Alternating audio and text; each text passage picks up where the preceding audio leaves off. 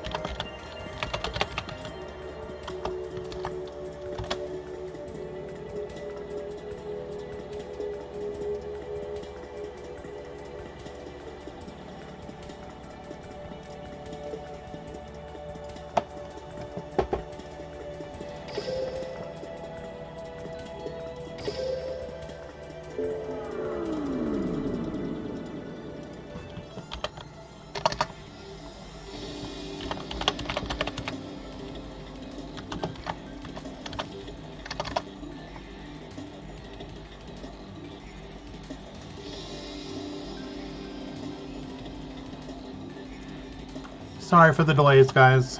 We just had a little bit of a technical issue.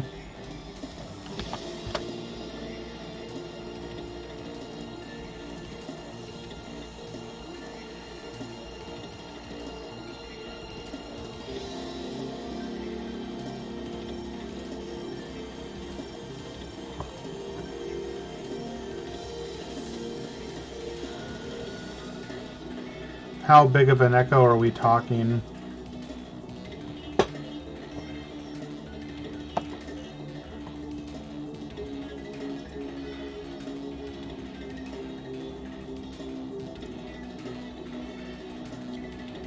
Testing 1 2 3 1 2 3.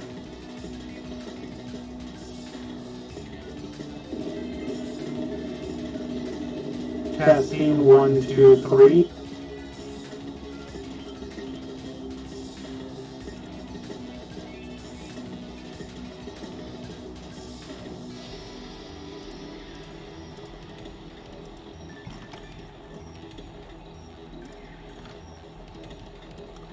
We had a little bit of a snafu on the back end.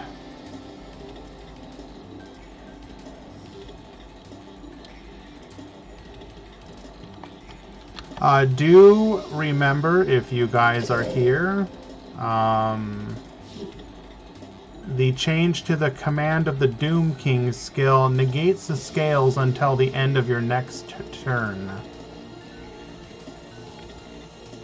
Witness my Excel Synchro. There aren't many like me.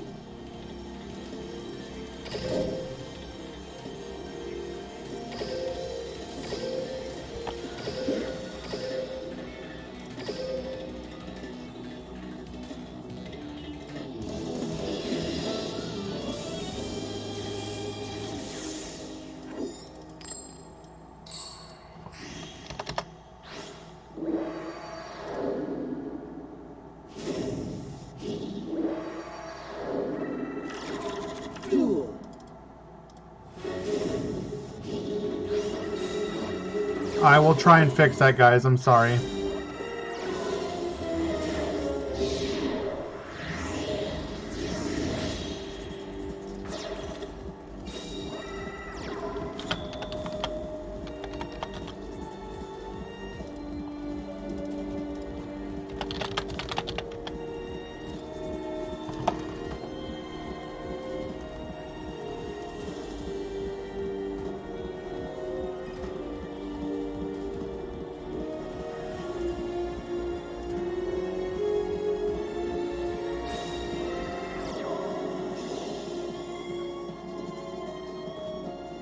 Alright, are we still hearing the game audio at this point?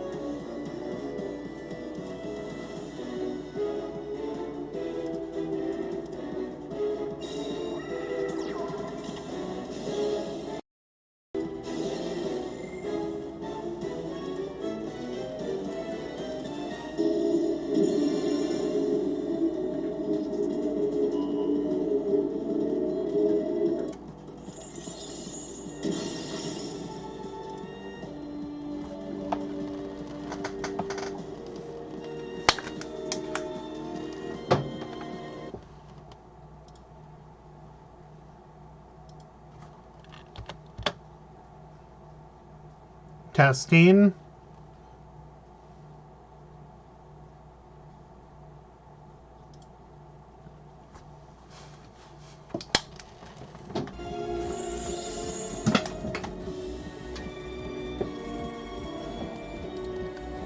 Sorry, guys. What about now? Is it doubled again?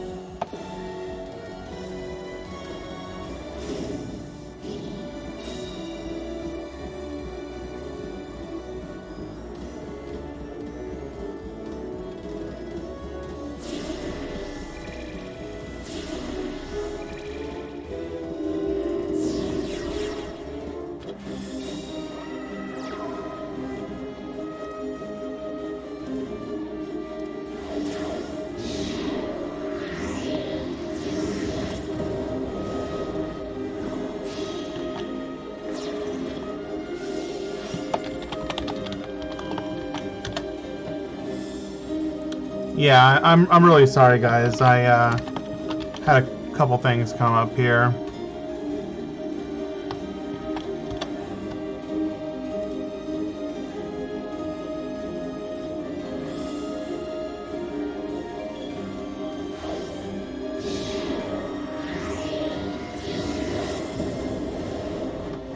Hey, Latam.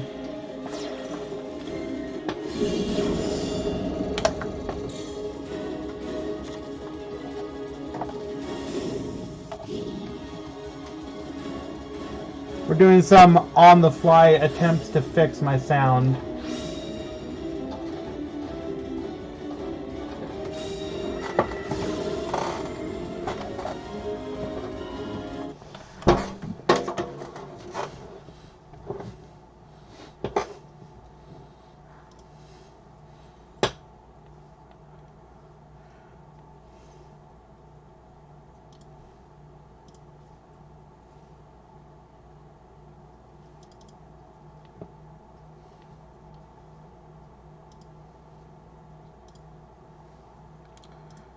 I have no idea why.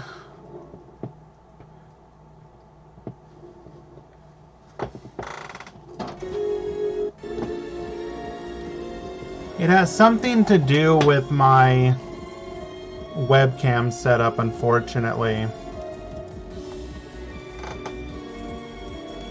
What about now? How is the overall sound quality? Can you hear me? Can you hear the game?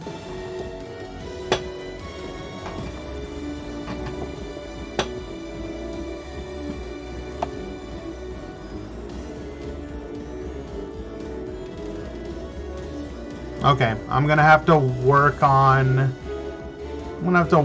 it. But for now. Okay, what did we miss? I'll get the face cam back up in a bit.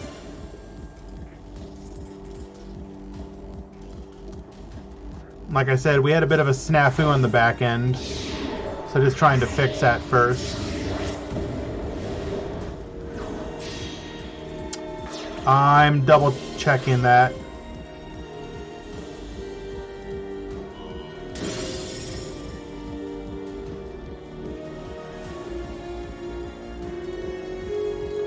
It's always awkward with these weird numbers.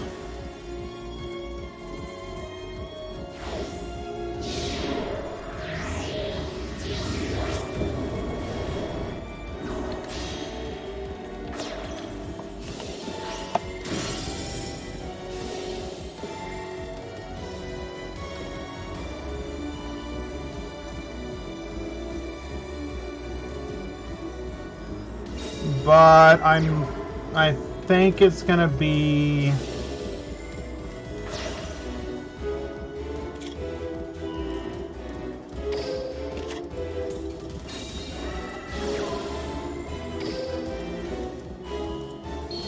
Neo, Galaxy Eyes, Photon Dragon. The radiance of the solar system guides me to a new world. Armored Exceed Summon.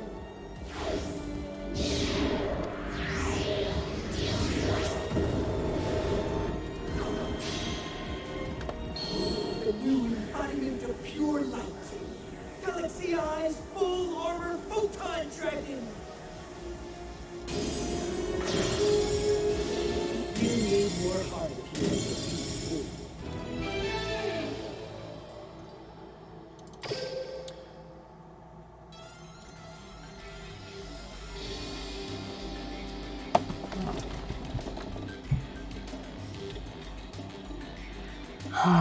game audio is doubling again. Cool.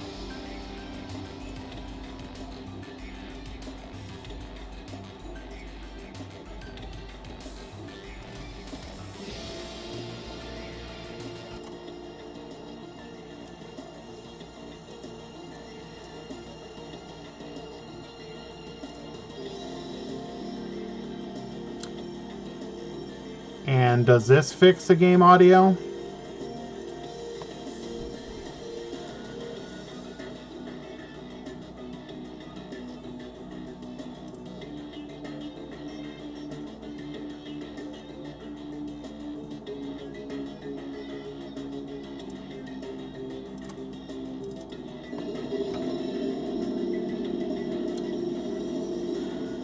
And does this fix?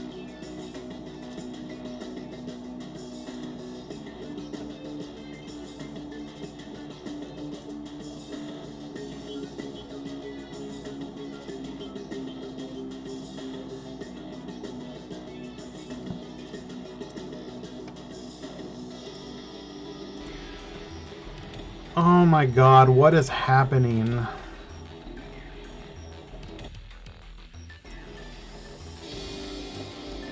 Cool.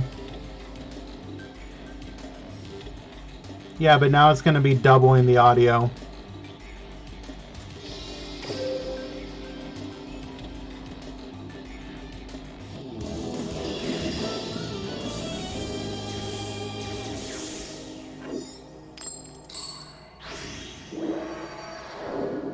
I'm going to try and fix this, guys. I'm sorry. Easy on anyone.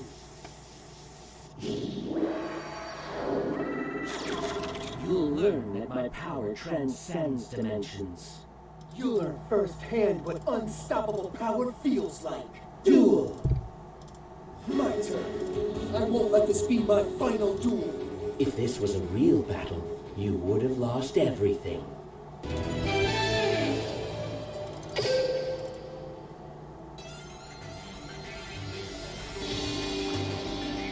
Oh, wow, they're really... Okay, now I see the problem.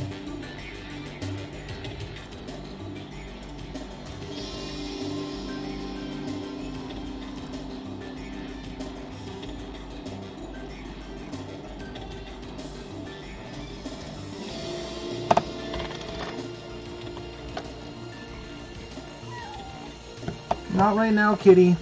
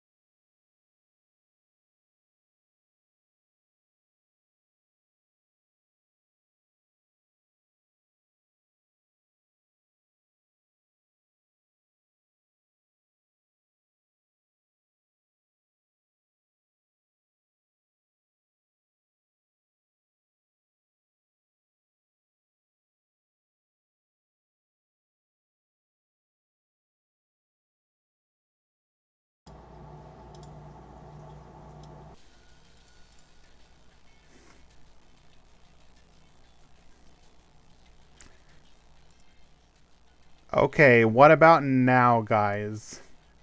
How is the audio? Am I doubled?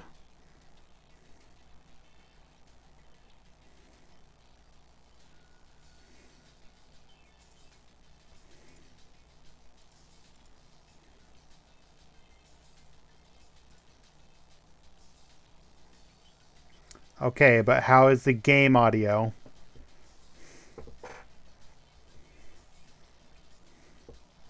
So my audio is good and the game audio is good? Or are we double?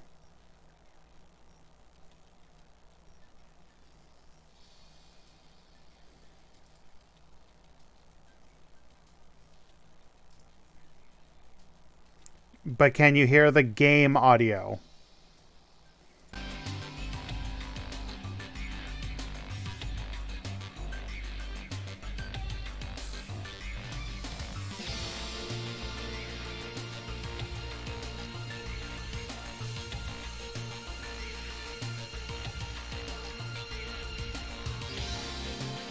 Okay, I think I've fixed it.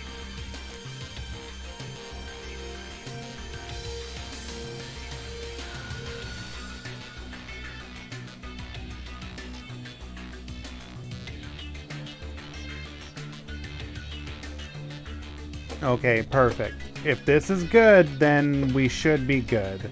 And I'll get my webcam set up again in a little bit. Okay, so it looks like we had a connection issue with that game and we're having a dispute in the Smash GG chat. Boot Kick, thank you so much for the follow.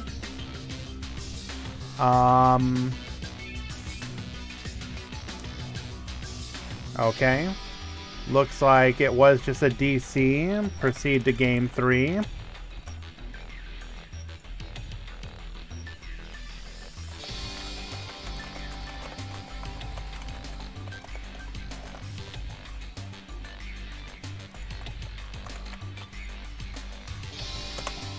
Thank you for your guys' understanding. I don't know what the hell happened between last stream. Yeah, it'll be 1-1. What happened between last stream and this stream? Like, literally nothing. Bizarre.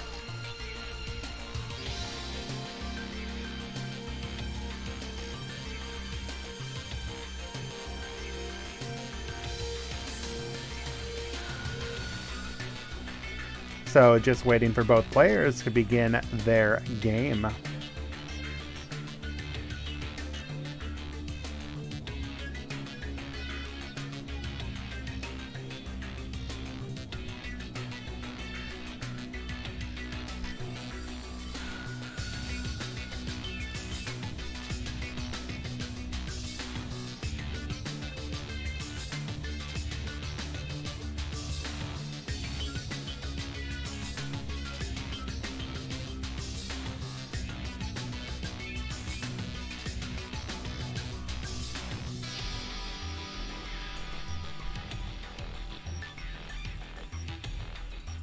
Are we going to begin, friends? So, how are we feeling about the Banlist impact?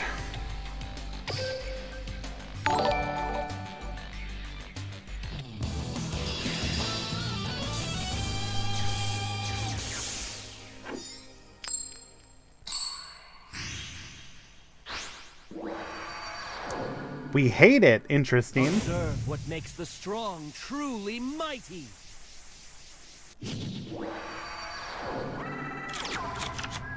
In a duel, my turn.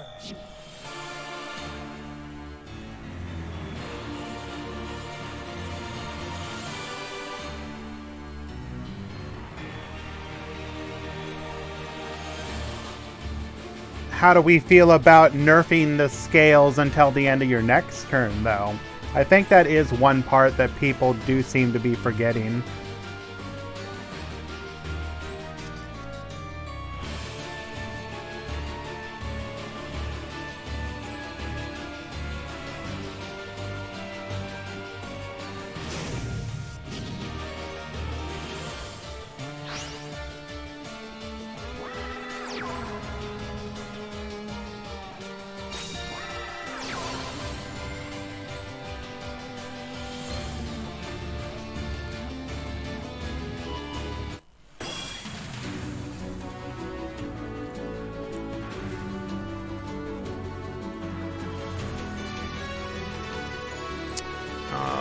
Okay. There we go. Yeah, now, I do apologize for not having commentary for this game. I will in a second. I'm just, like I said, something happened between last stream and this one with the settings, and now my webcam is just dead. I think I'm going to have to reset it. So I think it is undisputable that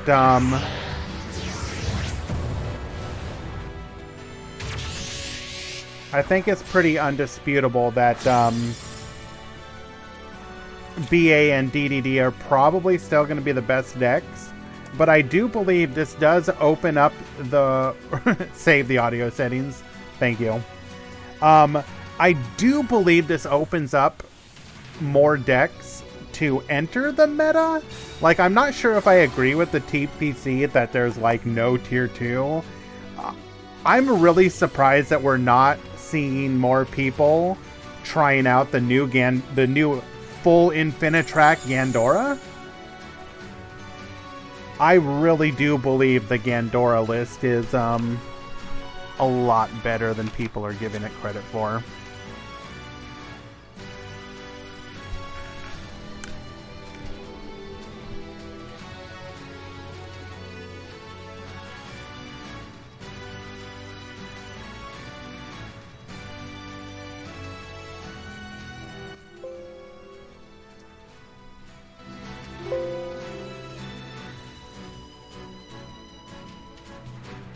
Yeah, I've been playtesting the Infinitrack Gandora list, like the full Infinitrack, and it has some really fun plays you can do.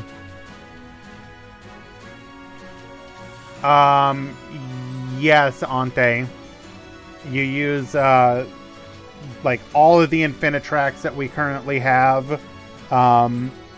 Being able to special summon from the graveyard, like the same turn that you put out again. Like, it gives you so much extra offensive potential. You can do some, like, turn 2 OTKs. Viper, I believe it's going to be 4 top 8, yes.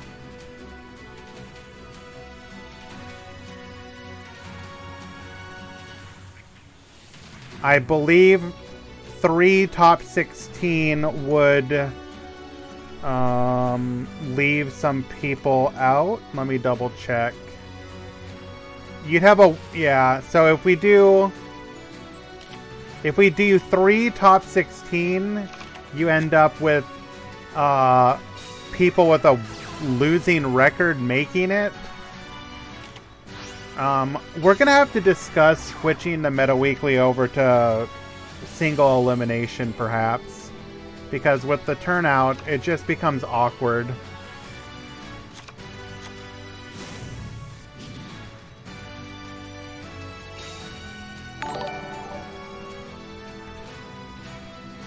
You want to see a version? Yeah, I can pull up a copy of that deck list.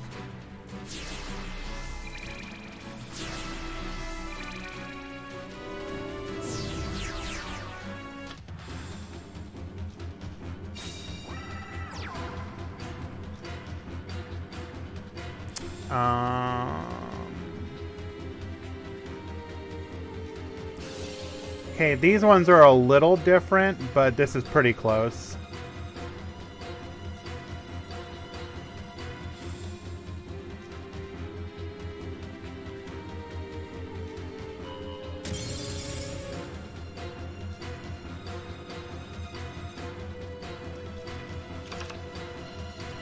Soup, specifically what I'm talking about is making it so that it doesn't waste people's time with unnecessary length for the number of people who are participating. Like, ideally, if we were to hit a certain threshold, then you could do like X rounds, top whatever, but we keep getting an amount of players that make it really awkward.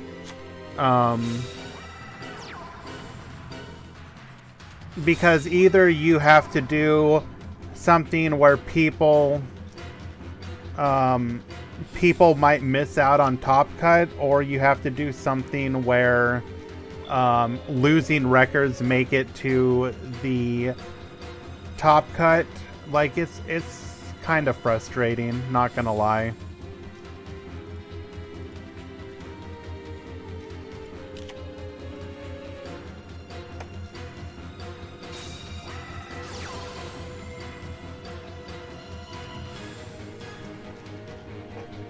Like, there is something to be said for potentially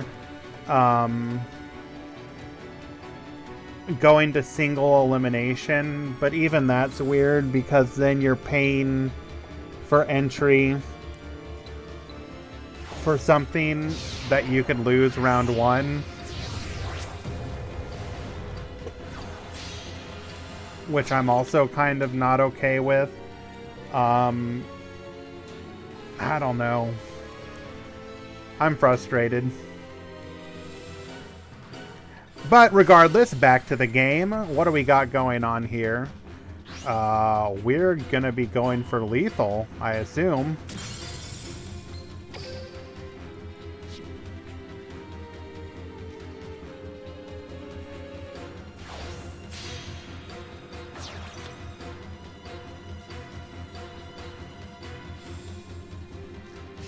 So are we... Okay.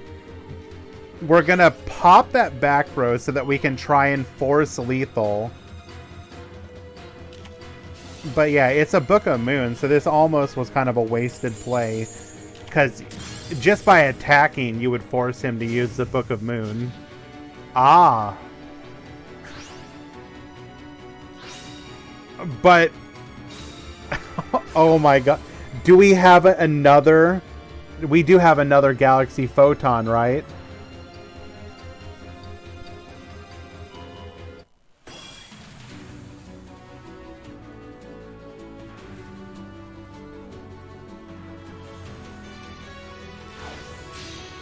So, if -1 is playing White Princess, then this won't be lethal.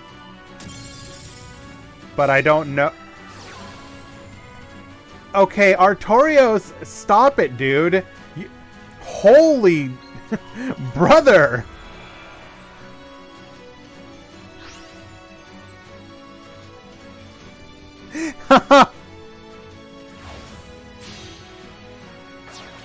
Wait a second. Are we playing 3 copies of full armor? Okay, that's kind of interesting. I'd really like to know what his extra deck list is, because that's very unusual. Wow. Artorios just absolutely devastating. Huh. Galaxy Photon, huh?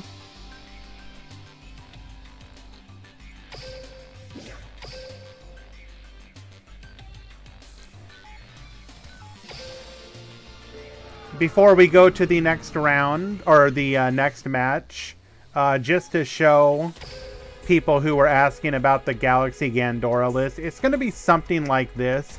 I do believe it has evolved. For example, I do believe people have been adding Skill Prisoner to the list. So they'll cut something like maybe one of these and add a copy of Skill Prisoner.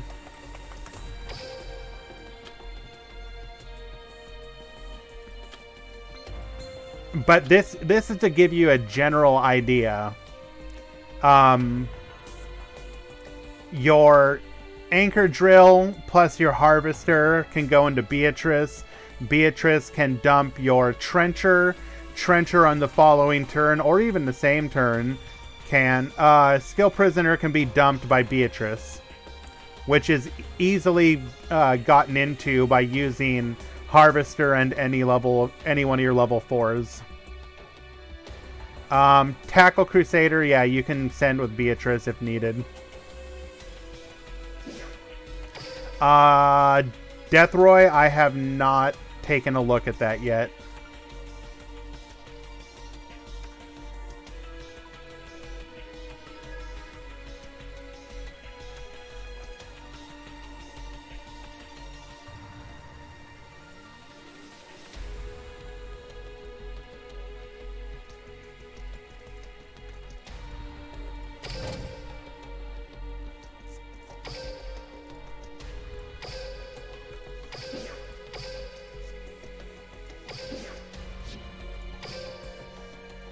Well, unfortunately, we missed that match. And, ooh, okay, here we go.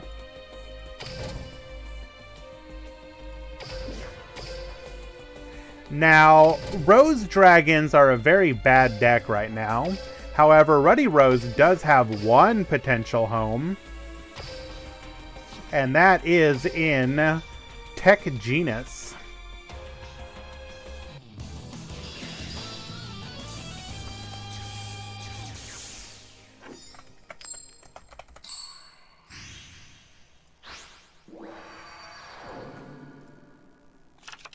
Duel!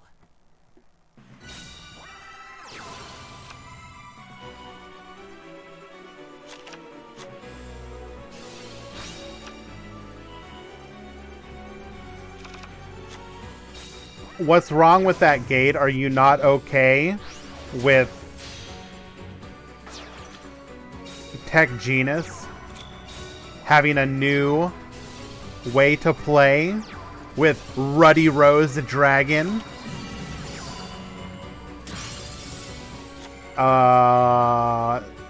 Okay. We were worried about the force focus negating us, so we were forced to try and destroy it, but unfortunately our drillfish was destroyed.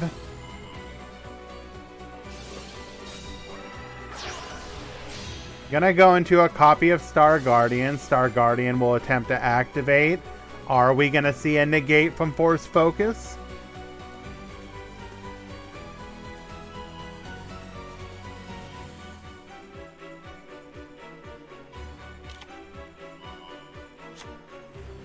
We let it go through.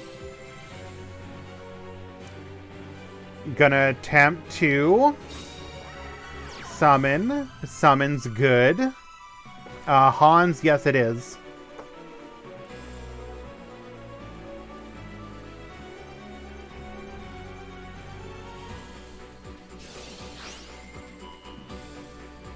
We're gonna modulate our level here.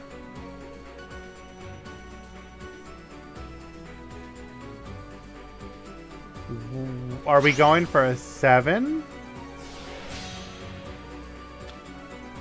So we are going to attempt to destroy with the Squire Saga. This is probably going to eat out a negate.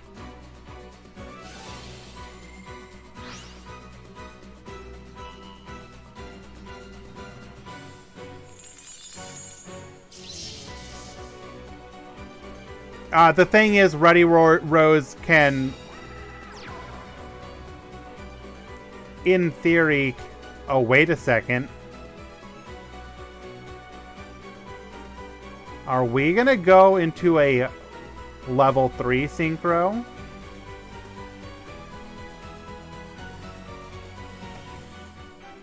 Or are we just walling up?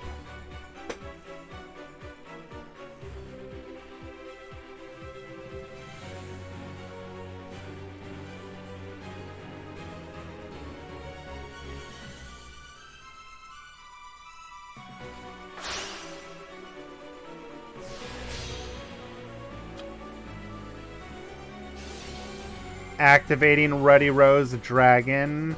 We are not using a Black Rose or Plant Synchro, so we will not destroy the graveyard or the field.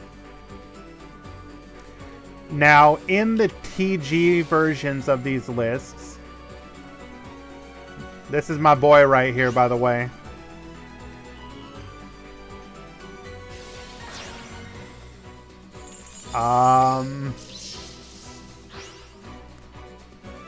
Okay, sure. We negate the effect and then game over. So traditionally in the TG list, you're going to be making a full power Ruddy Rose by going into your copy of Star Guardian, and then as your other level 5, you're going to use the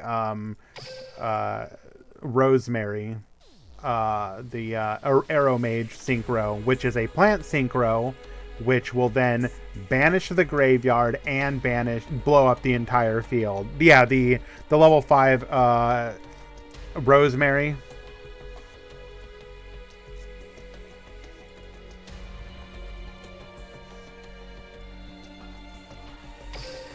What could they bring? Would it be too powerful if they got the other Rose Dragon? Main deck monster, the... Oh, what is it called? Bum,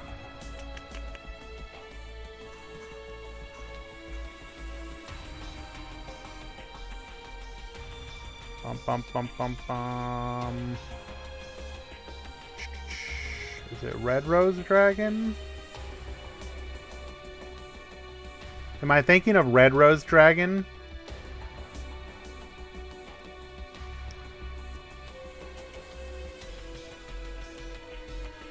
I think the problem with... No, I'm talking main deck monster. I think the problem is it probably lists... Konami does have this thing where they will not introduce cards that reference either cards or card types that aren't in the game and won't come to the game. So I think they can't give us Red Rose Dragon because it specifically lists, what is it? Blooming of the Darkest Rose and Frozen Rose, and I'm pretty sure we wouldn't get those.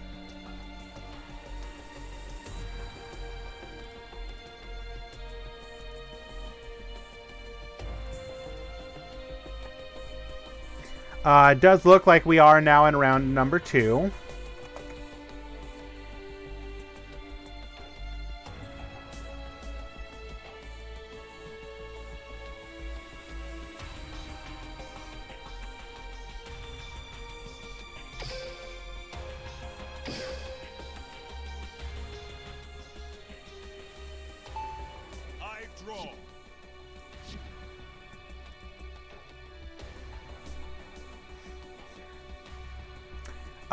Moonlight Dragon, I believe, is incompatible with the new skill, so that wouldn't even be a benefit.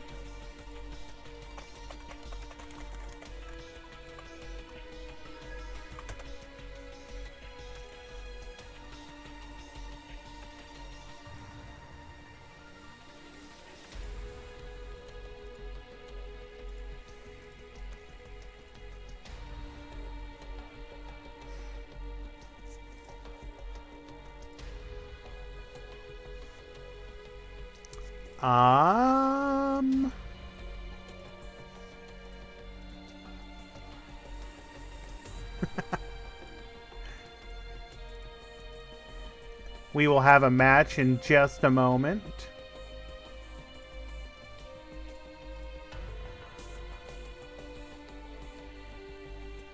The problem, Sakadetsu, is I believe they'd have to change the skill, because I believe that the red rose, or sorry, the skill Spell of Roses specifically locks you to, what is it? Black Rose Dragon, which Black Rose Moonlight Dragon does not count as a Black Rose Dragon. Team 5Ds all the way.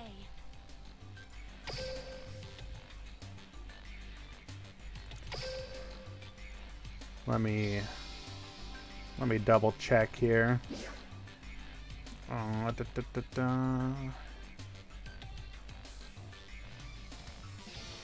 Yeah, you can only special Rose Dragon monsters from your extra deck. No, because it's not a Rose Dragon. It's a Black Rose Moonlight Dragon. There is no Rose Dragon in Black Rose Moonlight Dragon. They would have to change the name. They would have to change the skill. My cat is freaking out today. Chill. They would have to change the skill to Black Rose monsters.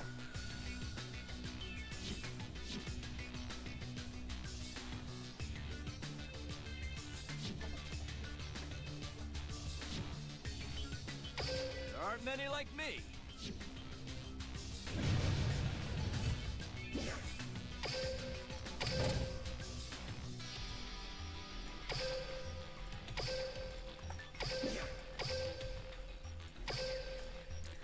We watched both of these players, but I'm going to watch them again. Because I do want to watch both of these decks.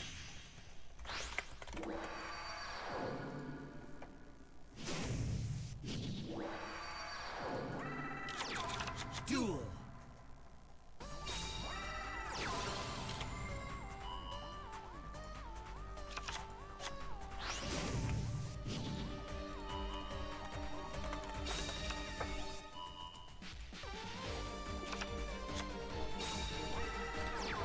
Alright, show us your turn 1 play, Neo. We're gonna go and do a copy of Star Guardian. Star Guardian gonna grab that copy of Screw Serpent back to our hand. Screw Serpent is gonna go ahead and be special summoned, bringing back out that drill fish. We will then go into an Aroma Seraphi Rosemary.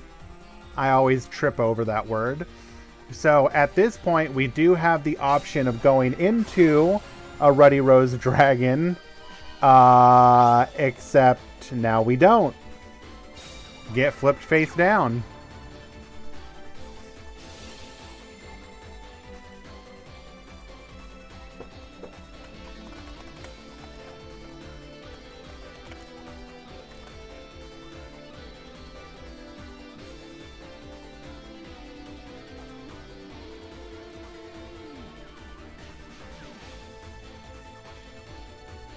Book of Moon is a hell of a card.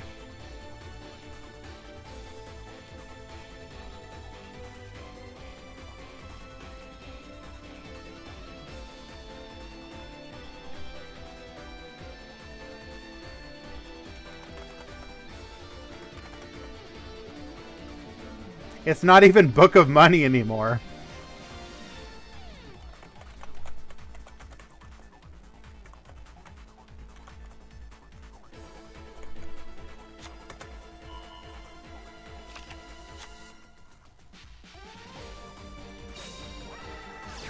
We can't even use that excuse.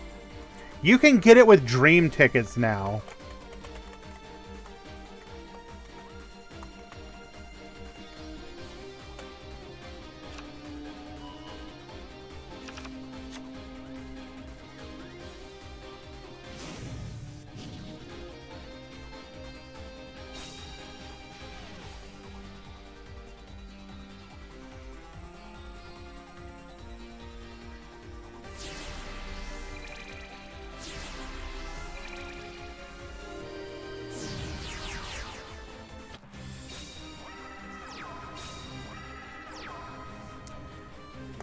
Yo, that's a heck of a board.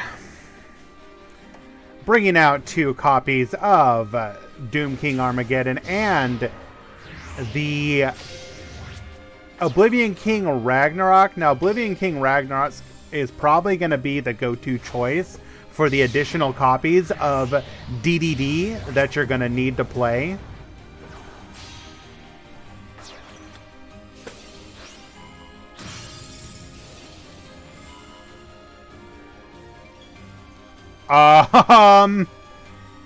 Yo, did that just happen?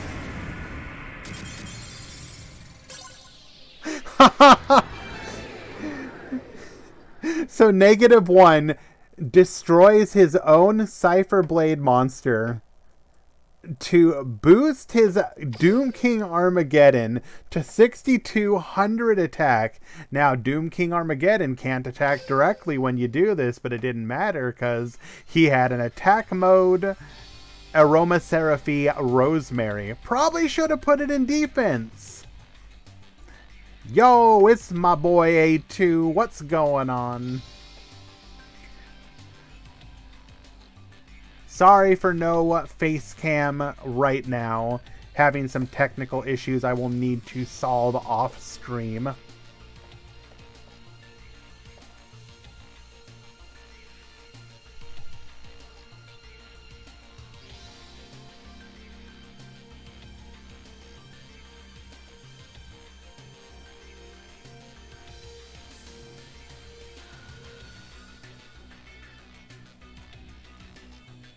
Waiting for game number 2.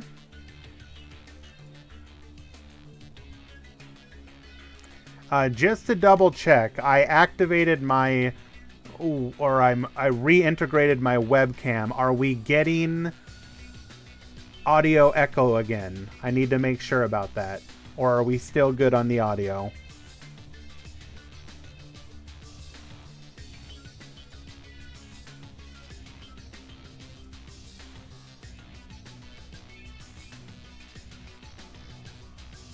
Okay, perfect. Thank you.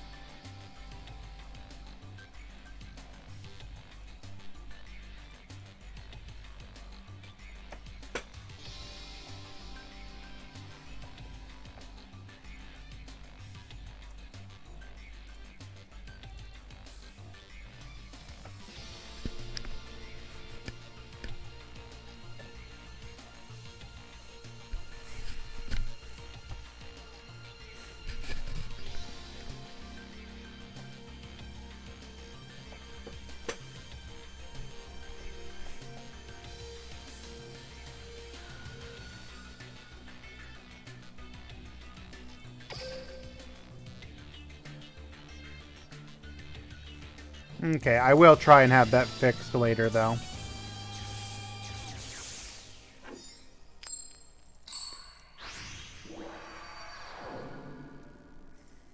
Neo once again going first. Duel.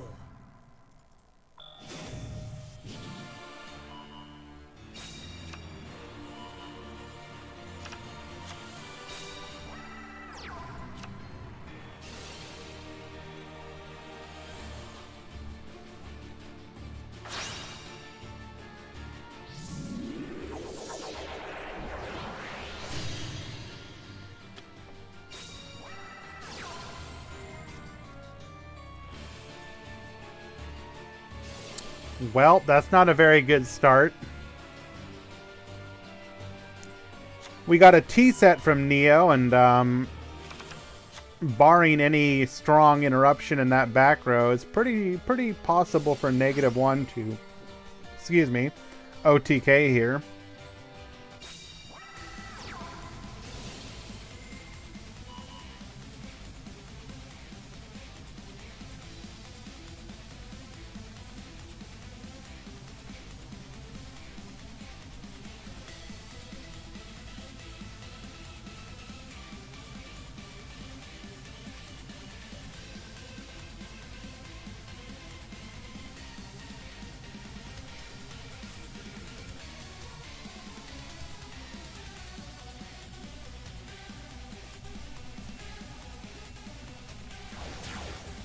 Oh yeah, and as Rididdy said, it doesn't even matter. Back row's dead.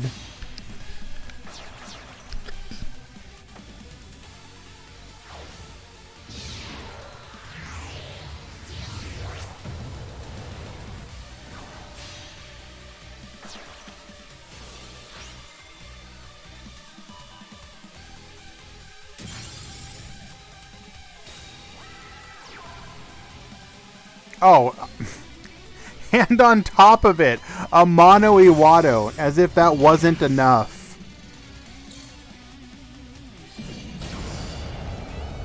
Levy, this is post-Banlist.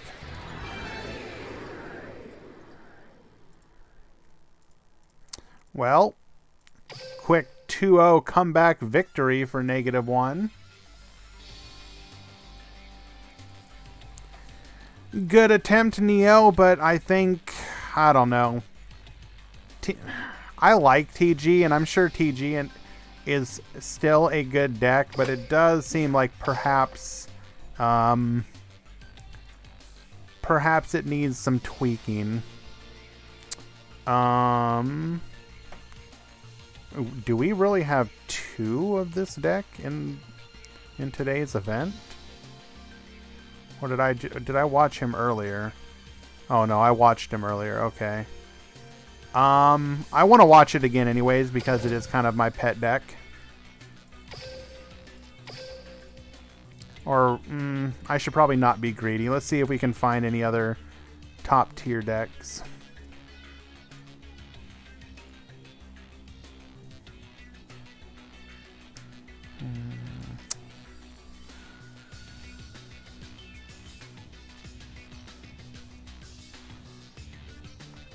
No, what? You know what? No, I'm gonna be. I really want to be greedy. So we're gonna go ahead and catch game number 3.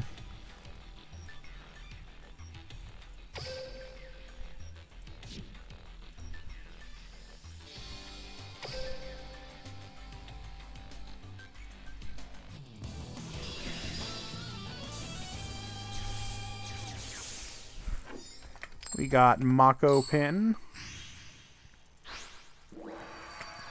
versus King Crab. Duel. Both players are up a game.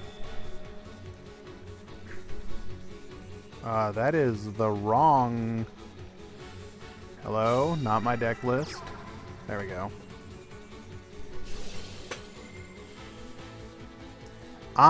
So this is the same Chronomaly player, Sakatetsu. I just happen to really like Chronomaly. Chronomaly is probably the best deck to take advantage of a card called Barrage Blast. Just because they can make very powerful Xyz monsters that don't actually need to use their overlay units. And those overlay units can go to the use of that trap card. Just being able to nuke the field is pretty cool. That was my last King of Games deck.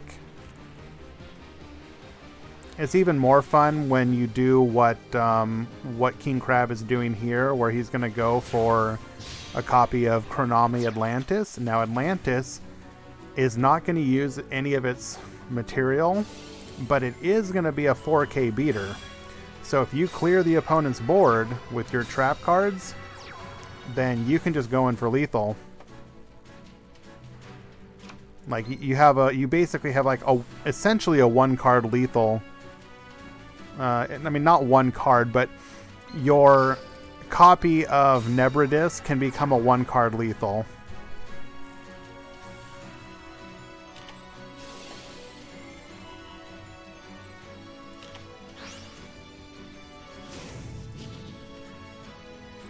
We're probably going to see the second use of the skill to do a 1-card. Nope, never mind. Triple back row. Are we going to see a Barrage Blast? Do we have it? Barrage Blast. Take out 2 of those back row. Oh, nope. We're going for one of the monster. We're going for the monster.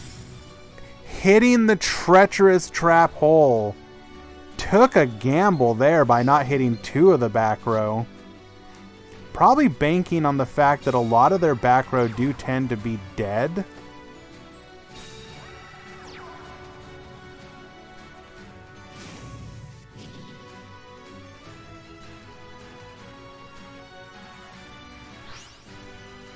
Making both of our monsters level 4.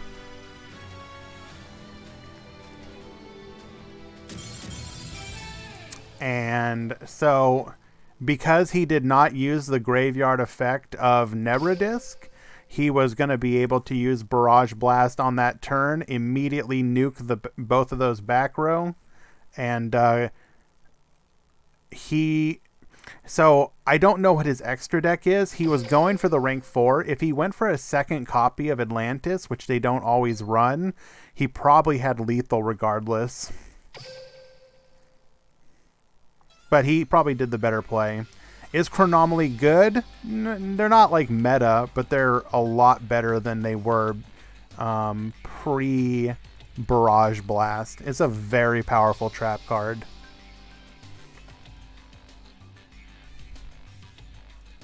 In certain decks, obviously. Not in a vacuum. You have to be running Machine Xyz. The benefit that Chronomaly brings with that is the fact that they have a lot of 1 card or 1.5 card exes, which makes it much easier to take advantage of your back row.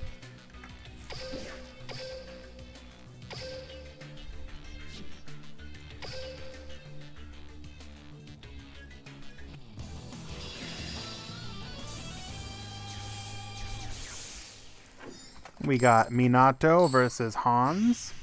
Hans is up a game.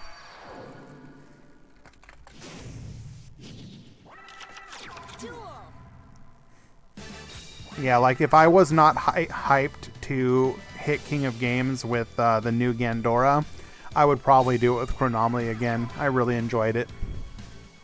So Minato is on Metal Foes. I mean, so Hans was... I don't know if Hans is joking or not, but one thing you did see in the KC Cup was people bluffing being on Necroz by playing Ritual Cage, and then people would play as if they were up against Necroz, and then they were like, surprise, I'm actually Metal Foes.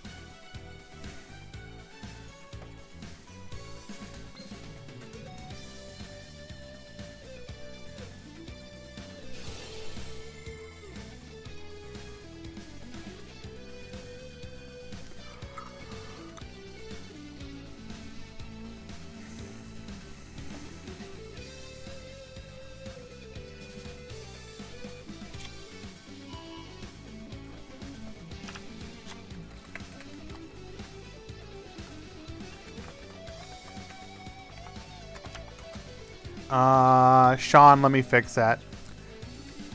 As always, I never have the bracket up. And I do owe an apology to Latam YGO. They raided us earlier. I briefly mentioned it, but I just wanted to shout out and thank them again for the very kind raid. Love you guys.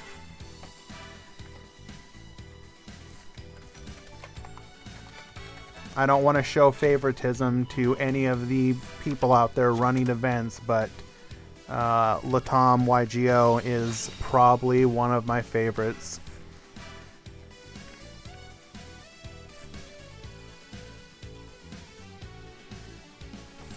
I'm just out here and an ignorant American, can't even understand it half the time, but I still love watching them.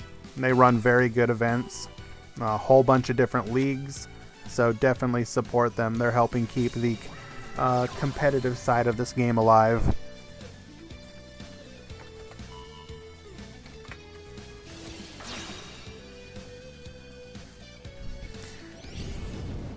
So, sure enough, we are on Ritual Cage Metal Foes. Ritual Cage Necroz.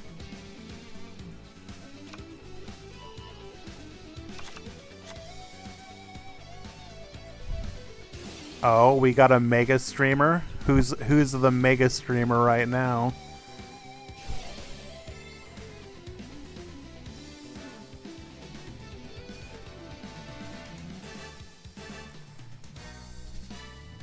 What in the... It's not showing up as who it is. I see there's 3.2k, but they're not showing up. What channel is it? A2.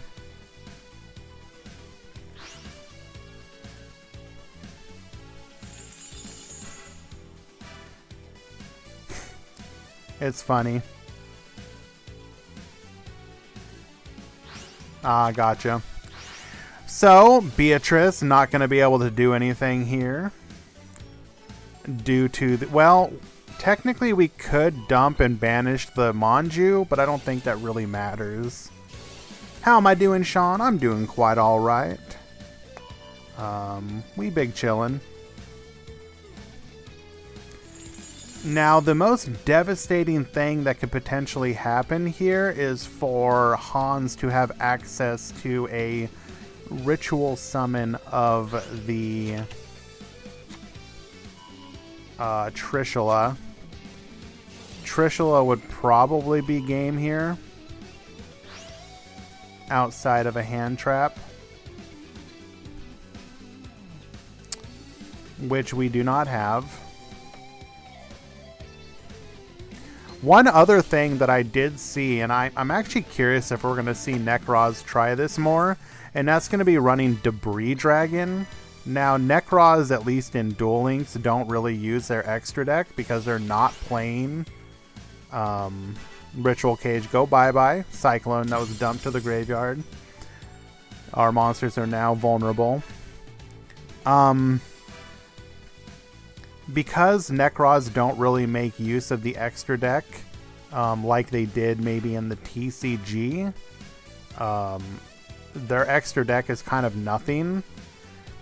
So Debris Dragon, if you guys don't remember, is a tuner, level 4 I believe, that special summons a level 3 or lower monster from your graveyard.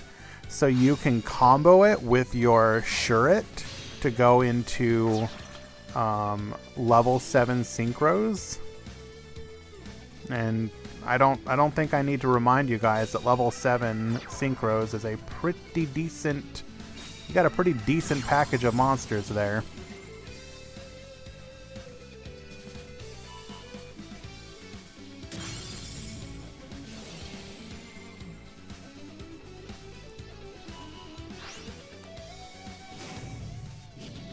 Tie that binds. We're going to go in for lethal. I have to imagine we have the ability to end combat here. Okay, yes, it is only dragons, but still... You can Black Rose. You have a 1-card Black Rose.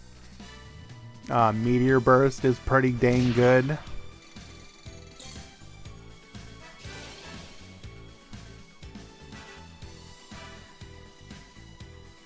There's more than that, isn't there? Do we? I'm pretty sure we have more than that.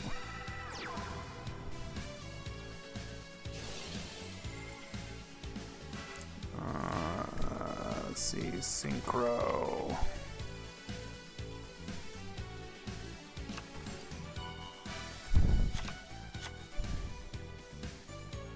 And Dragon.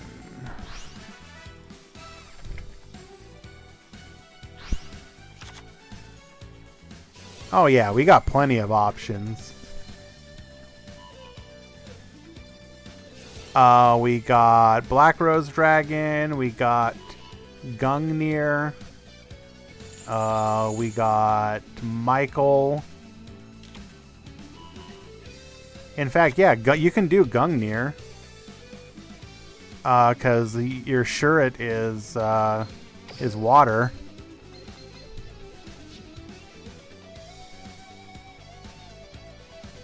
So, Black Rose, Gungnir, Ancient Fairy,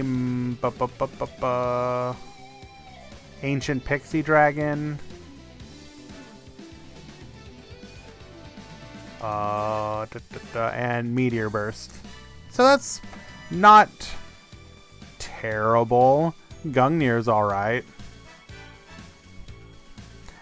BRD, Meteor Burst, and Gungnir is a decent pool, I think.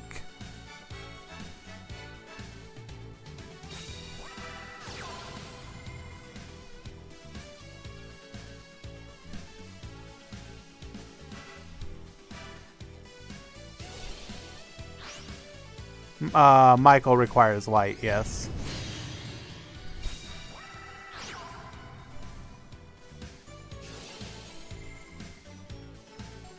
Now, who do we banish? Do we banish Beatrice? Yes, we do.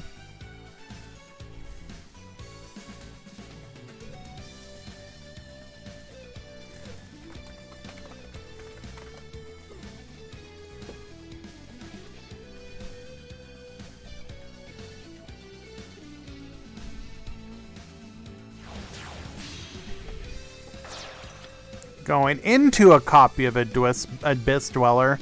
Hitting rank 4s in Necroz is actually pretty rare. because keeping 2 of your level 4s on the field is not as easy as you would imagine.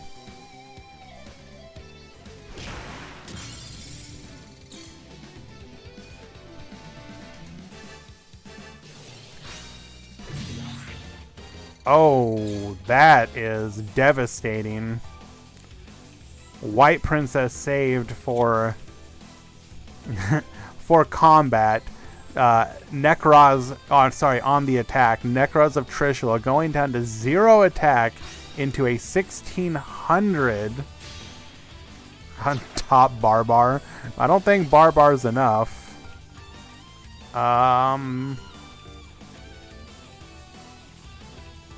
Did we not Dweller? I mean, I guess it doesn't matter. We have to end combat. We have to end combat.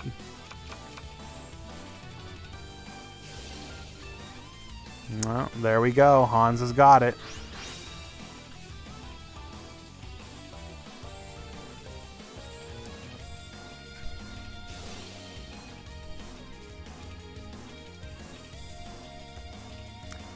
If we can get another body on the board, this should be game.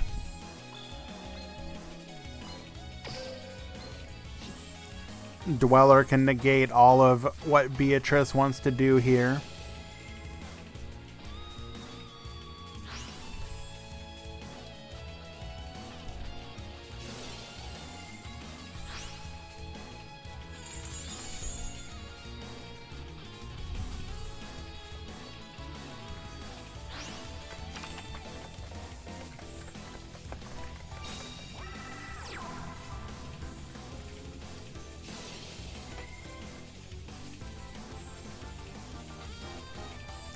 Is this game?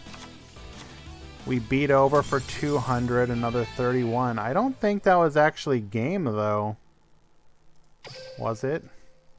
Well, regardless, Hans is going to win game number 2, which actually makes this a 2-0 victory for him. Well played.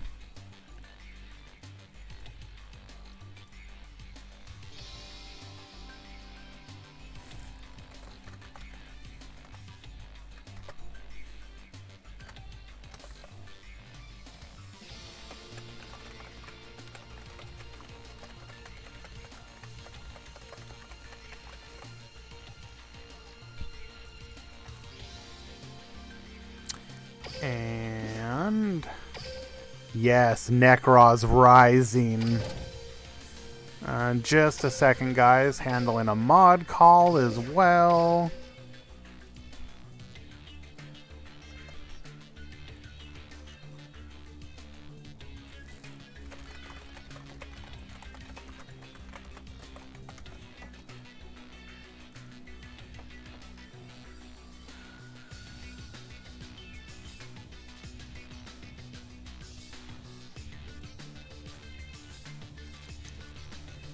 I'm actually pretty happy that Necroz is finally decent.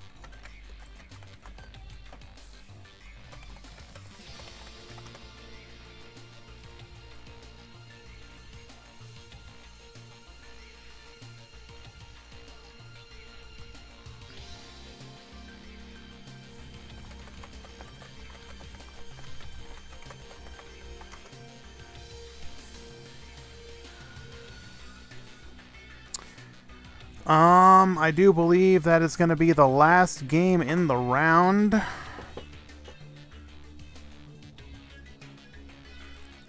I'm not sure what you could realistically give Necroz that might not push them over the edge, because it is a bit of a balancing act. Like, a common thing is Necros of Clausulus, but I think Clausulus would be kind of insane.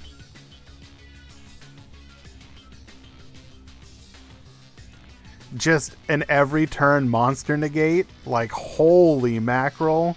Can you imagine? And 0 attack. But who knows? Like, do you think they could give us 1 copy of Colossus as a bundle?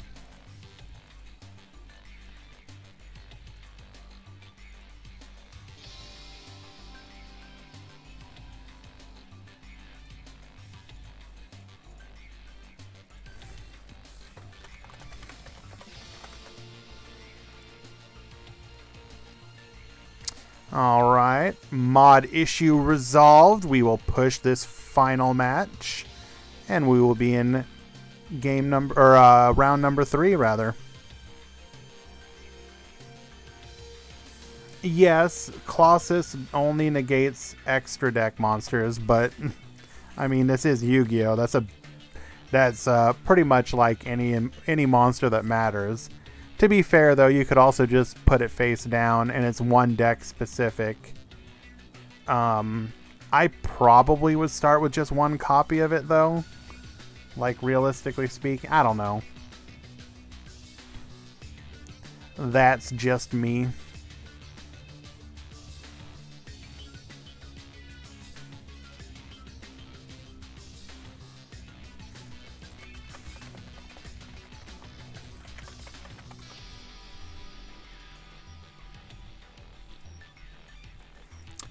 We're going to wait for the matches to populate.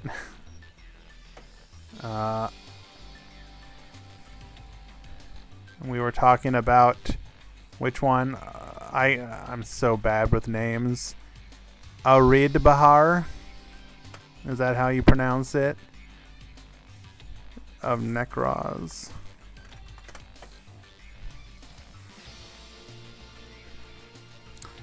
Can ritual summon. It is level 10. Discard, tribute up to 2 Necros monsters from your hand or field, and if you do, send that many Necros cards from your deck to the graveyard.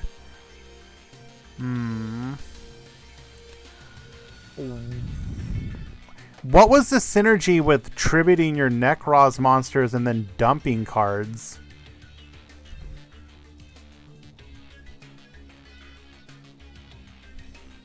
When a monster effect is activated, quick effect, you can tribute 1 monster from your hand or field, negate the activation, and if you do, banish the card. That's pretty good. I somehow feel like we're maybe missing some of the Necros, like, tribute effect monsters. They have a lot of references to that, and I don't really, like, does anyone besides Shuret get benefit from being tributed?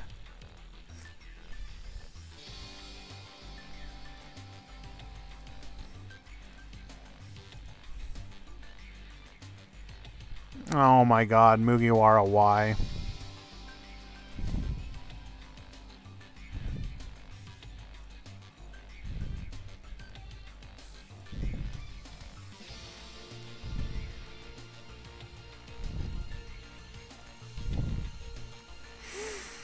I feel like I kind of have to watch this match out of...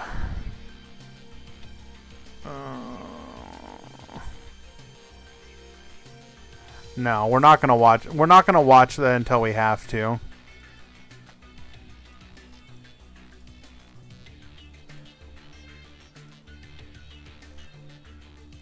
Instead, we will watch this one.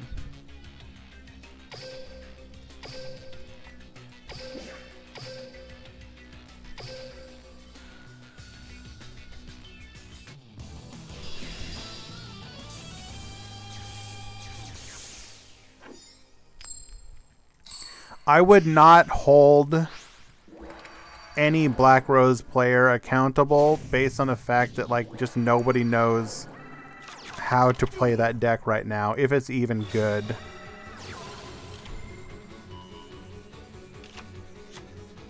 Am I hiding the Arrow Mage duels? So I'm going to be honest with you, Warriors.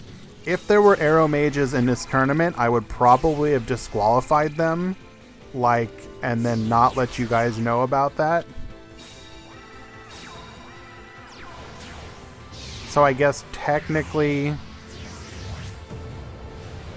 if I was hiding them, you wouldn't know.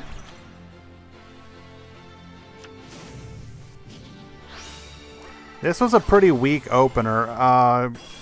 Okay, so I believe we opened one of our scales, which is always bad. And we're just going to get absolutely clapped. I'm not going to lie to you, Warriors. I hate Arrow Mages with a burning passion. I think it's a fantastic free-to-play deck, or it had been in the past. But it is quite possibly one of the most frustrating decks to have to play against. Oh my god, dude. There are so many times that you would think that you were winning that matchup, and it's like, oh my friend, I don't think you seem to realize that I'm Arrow Mages, and I don't lose that easily.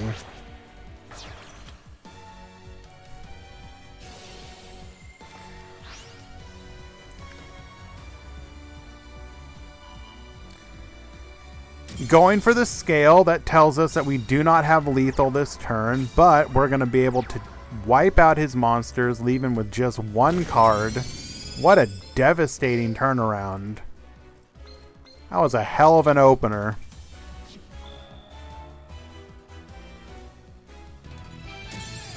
And Torso gonna admit it, you got me, bro.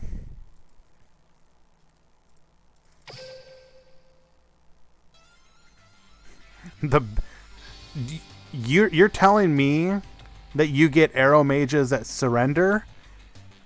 Every time I play an Arrow Mage player, I'm like beating them on turn 37. There is no surrender. You're just like, bro, please.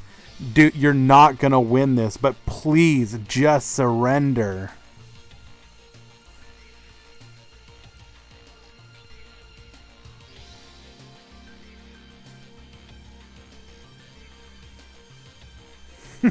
Exactly, Crab. You have your one opportunity to get lethal, and if you miss it, that's it, my friend.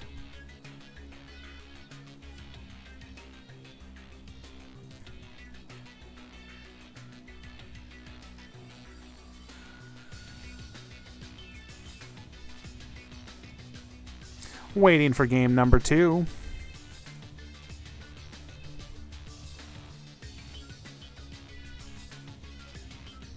Hello, Shiny. I missed your greeting. Welcome, welcome.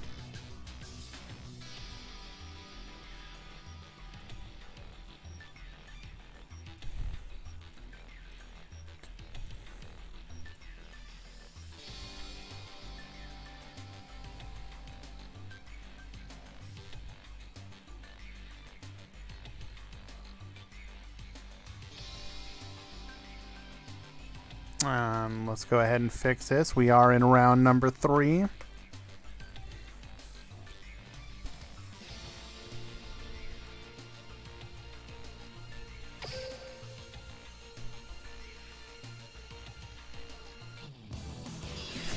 Highlight of my Duel Links career.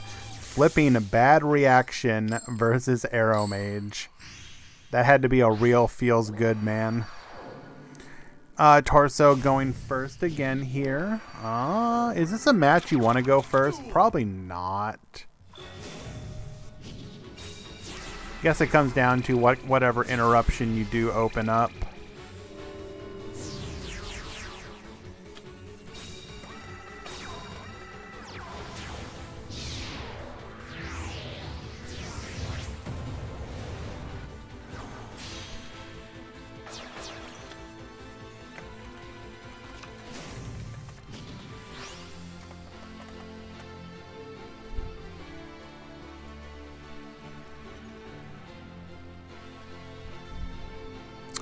Ending on a negate is decent, but once again, no back row is pretty yikes.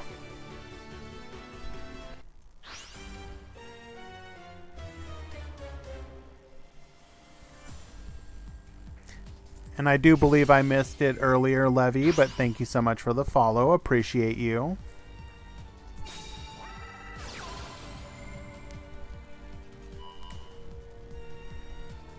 Forbidden Chalice. Kind of an unusual tech in Galaxy Eyes. And yes, it does negate light monsters. It is a quick effect negate against light specifically.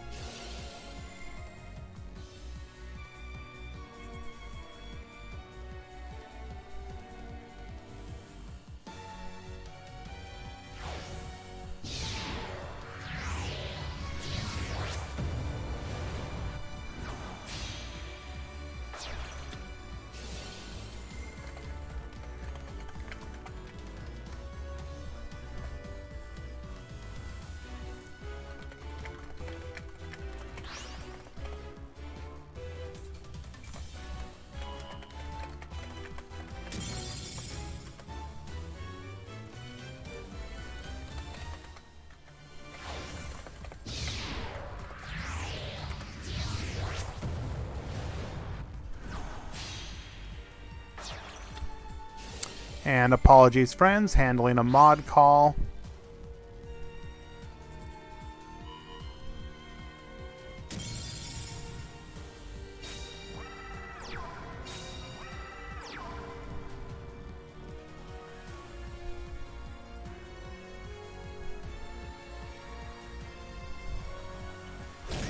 Not able to lethal this turn, though. We do take out all of the scales.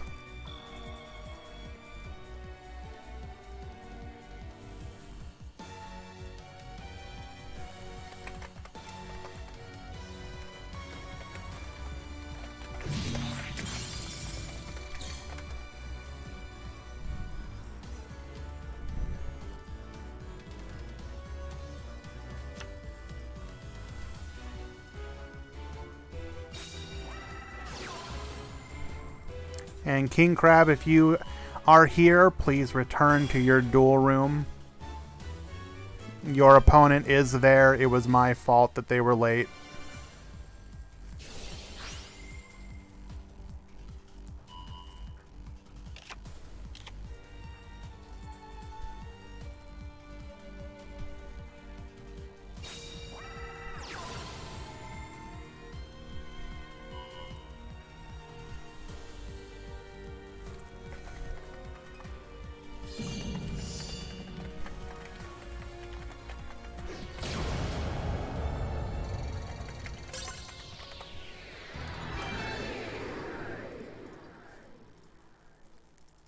And Mako Pin wins it in a 2-0 victory.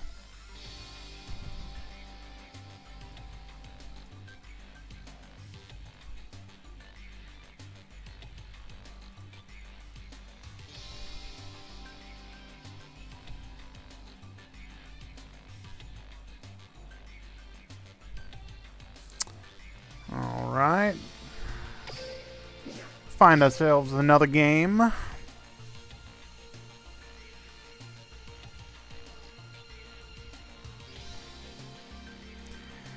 Now, okay.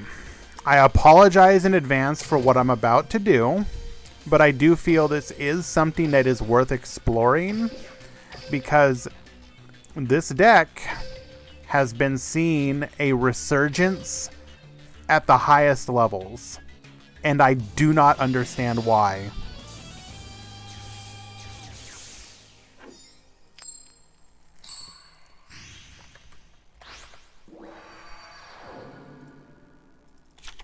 Duel.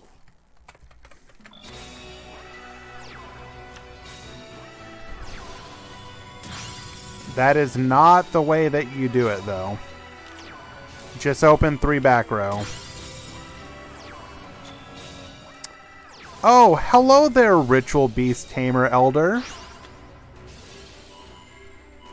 This player is currently undefeated, and we saw Ritual Beasts doing fairly well, despite the fact that they probably shouldn't.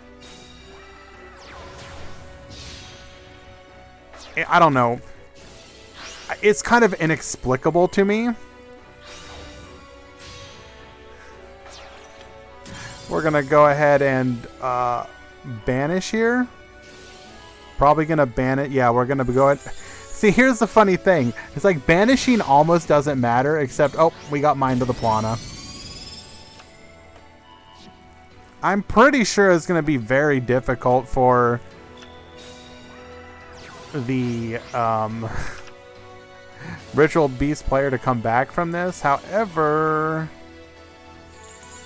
this is one way to do it.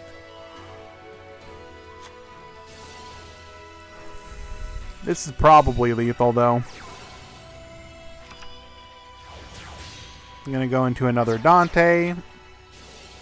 Dante get Millen. Going into another Beatrice. We banish it, and then just have lethal on board. Nope, wait. Okay, no. Well, I take back everything I said. Viper actually just won 2-0. That said, Mugiwara is still in easy contention for making it to the top cut, and was undefeated up until this point. Hello, Khan. Any tier 0 plant decks? Absolutely not.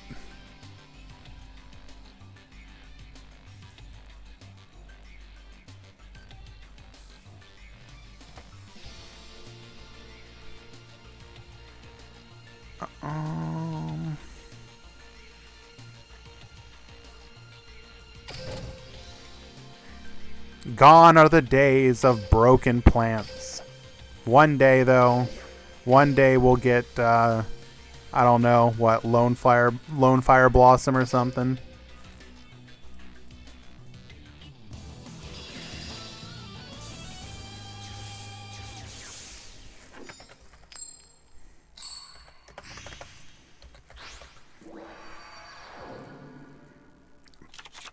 Plants will rise again, don't you worry.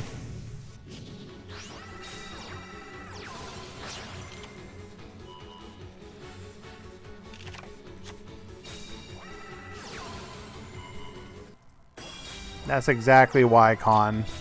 They would be top tier if you just gave them the love and attention that they needed. Hello, Melodious. Where did you come from?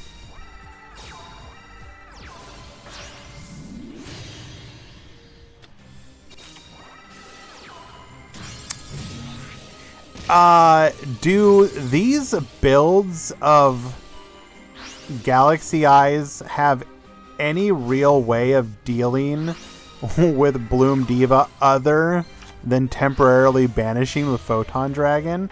Oh, never mind. There we go. Neo certainly handles it.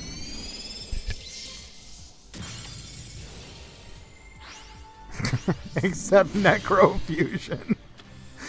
Oh no. Wait.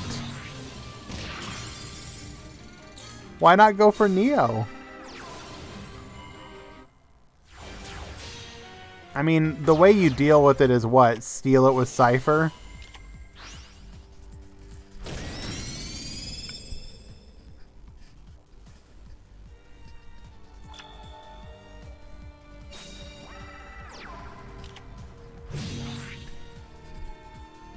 This just feels like bullying.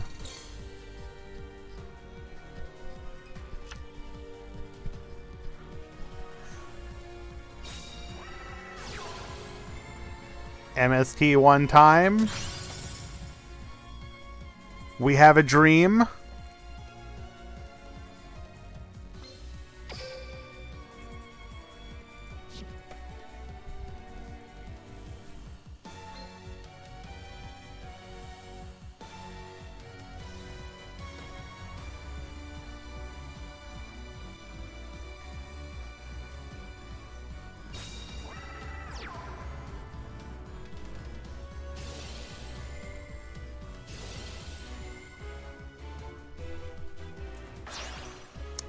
Contributing. What are we going for? XZ is reborn one time. Hello, ICU. Welcome, welcome.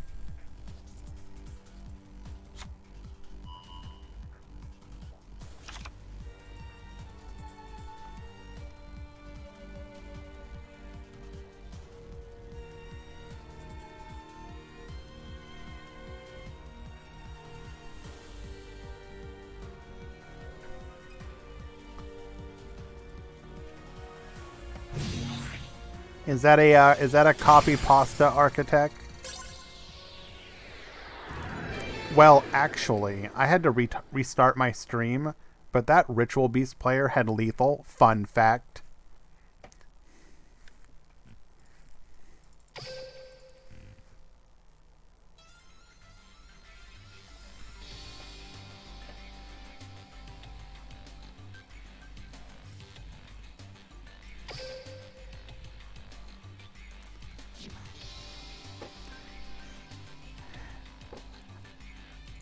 No, I'm sorry, Architect. It's actually...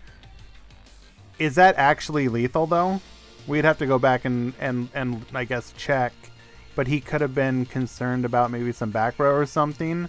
But if that is actually a line of play to lethal, that is interesting to note.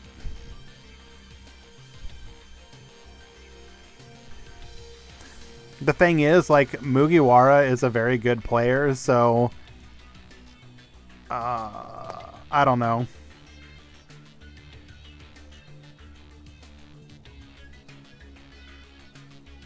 Interesting.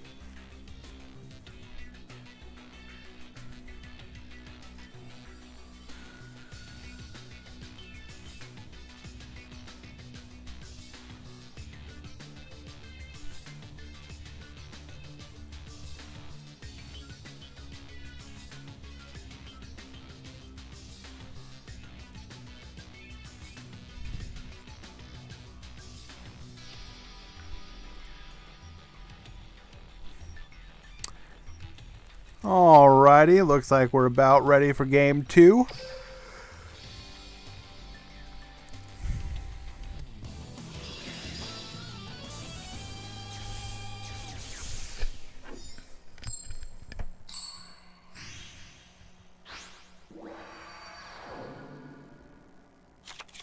Let's duel!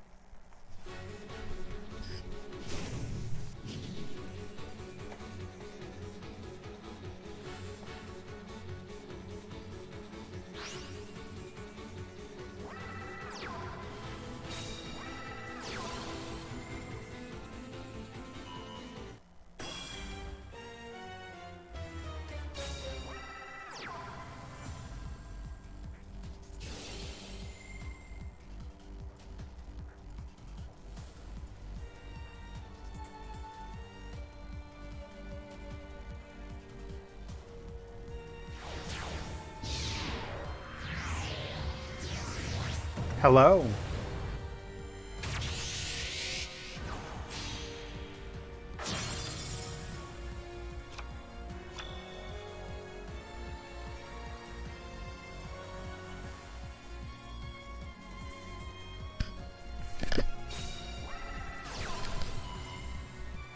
A little awkward, but this'll do. I'm gonna have to invest in a microphone, I think.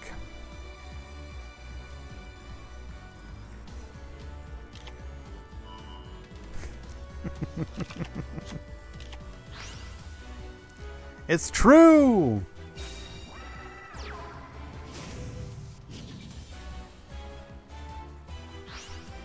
Oh, that's undeniable, Viper.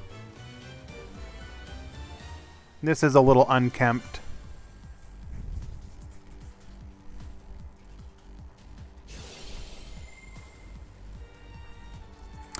Regardless, where were we? We go into Galaxy Photon Lord. We're going to go ahead and flip that down right away. And we will grab ourselves a copy of Galaxy Knight before that happens. We're going to go ahead and fill the board up. Do we just have lethal?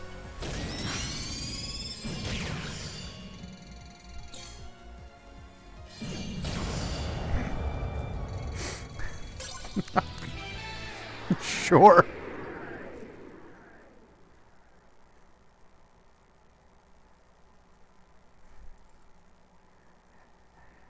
That really felt like bullying.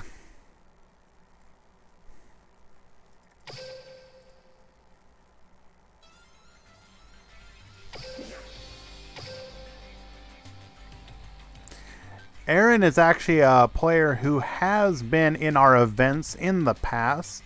Haven't seen him for a while.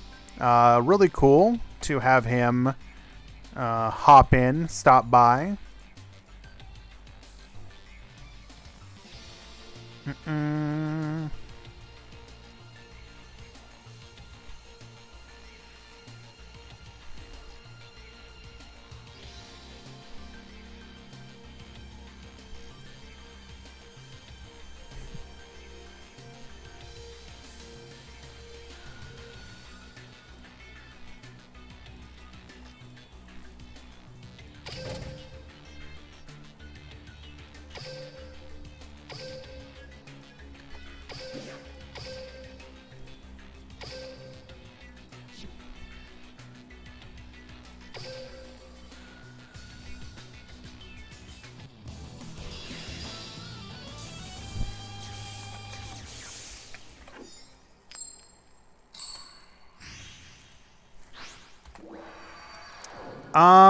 I don't think DDD is gone, Aaron. Remember, the sample size is not one that you can... This is not the meta. This is a self-contained small meta.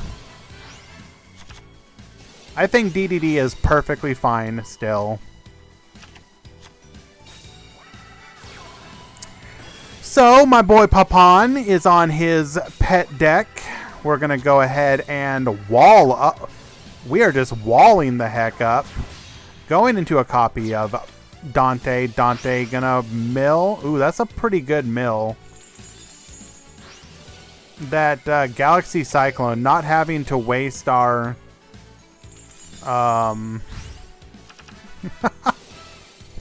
just grabbing out another copy of Seer regardless. Doesn't matter. We're going to flood the board and just try and, what, beat over?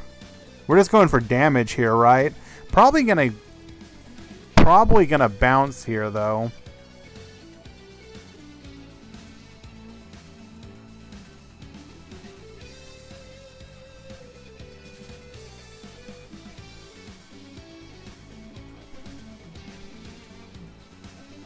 Hello, Whirl. Welcome, welcome.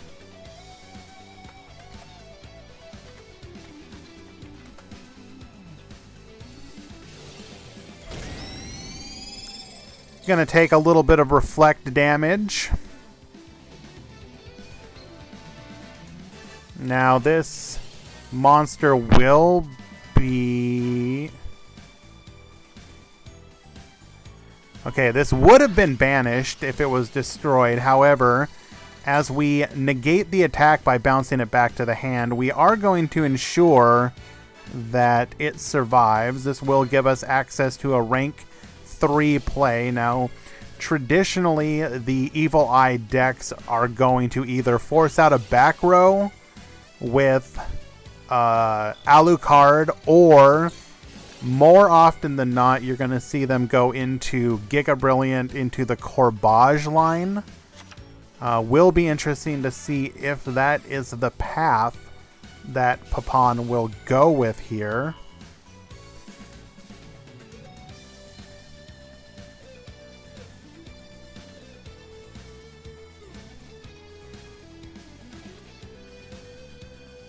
Right, correct. Steven is correct. That is actually a play. I'll admit, that was a play I only saw the one time recently. Breaksword is a fantastic new addition to this deck. Going into Breaksword, you can then pop your field spell, pop one of your opponent's cards, monster, back row, doesn't matter. In doing so, you will both still have a monster on the board, remove one of theirs, and the Evil Eye domain on being destroyed is going to get you a search. So you're just straight up plussing here.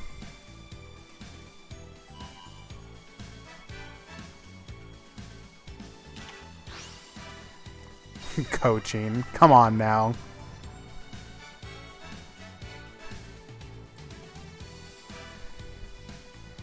Currently threatening 1700 damage.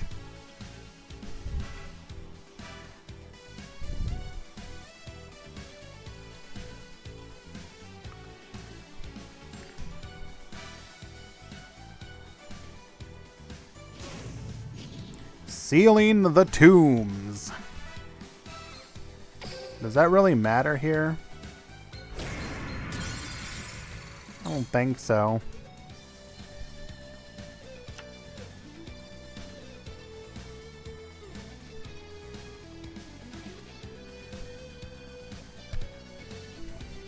I have to imagine. Now, it is possible this is a dead card. However, traditionally, you are going to see some kind... any Sharkers. You are going to see some kind of interactable card here. The only thing that I could think of that might be dead would be... the Monster Search? Or no, not the Monster Search. The Destroy a Back Row card that banishes if you have. So if it is the Back Row Destruction, then there is a possibility we could be lethaled by Shark here.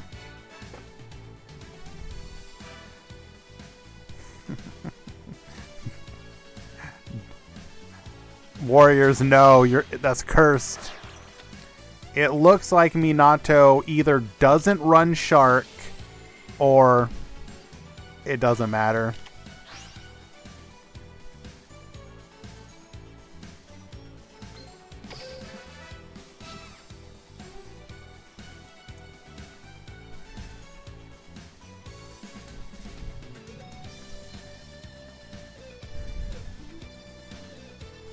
What is that final card in your hand?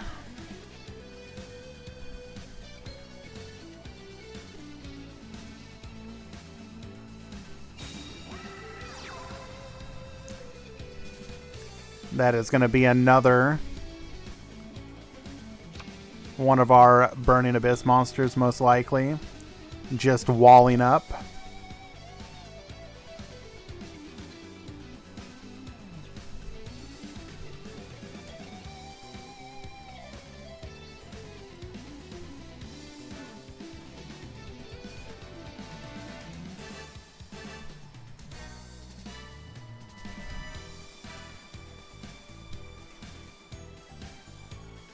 What is the play?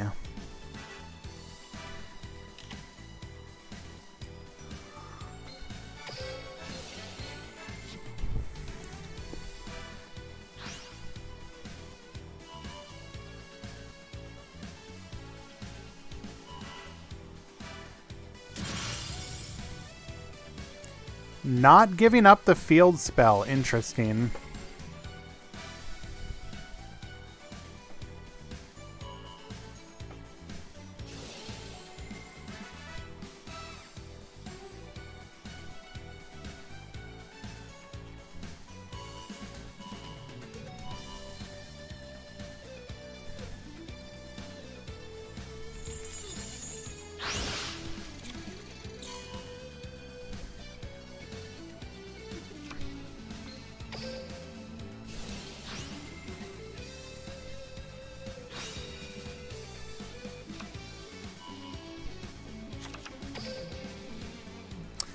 We are going to activate the effect of Gorgoneo. Gorgoneo grabbing Evil Eye Awakening.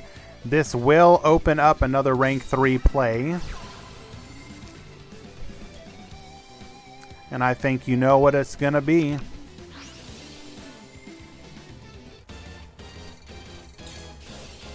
Do do do do do do do do do do do do do do do do.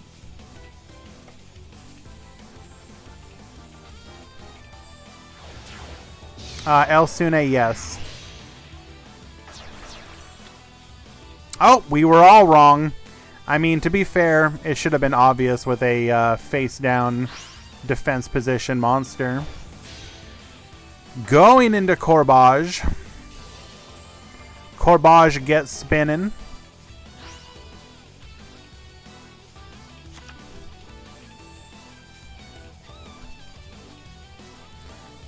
And we are farming for over 3k lethal.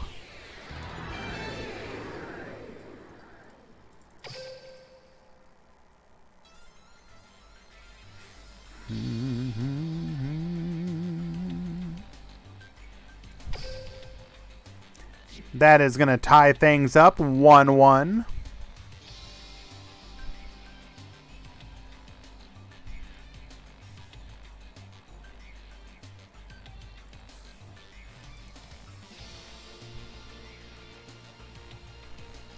Can Papon do it, or will Minato show the true power of the Abyss?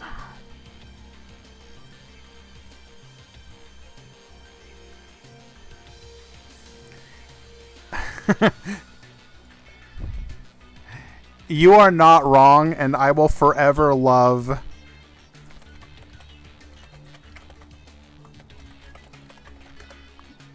God, I really wish I could find it.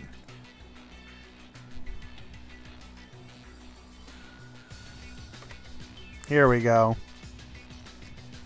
A tweet that will live in infamy in my heart.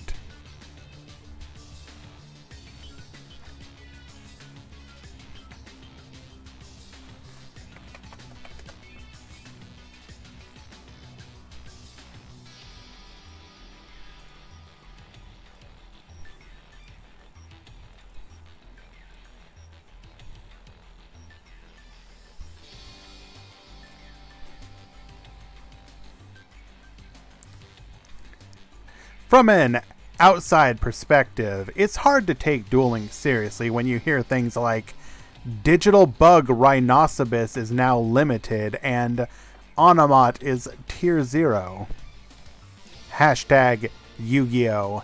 Hashtag Yu-Gi-Oh! TCG. Sent from my iPhone.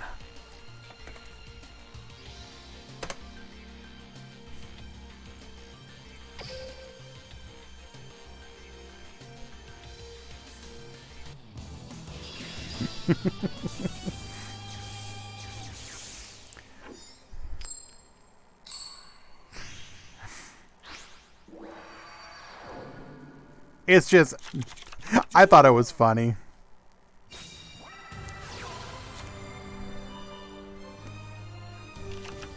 It doesn't actually say that, Warriors, but anytime I see, you know, Twitter, iPhone, or whatever, it'll say at the bottom where it's from. So, we are going to be looking for some kind of disruption here. Probably have it. Regardless, Medusa is going to be a bit of an issue to deal with. We're going to need to get to Beatrice, dump our Galaxy Cyclone.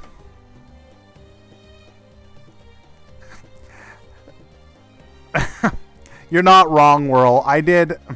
That was definitely one of the points that was brought up at the time, which was like, oh yeah, here's the other comment. This is even more relevant to what you're talking about, Whirl.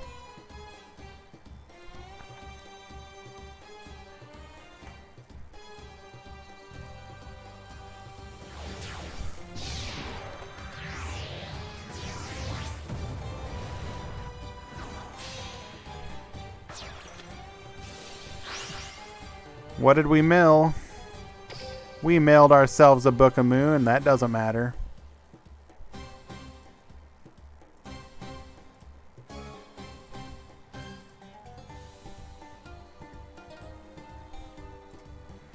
If you enjoy Duel Links, that's fine. But realize your game resides in an alternate reality. Unlike the progression series, which is real.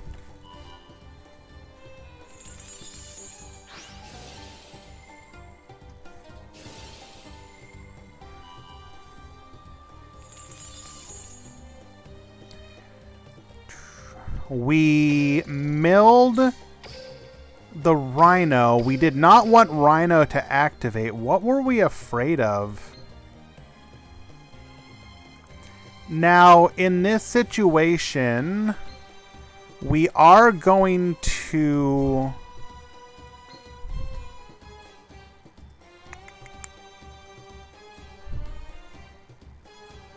We're probably afraid of him going into Virgil at this point.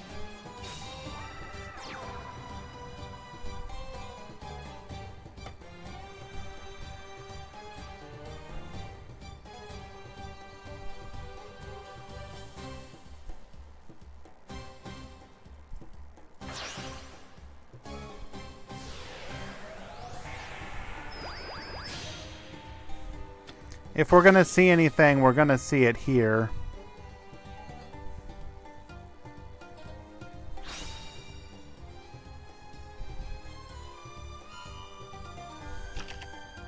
No.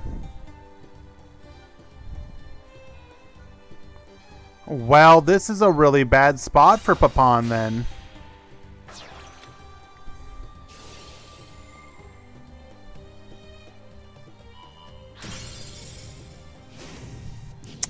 What is our face down? That has got to be... Oh, for it to be nothing, it has to be like the anti-back row, the searcher. Oh, that is a damn shame. No bias. Minato wins it in a 2-1 comeback victory. Well played to both players.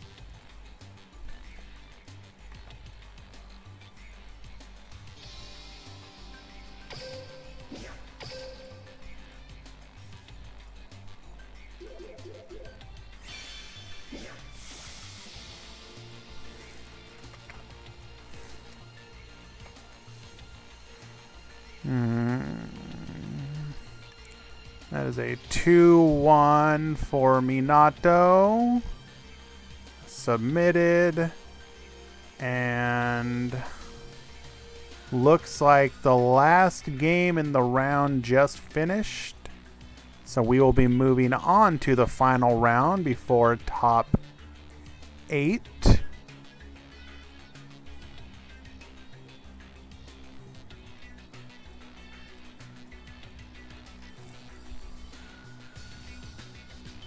Yeah, I'll have to ask him what his hand was.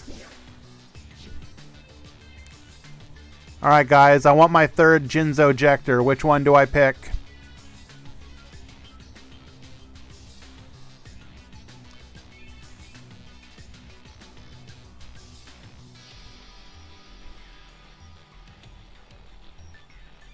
Bottom right. Alright, Steven, I'm trusting you.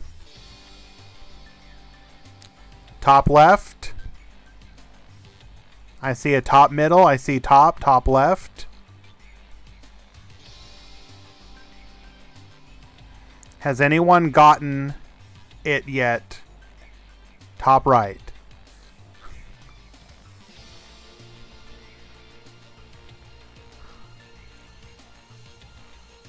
Poll one time. Alright, so I saw... Create a new poll. Which one? Top left. Top middle. Top right. Bottom right. And bottom left.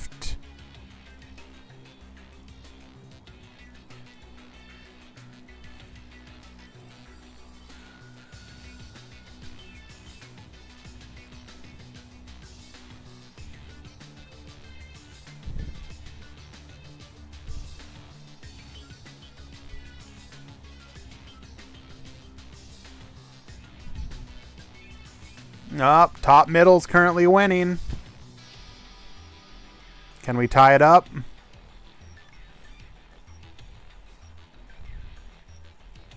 Ooh, top middle taking a commanding lead. But top left is doing the comeback. Oh, we got ourselves a tie game. I swear to God, you guys better not make these all tie out.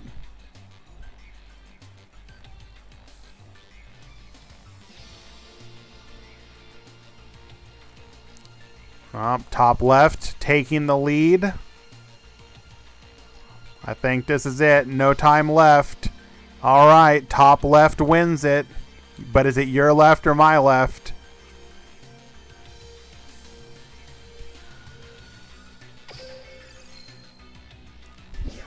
Absolutely baited.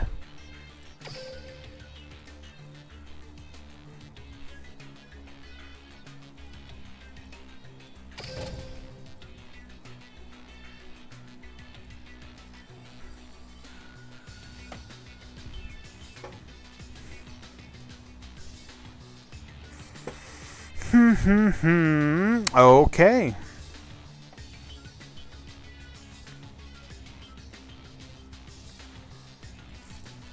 Kind of want to watch Bixie, I think.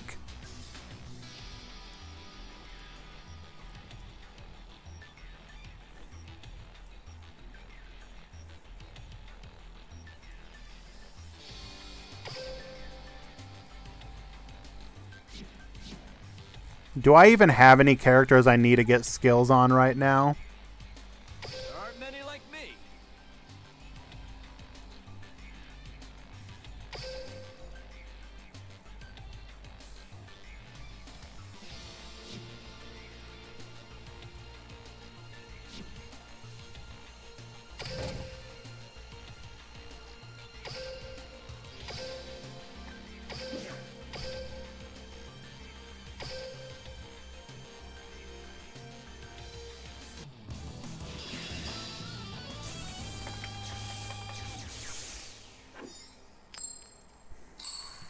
Meta versus almost meta.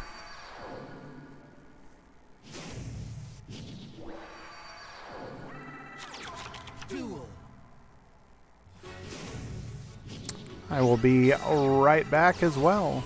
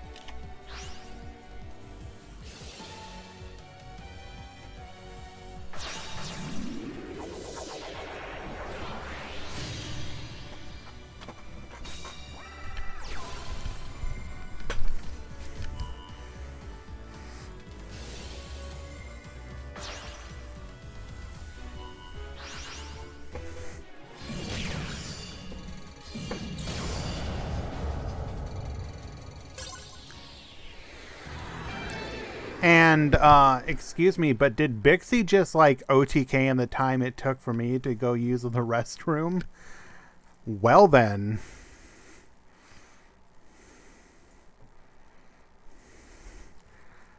So what exactly happened here? Book of Moon, you're just... The Burning Abyss players, or not Burning Abyss. Hans, yes, all 3-1 will top.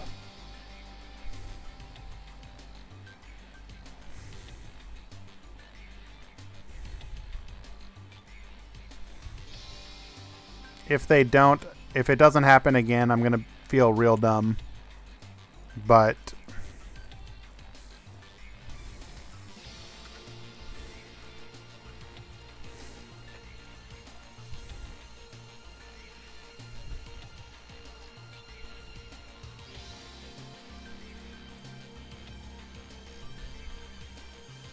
Swag, I cannot guarantee that one, unfortunately, as I may disqualify you out of spite.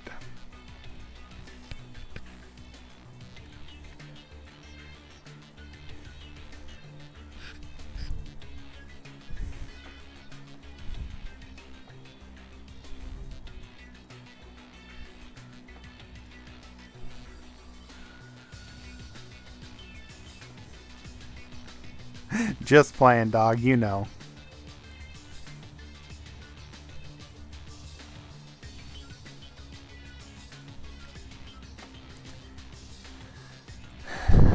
Bixie is taking his sweet time.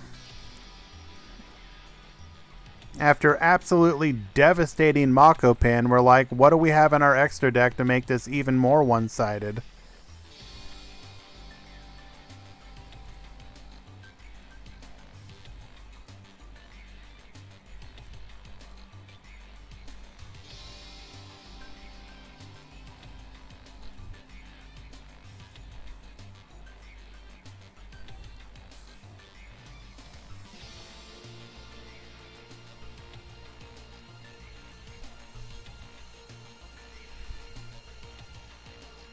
This is a critical match for both of these players, though, if they want to make top cut. So it does make sense.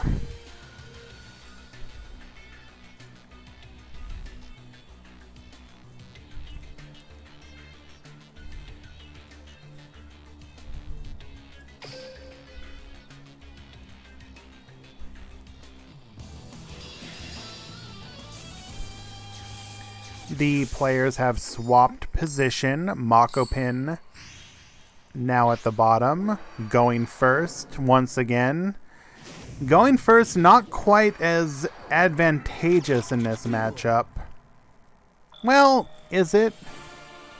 Technically it is, because really the only thing you... Architect, if you want in, I got you, bro. The only thing you really have to worry about now is your Book of Moon. Before, Econ Take was a real threat. They'd Econ Take, rank up on top of you. Now, you don't have to worry about that, but you are much more... you're much more reliant on them just not having their Book of Moon.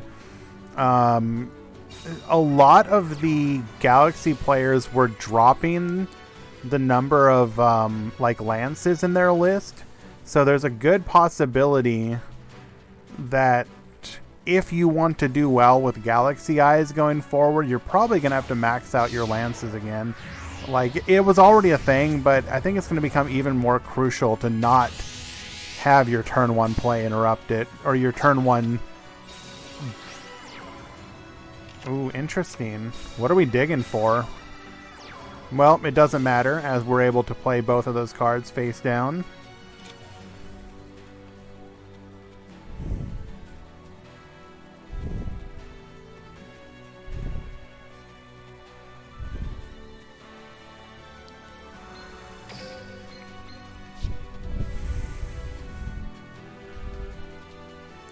Five cards to work with.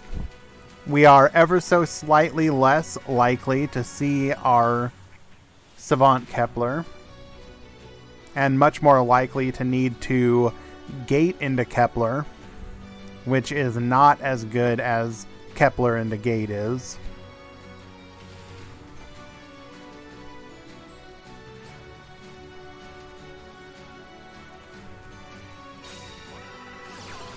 Ooh, this is not good at all. When you're having to... Wait a second. Huh. DD Savant Newton? Interesting. Okay, so we also see the return of Super Sight King Zero Maxwell. This is a card that I think people had been talking about.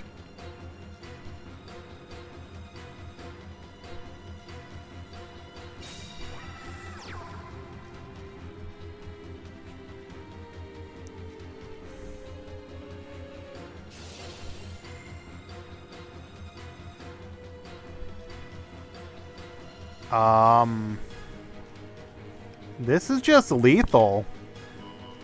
Unless we have something here.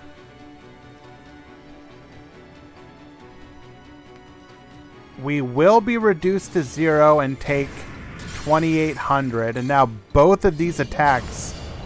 Wow.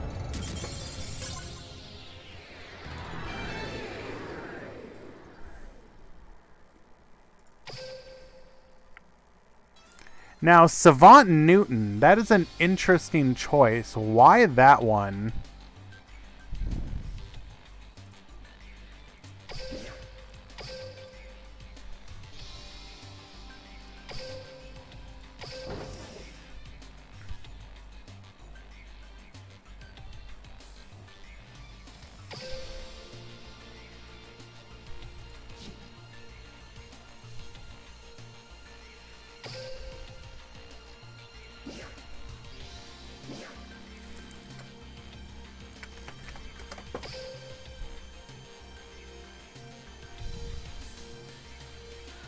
As the chat is saying, DD Savant Newton is in fact a scale 10 that does not reduce. Interesting. So you're going to play it explicitly for its ability to be a scale 10. And then once, while this card is in your pendulum zone, interesting. So it will protect you from the burn damage from your witch one time. But then you do destroy the card. That could come up. And so it is a you can, so you don't have to do it. Interesting. It might become standard to play a copy of that in your deck, I wonder.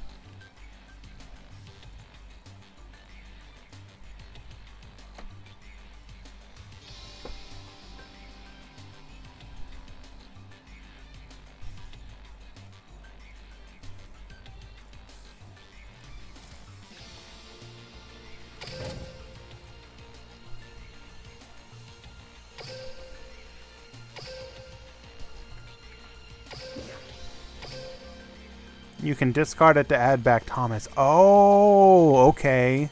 Nice. Yeah, that is valuable.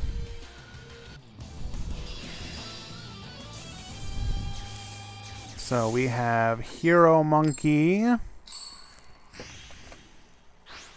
Hero is my hero. Versus Seva. With Hero Monkey currently up a game.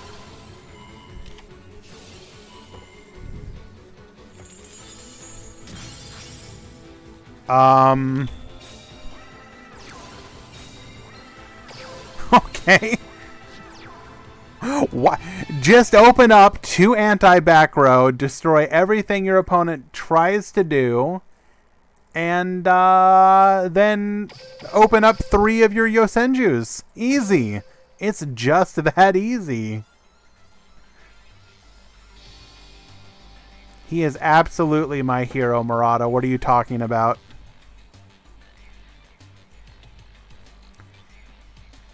Good afternoon for you, Metal Overdrive. Or no, I guess it's evening for you now. Good evening, my friend.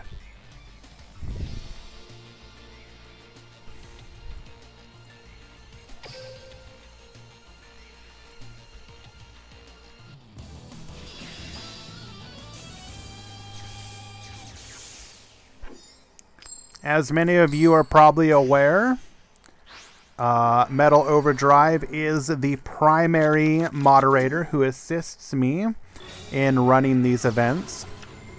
I pretty much could not do this without him.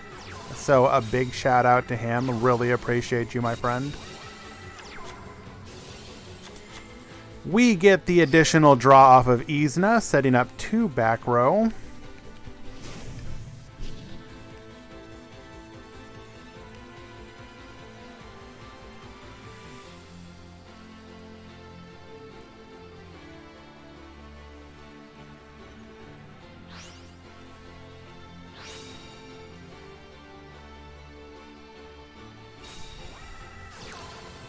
Now, Shuffle Reborn is going to be protected from whatever anti-back row, or the monster rather.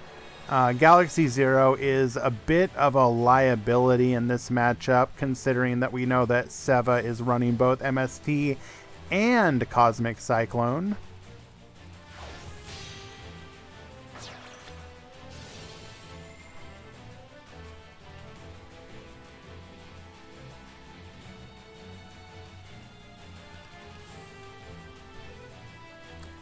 Now the question is, are we going to start forcing out some of the back row?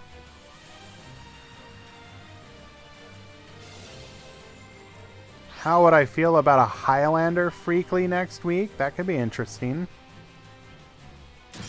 I do want to plan for a turbo duel one as soon as they add that to the duel rooms.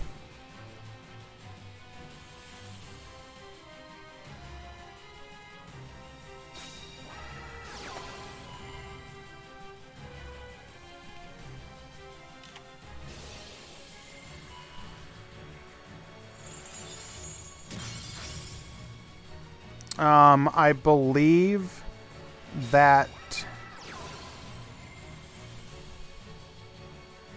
So I'm pretty sure they said end of the month for the turbo duels, so I don't think next week. We might have to plan for it on the 29th, assuming that it's in game by then.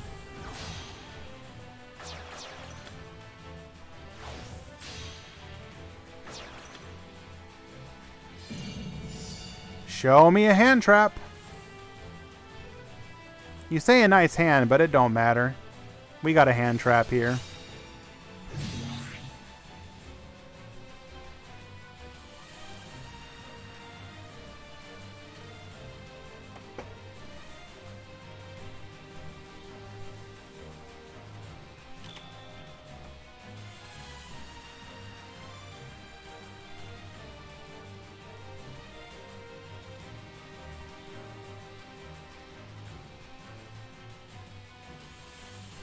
It's always Kite. Name a card you would want to see banned more than Kiteroid.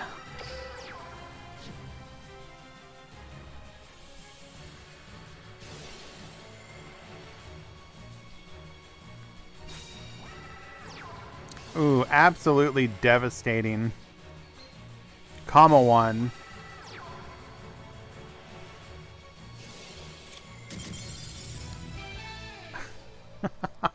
Hero doesn't even want to try, bro. You don't have lethal this turn, but I don't care. I'm out. I'm out.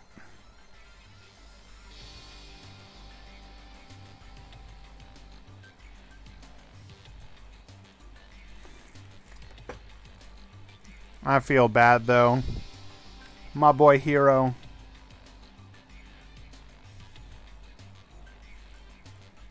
Ah, you are right, Sham. Yes, Spider. I always forget about that.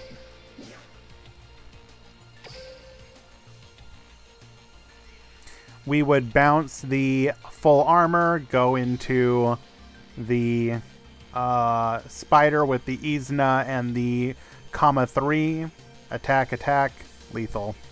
4,000 exact. Yep. You guys are correct.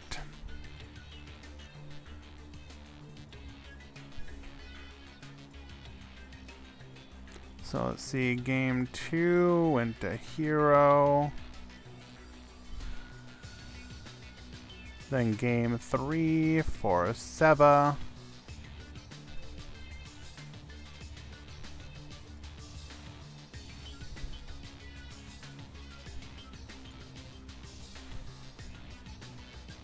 What do we got left? Oh, we gotta go out here and support my boy King Crab. Our boy is up a game and on the bubble.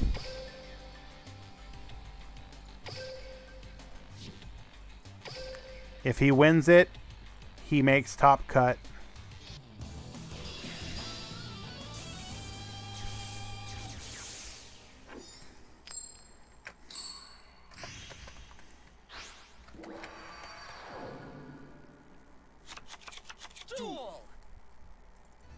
Oh, don't you worry. Swag, we got you. Top 8's coming right up.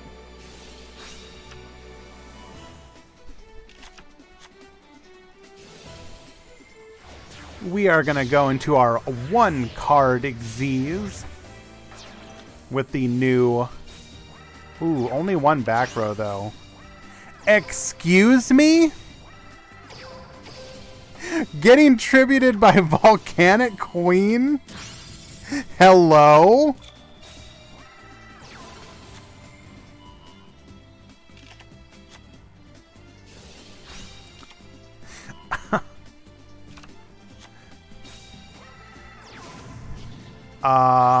Do we just have lethal outside of a hand trap? Wait, why didn't we attack?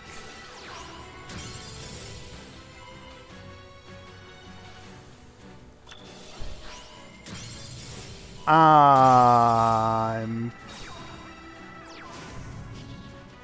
a little confused, but okay.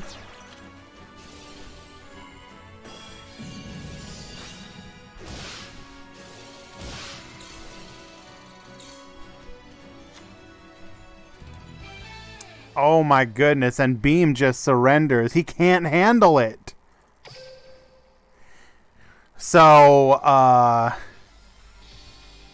to summarize, he got to absolutely... Yeah. It was because of D-Draw. He got to absolutely devastate his opponent with the Barrage Blast. He used it twice and still had 2 more activations available to him. So there was like no way that Beam was going to be able to build a board. That's funny. Well played.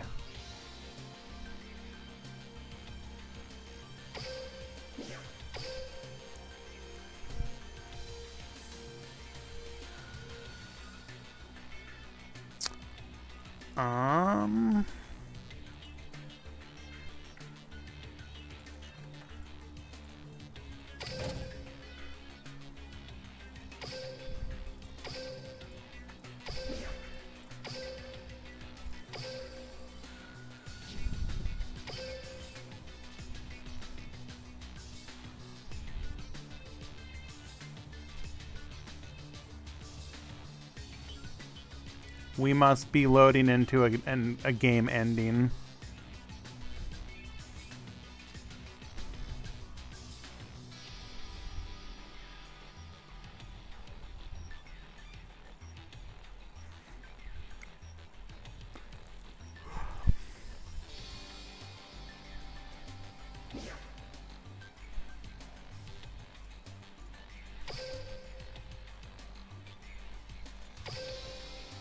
Wow. Okay, so you guys missed it, but Aaron just 2-0'd Hans. So that would be Melodious defeating Necroz.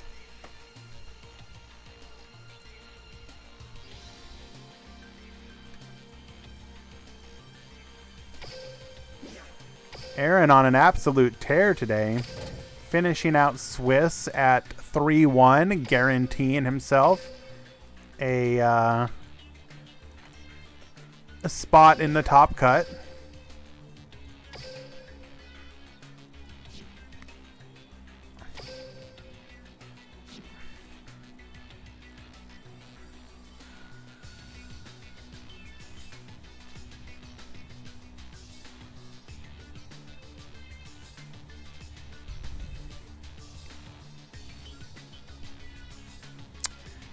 "24 minutes in, and Mugiwara is now up 1 game against Minato as the final match of the round, Troll Despair." Necroz loses to everything.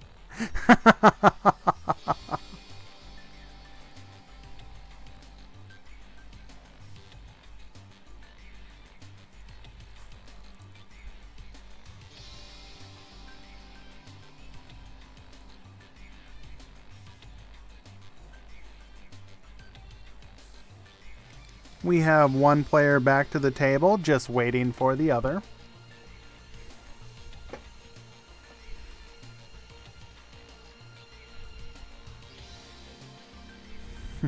Schuberta.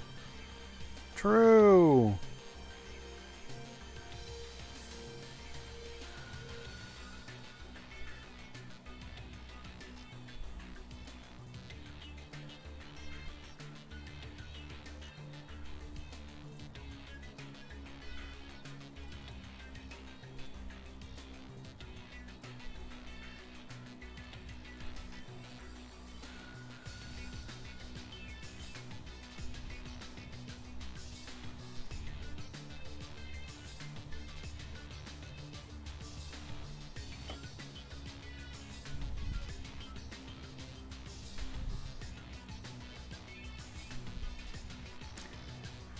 Just waiting for Minato to return to the table.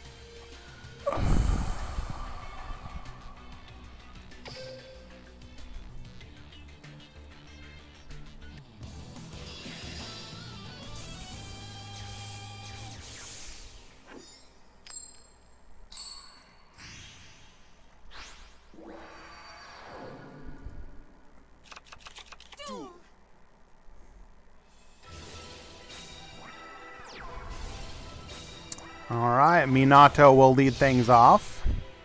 Standard Dante plays milling his Fiendish Rhino, a Farfa, which doesn't matter, and an Lich, which also doesn't matter. We will take advantage of the Fiendish Rhino warriors milling, however.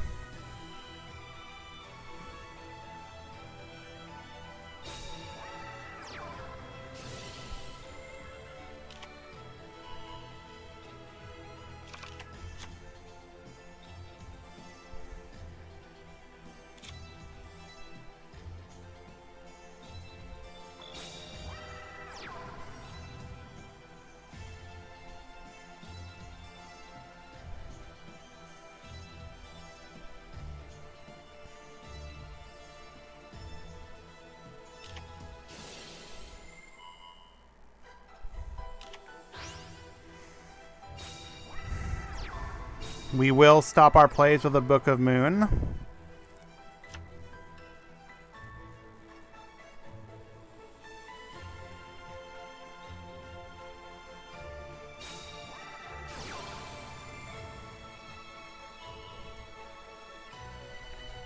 And I'm going to be distracted for a second, guys. Hold on. Please enjoy this riveting gameplay without me.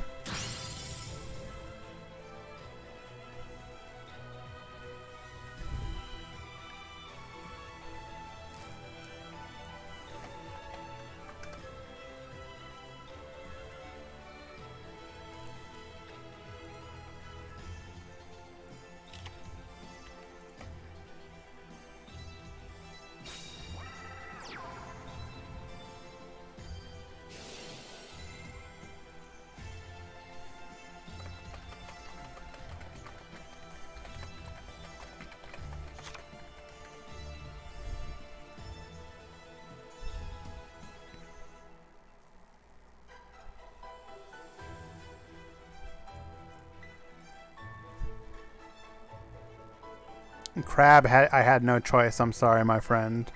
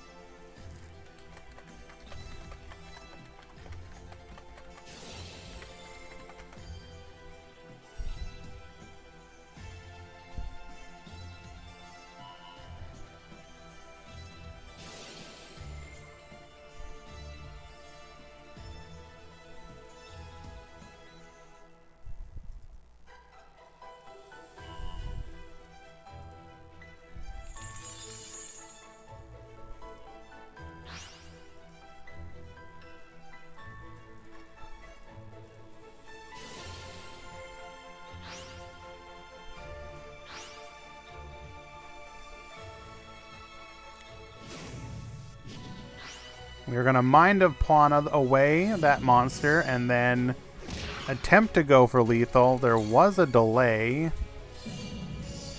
We might see a hand trap? No. Okay then, Minato is going to go ahead and tie that up 1-1.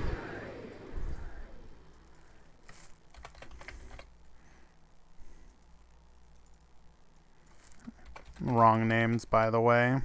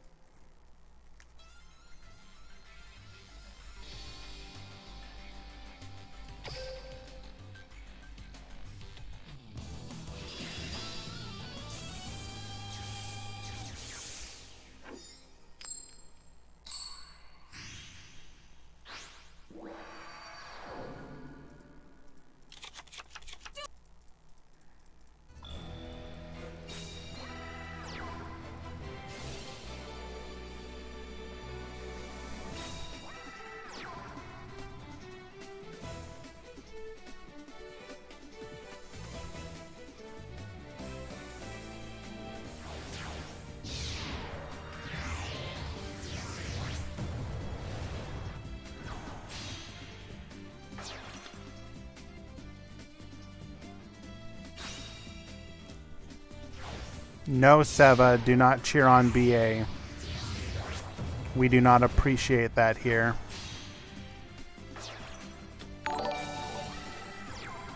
Regardless, thank you so much for the follow.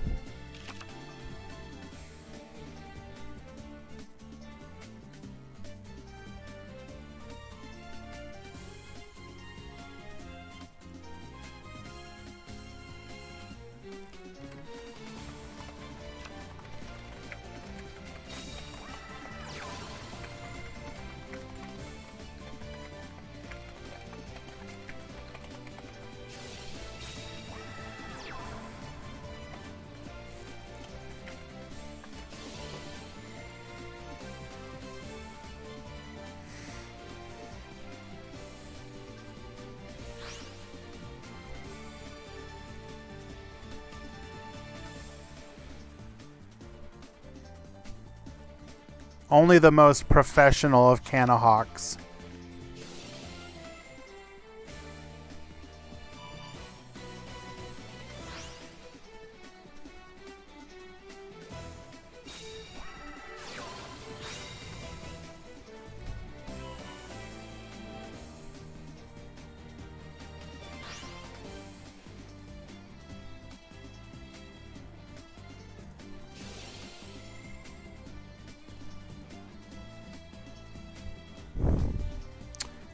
Ah, but Ritual Beast Return says no.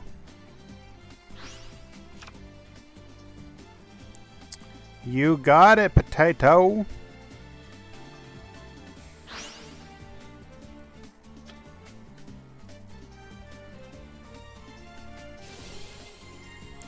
And we're going to begin doing our Ritual Beast plays, aiming to get that Petalfin back on the field so we can deal with Beatrice.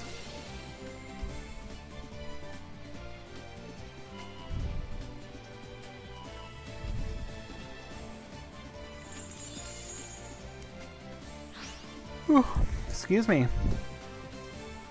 Kindly do not pog at Ritual Beast.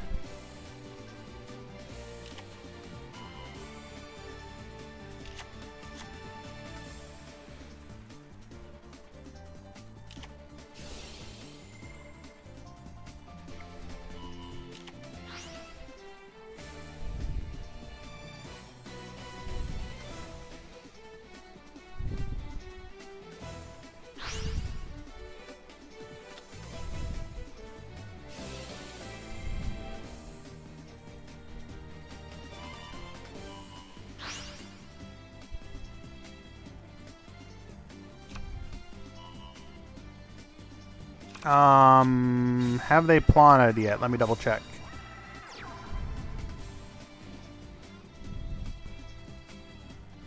No, they have not.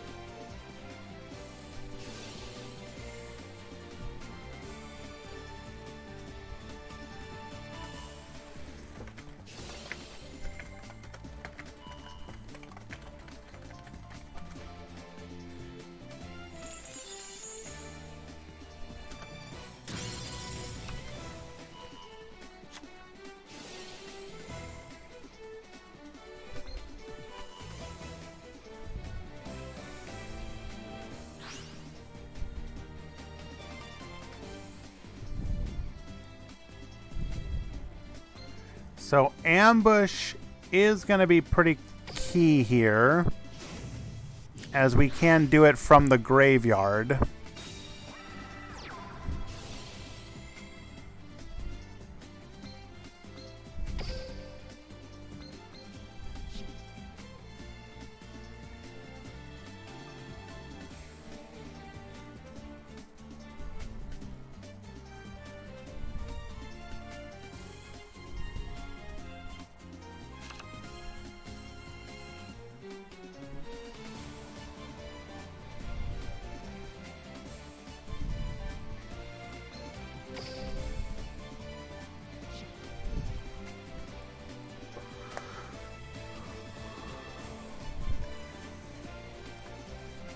This is actually really interesting spot to be in.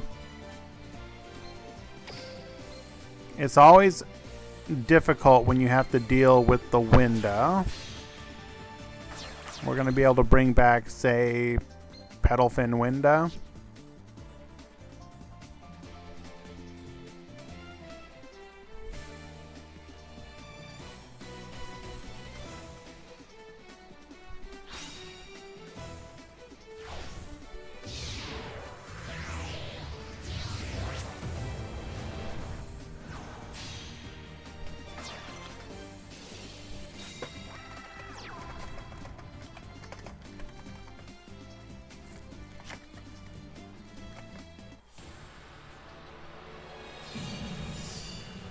All right. Quick little bet, guys. Who wins?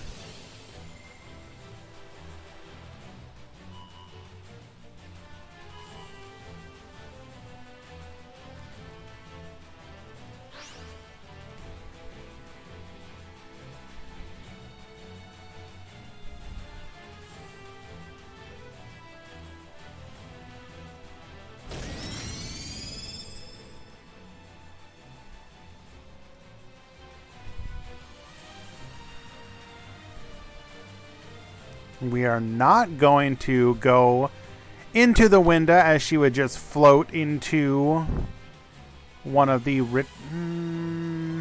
probably should have killed it anyways, right? Oh. Could you ask for a better pull?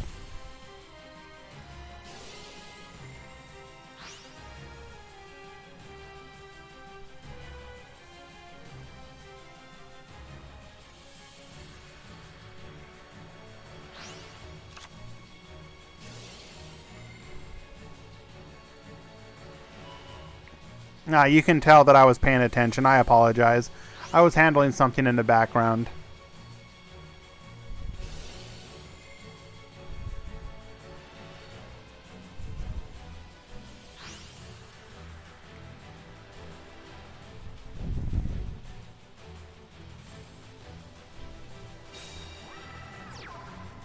Another back row. Not ideal. Do not want to attack into the Seer, as Seer would just be able to float into a Dante. Or, yeah, basically.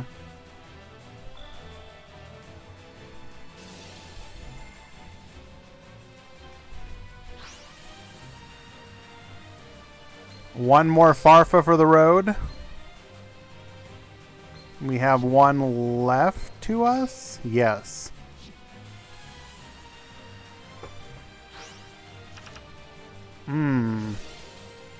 Interesting. Did not mill a Farfa. Are we only running 2 Farfa? Hello, Itzer.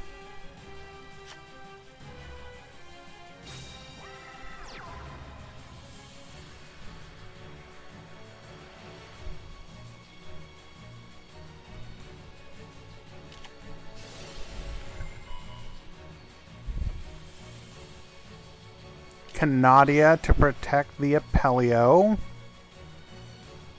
Do we have another one?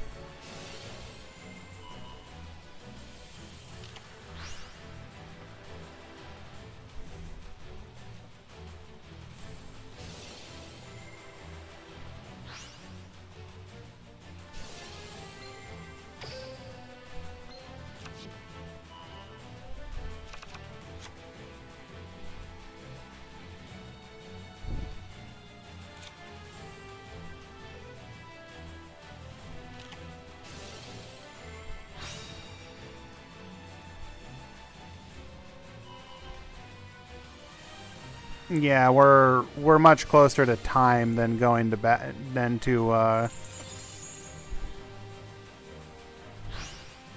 go to deck out. Hello, King. How you doing? What's under Beatrice? Oh, we got an Lich on one. And a Rhino on the other.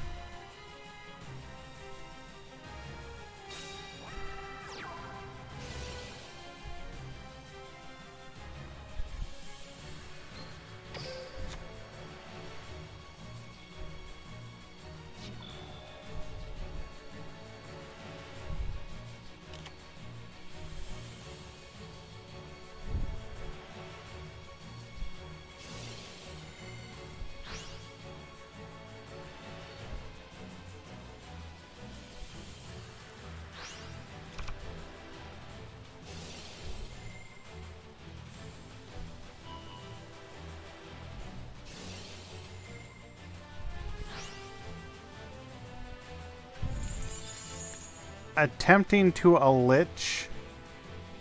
Interesting.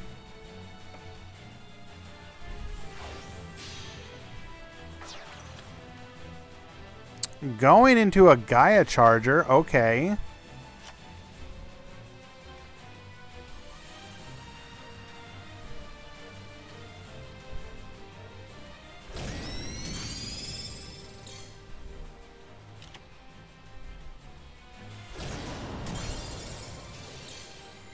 It is, in fact, a window.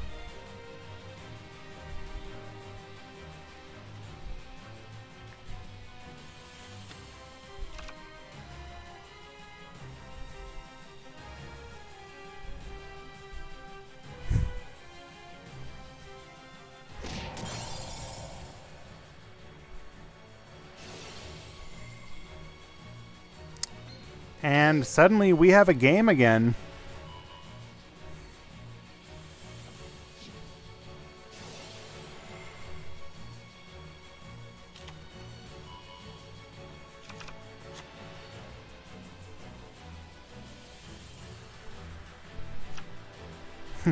Top deck Ritual Beast one time. True.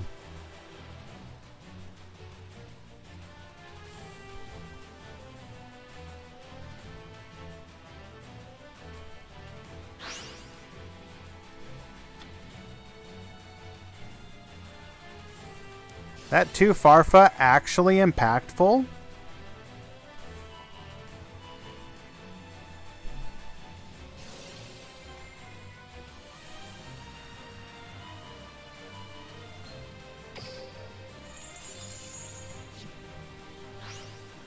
It's a fiendish Rhino.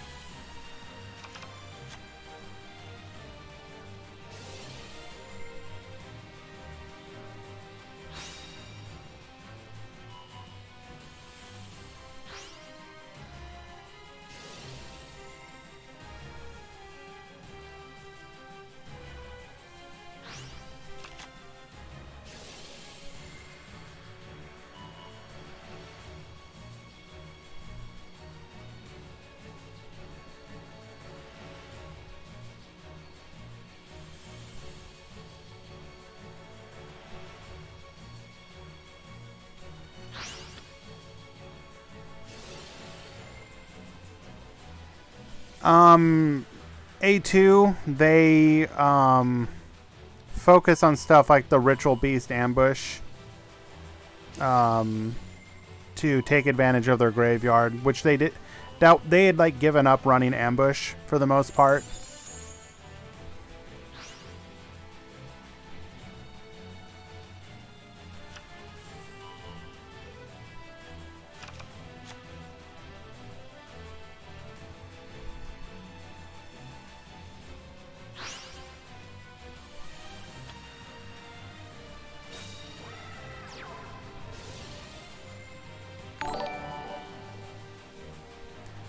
Mafa, thank you so much for the follow.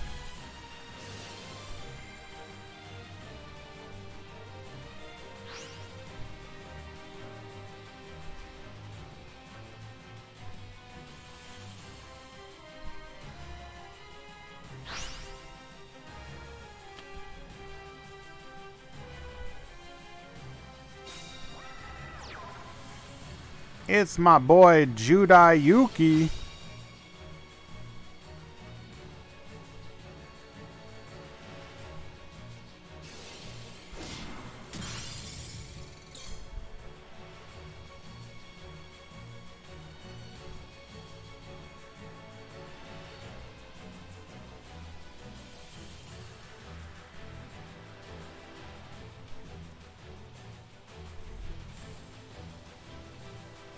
Okay, I think not attacking there was a bit of a mistake. Somebody isn't paying attention to time.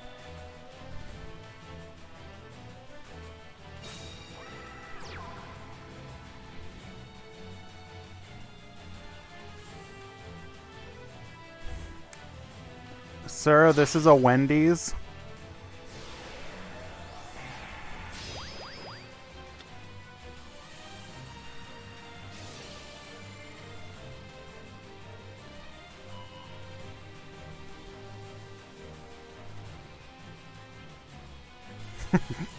King Crab to this day plays 3 poisonous wins. He doesn't care.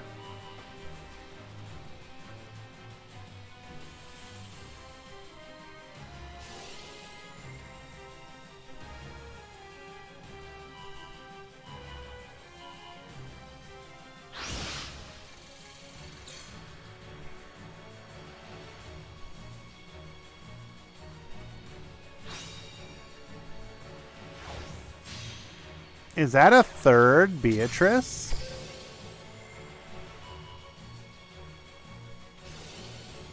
No, it was returned. Never mind.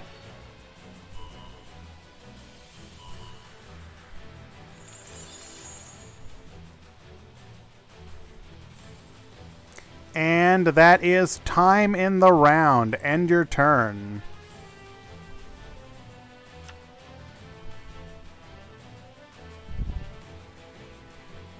That will be game for Minato.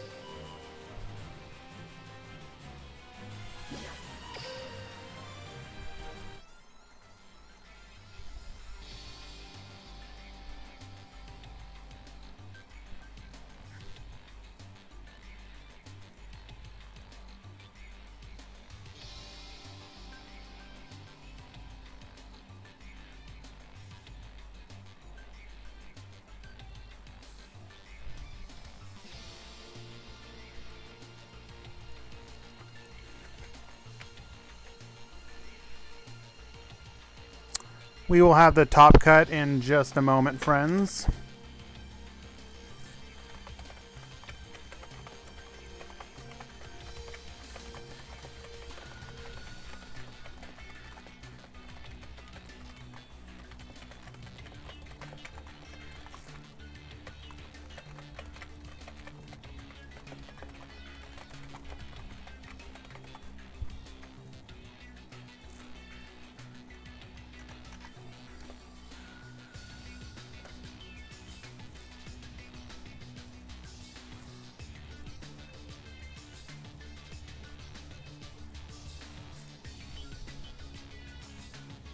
Seva, it was Minato by time.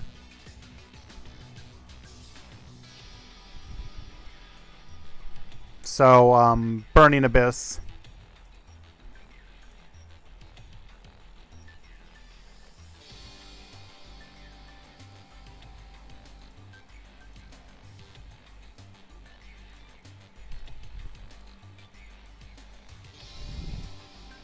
All right, I'm going to go ahead and launch our top 8.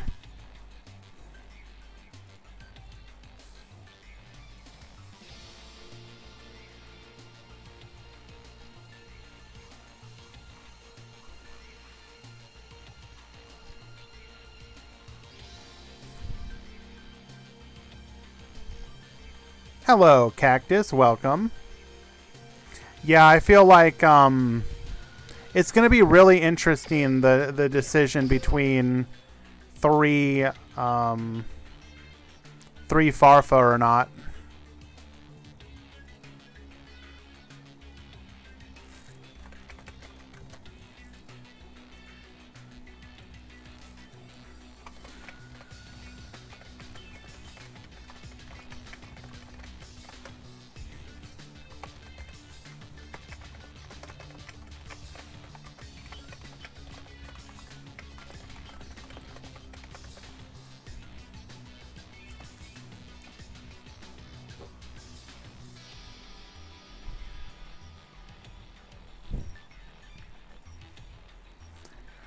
Alright, just making sure everything gets launched correctly.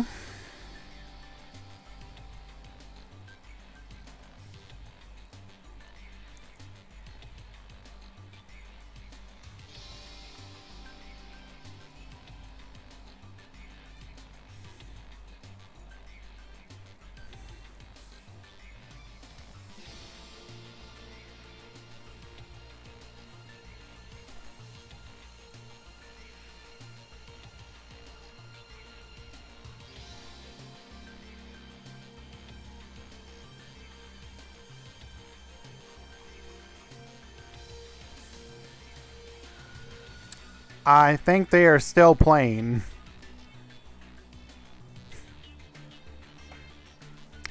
Okay.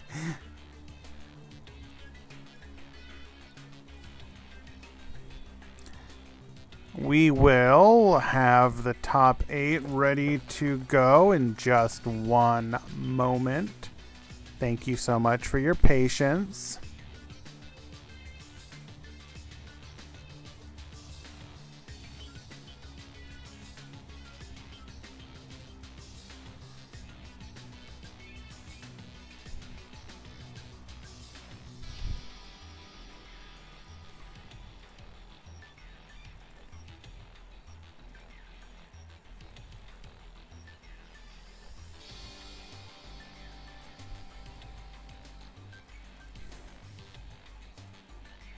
I can't. Are they really still playing?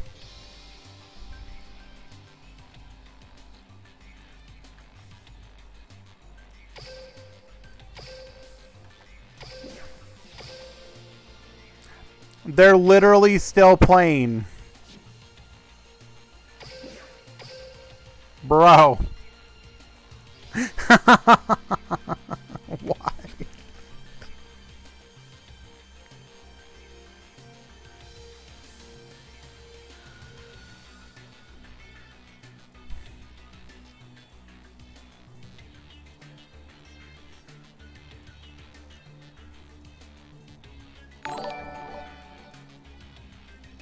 Well, thank you so much, my friend. That's very kind of you. Appreciate the continued subscription. Much love, my friend. I am literally messaging. You are going to miss your Top Cut match.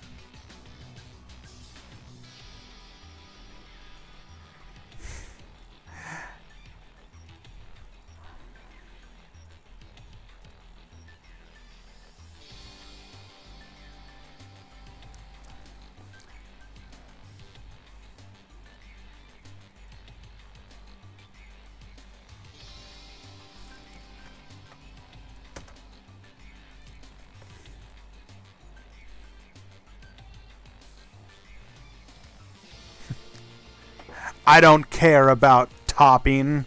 I just want to defeat this dirty ritual beast player.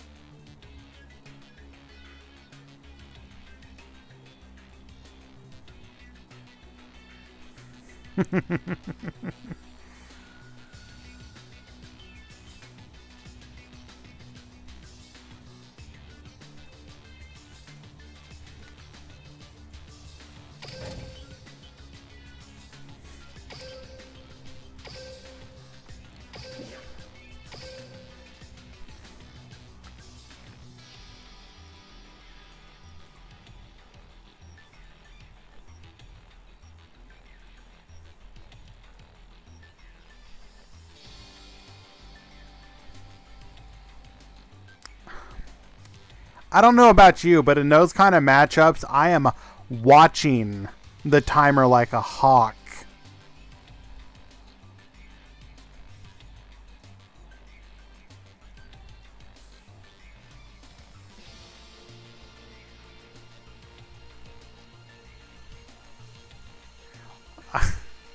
I just don't... Do you also not have notifications?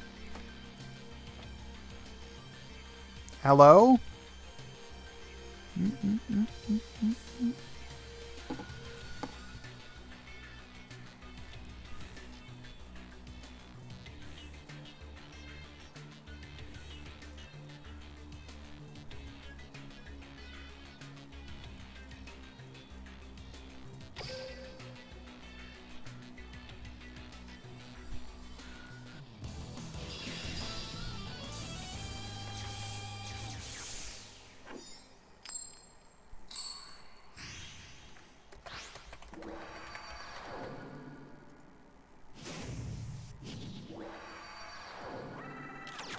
Duel!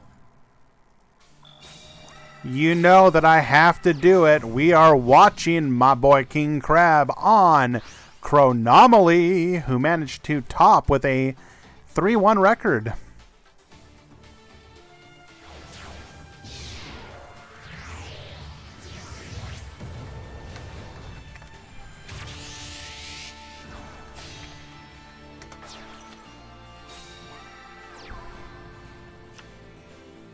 Oh, thank God, Minato finally showed up.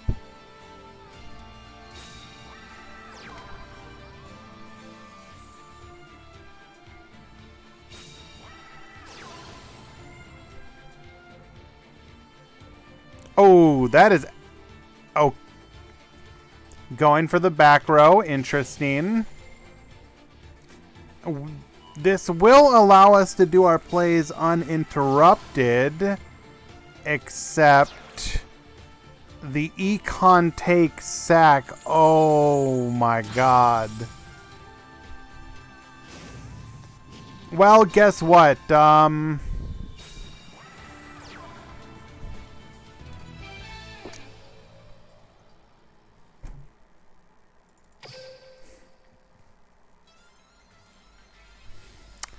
Che is up a game.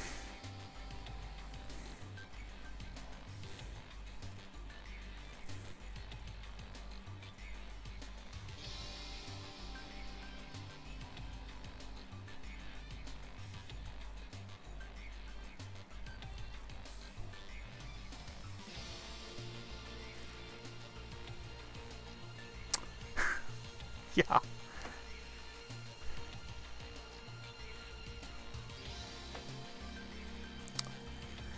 Players are preparing for game number 2. Come on, Crab. You're making my favorite deck look bad.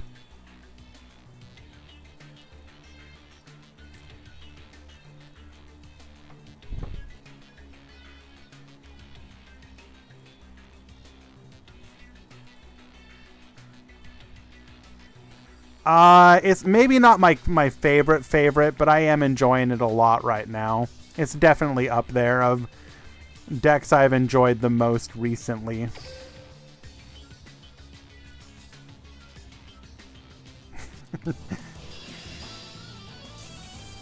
It's not his fault the deck is bad. Harsh. Alright, King Crab is going to be going first once again. Hopefully we have a better setup this time.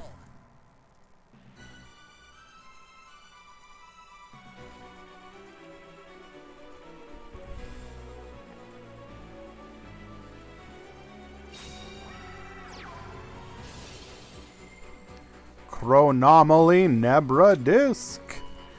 Grabbing himself a copy of Crystal Skull. This could be telegraphing a Chronomaly technology play, perhaps. It's really... It can be really good to dig through your deck for... Yep, there we go. Chronomaly technology. I really would love for them to get more copies of this card. But regardless, we are going to dig through our deck 2 more deep. Getting one of them to put to our hand helps us get closer to one of those barrage blasts.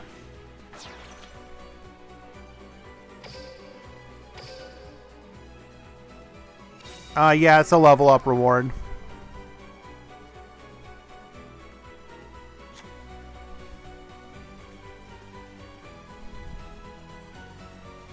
You could honestly give them it at 3, and the deck wouldn't suddenly be like broken. It might make them like low tier worthy, just because of their ability to consistently see their back row.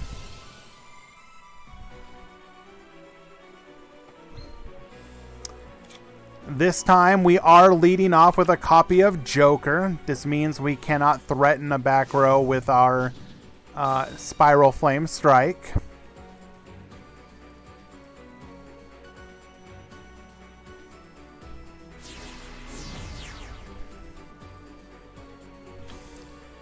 We will put 2 additional bodies on the board. No, just 1. I missed the animation there. Now would be a perfect time potentially to Barrage Blast if we have it.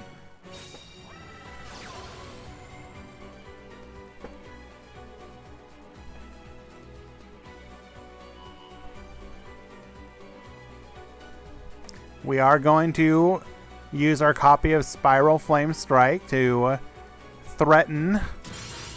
Ooh. Nothing really?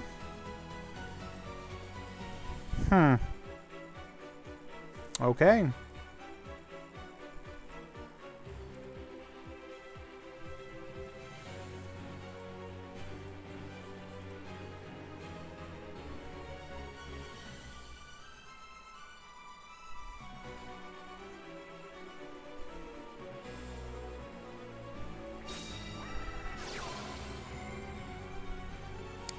Another copy of Spiral Flame Strike.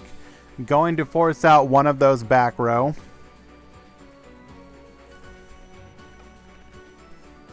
Show us TTH. What are we targeting?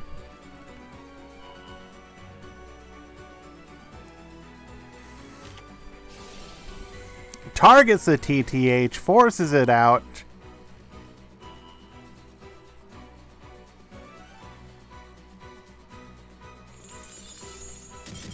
Pop, pop.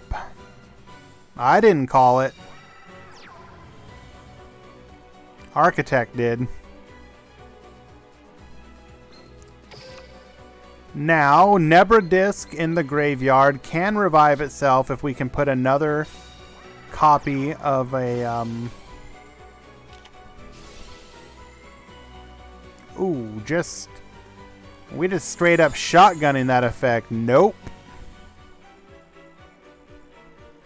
Now, any of the cards that he does grab will be dependent on being able to put a body onto the field or have a face-up Chronomaly on the field, which means his turn does effectively end, unfortunately for him.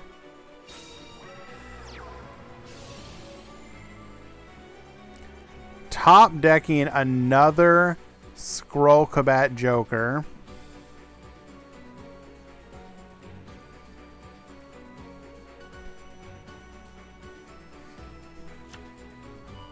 Personally, I would flip on the normal summon just because Chronomaly's ability to extend is basically non-existent without a face-up. And if that was a copy of Barrage Blast, you absolutely do not want to let him put an Xyz on the board.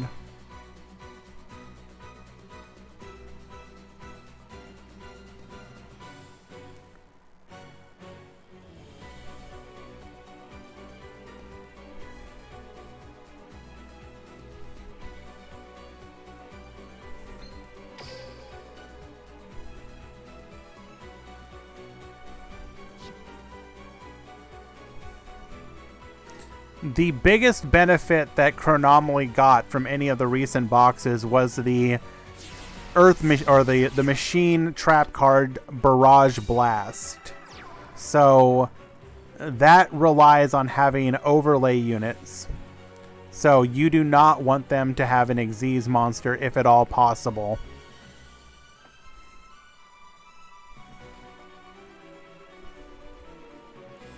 If that is the trap card, this is lethal. But there is a delay here.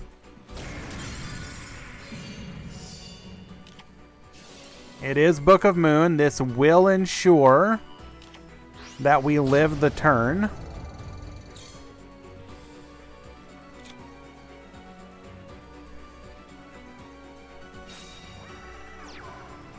Special summoning the Crystal Bones. Crystal Bones will activate. We are going to... Oh. We might just have lethal here.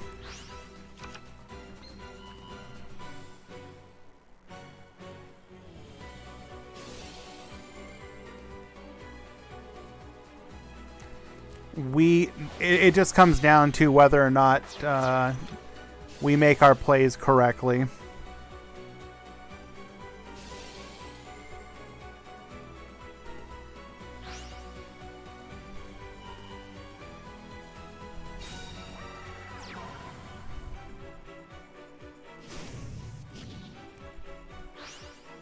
What do you mean no lethal? This is absolutely lethal.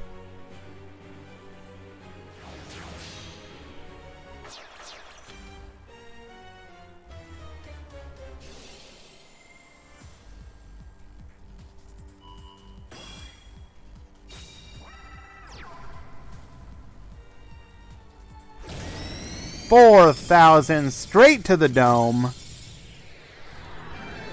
And King Crab will bring it back into a 1-1 tied game scenario.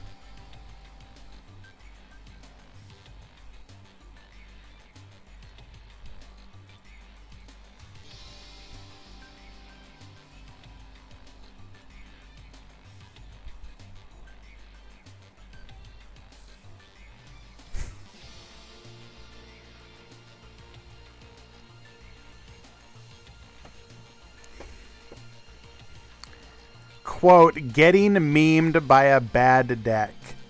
That is harsh, Deathroy.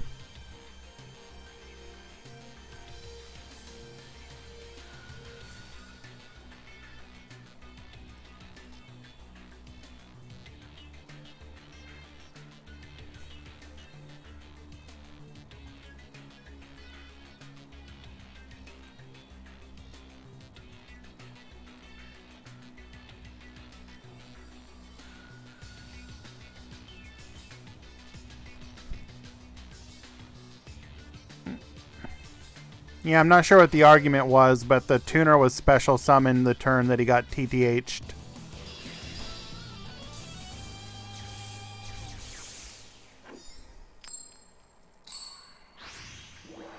Alright, this time Che will be the one setting up turn 1. Typically, Chronomaly likes to go first, as they do have difficulty dealing with turn 1 disruption. They really like to set up their board. So it's going to come down... I mean, already opening Joker is pretty nutty. Although, sending the Minotaurus to the deck, interesting. I guess it doesn't matter. He still has Odd Eyes in hand.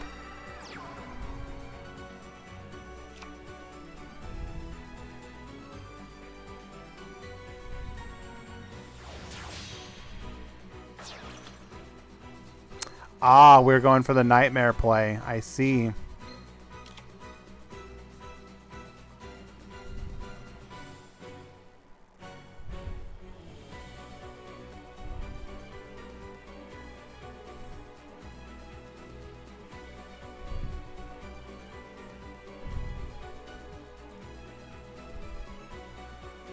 This is actually a really brutal counter. Okay, so we can theoretically force out the negate here. Do we want to let another body get on the field?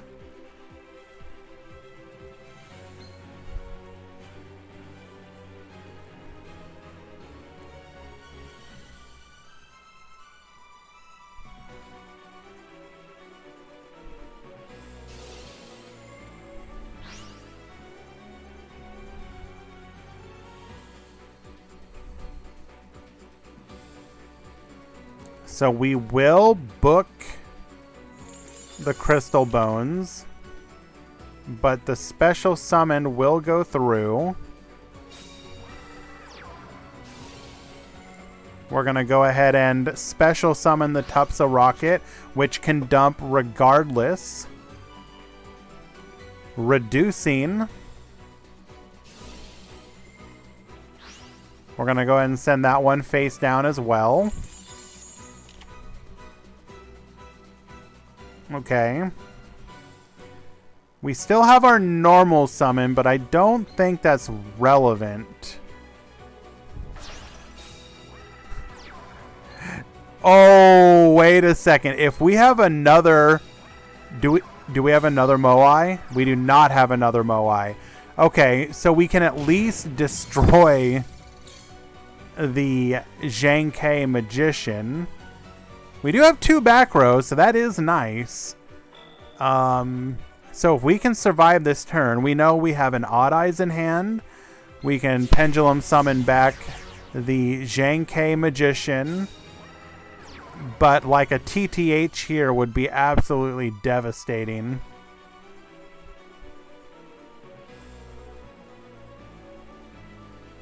I mean, of course it would. It's TTH. But specifically in this scenario and in this matchup. I mean, even outside of a TTH, we likely have the ability to interrupt whatever play we have going on here.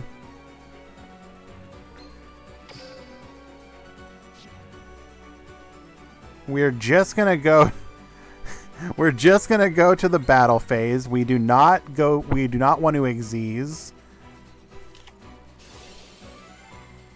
Chronomaly Moai. We're going to go ahead and book the Zhang Ke, taking that double battle damage as we want to be able to activate our light effects.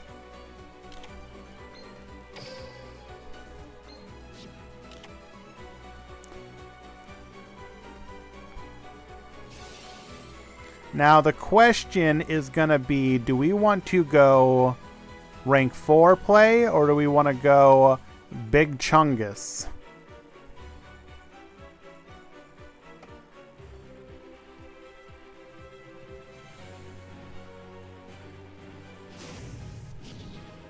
Activating Gateway. This tells us he is going to go for the Atlantis play. Now the benefit of doing this with the Tupsa rocket is that we are going to be able to attack twice with a 4,000 attack beater.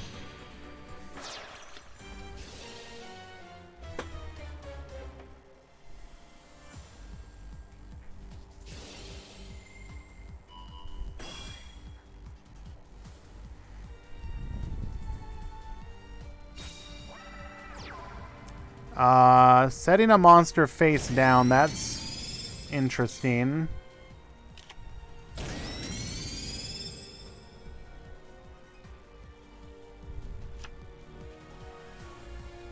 Could be Crystal Skull, but why wouldn't you use it? Could be another Tupsa rocket.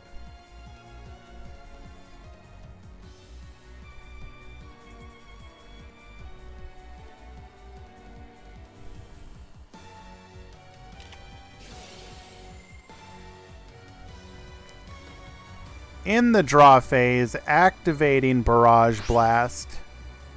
Using 2 overlay units.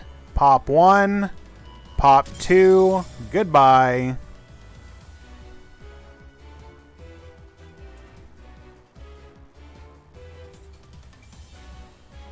Will that have been a mistake? Scaling the odd eyes. And setting a monster. The odd eyes will pop itself, giving him a search, which will be the Noble Dragon Magician. Now, we are going to be able to clear this board, and then the funny thing is we also have access to more, well, no coaching, but you're going to see the quote-unquote power that Barrage Blast gives.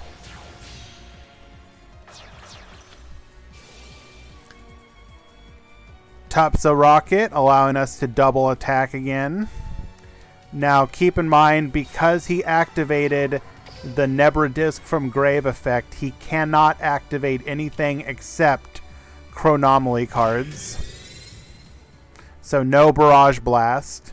We will be able to clear the board, however, with our double attack Chateau Hayek, and then with a final lethal attack from the 4000 attack Atlantis, and King Crab will win game number 3. Who knew that Pop 2 on command was a pretty good card? What if you could TTH your opponent's back row?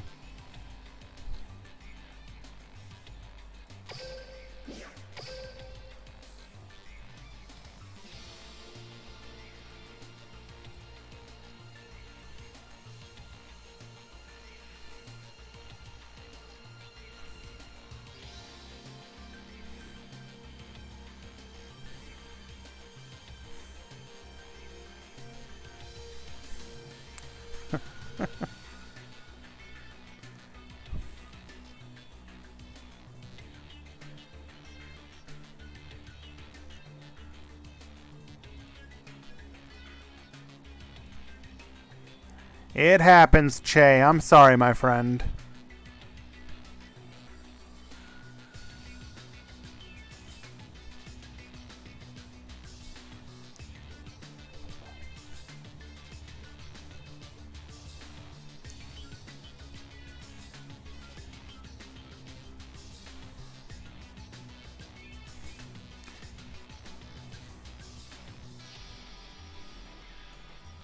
Chronomaly best deck.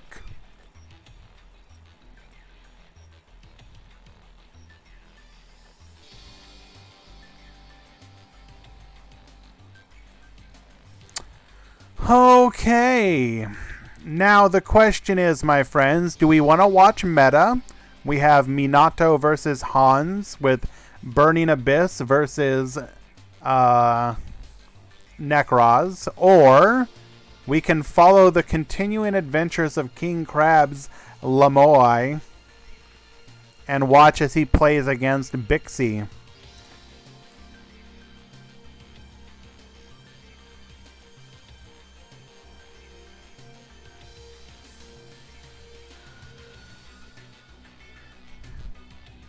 Which would we prefer?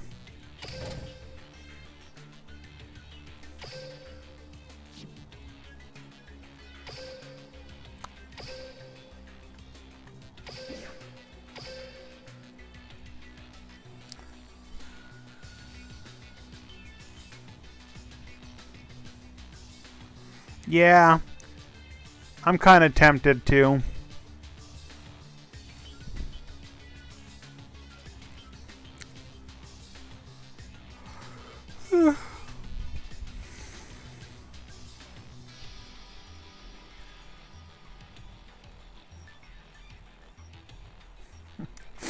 We believe in the Rock Machine Identity Crisis deck. True.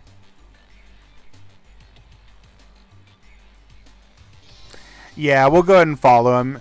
No, not to be dismissive of the others playing their decks. We gotta follow the dream as far as we can. However, Hopeless out here, Necroz's best deck. Let's go. I can respect it. Necros do be a good deck.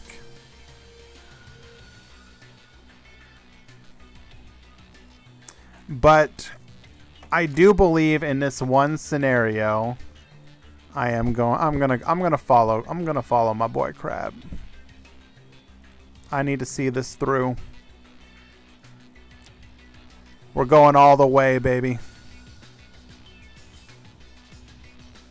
What's in the top 8? Today, in today's event, we have 2 Burning Abyss, 2 Necros, 1 DDD, 1 Chronomali, 1 Melodious, and 1 Odd Eyes.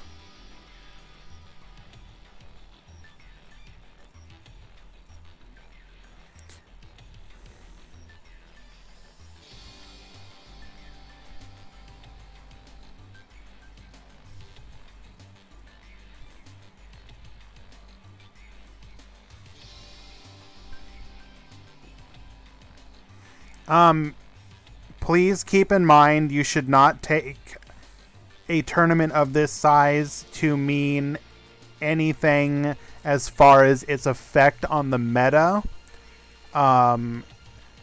You want to see probably like closer to 50 players on average for it to be a real look at the meta.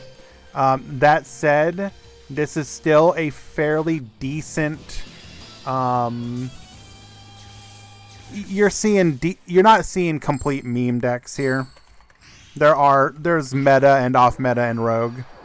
So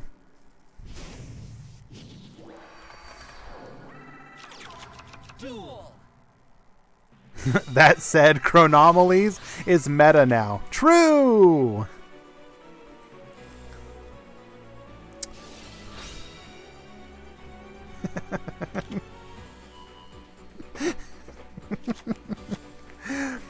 Activating our Chronomaly Crystal Skull. Did we search for... We added a Nebra disc. Okay. So we do not have technology in hand. However, we will be going for a copy of Force Focus. Force Focus, of course, will be able to negate a level 5 or higher effect monster, which will be particularly useful against DDD. That said, one Book of Moon could end his whole dream. Oh no. No, Chronomalies are not meta. For Chronomalies to be meta, it would mean that anything else even stood a chance. And you know it doesn't, because Chronomalies are the best deck. Nothing else stands with them.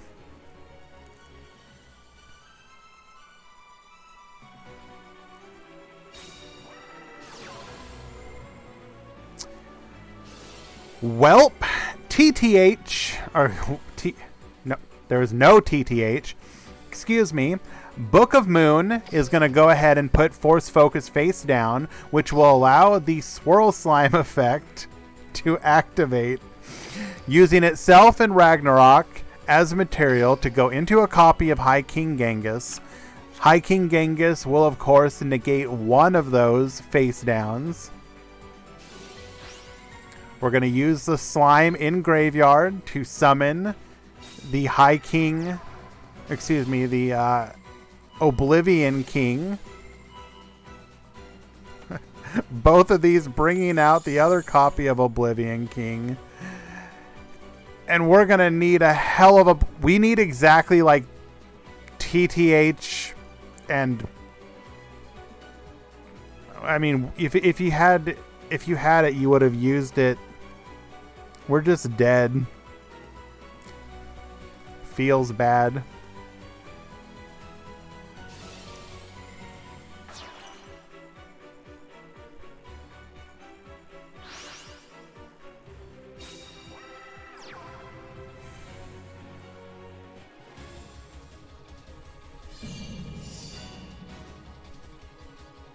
We probably have a barrage blast and then something else, so it literally doesn't matter.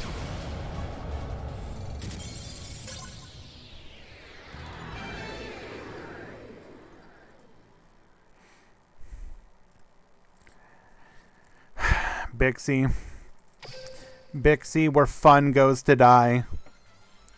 Your memes will just be dreams. Bixie don't care. You know, people say that Bixie hasn't cracked one smile in his entire life. No joy has ever entered that man's heart.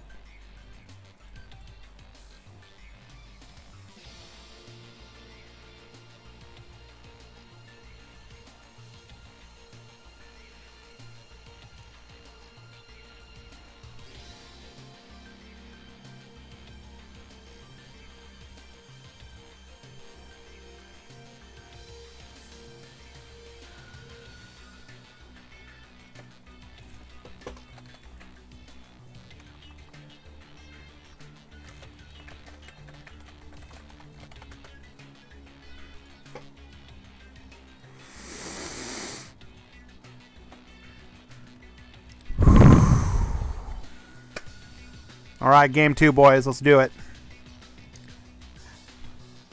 Run it back, Crab. You got this.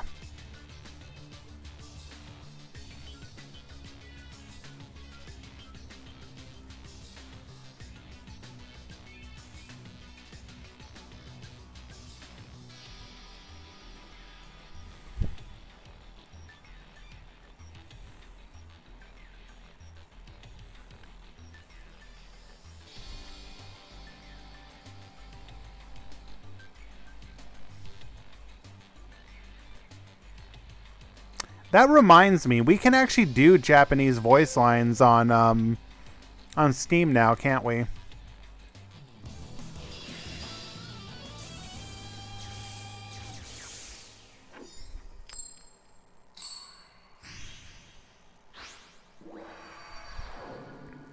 Alrighty.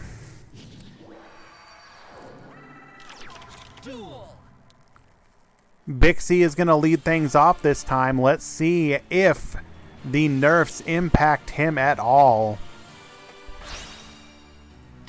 Activating Swirl Slime. Going to go into his High King Genghis. Right off the bat.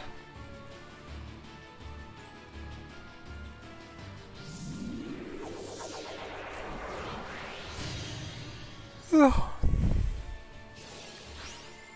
Are we just going to wall up here?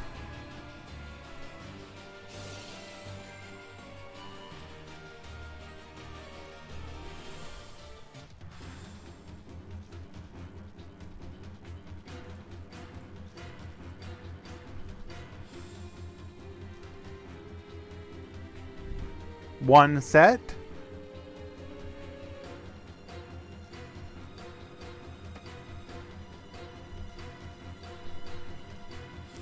One set, one time.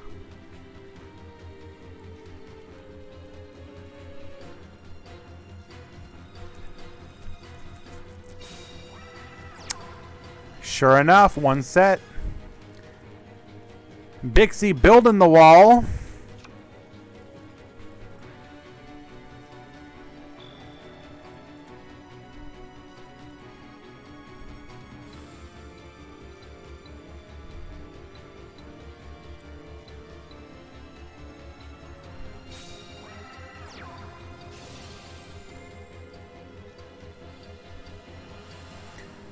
Gonna lead things off with the Nebra Disc. Nebra Disc here. He's got a couple options with this. If you have Skull in hand, you can grab a copy of Technology. But that would also require you to have the ability to go further with a Moai. Searching Moai tells us that he does not have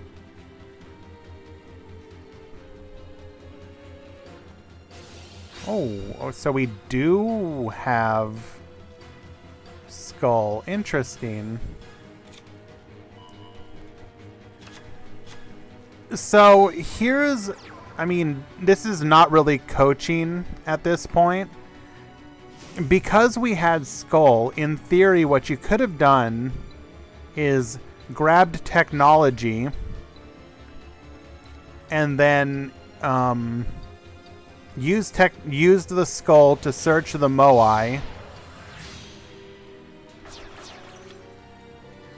which would have also helped you dig for some more cards in the more back row. Going to attempt to take out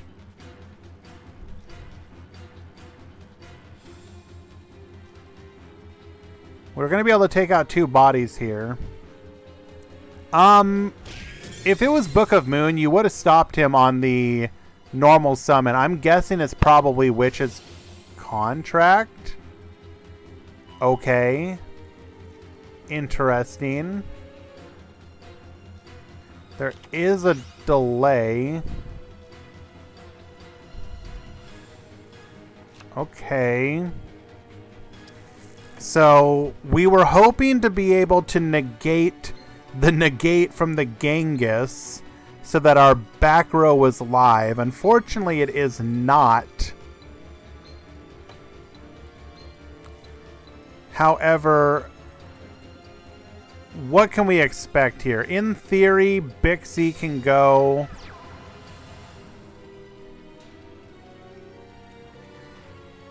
Okay, I was going to say he could have theoretically go Cypher.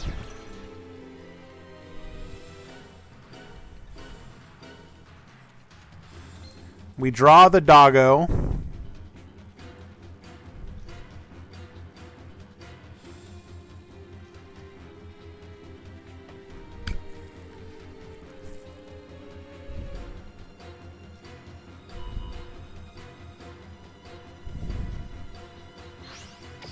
Electing to banish the Nebra disc so that it can't come back on the next turn.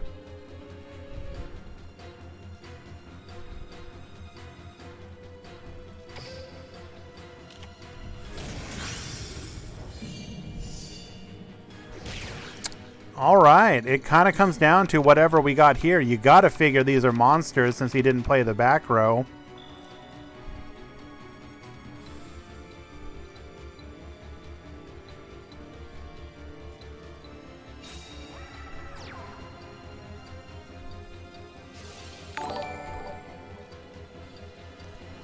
Slay Soul, thank you so much for the follow. Appreciate it. We're going to go ahead and normal summon our Tupsaraka, sending the Nebra disc to the graveyard. This will allow us to then bring it back using its own effect. We are going to change it to a level 6. This is going to allow us to go into... Are we going to go Force Focus here again?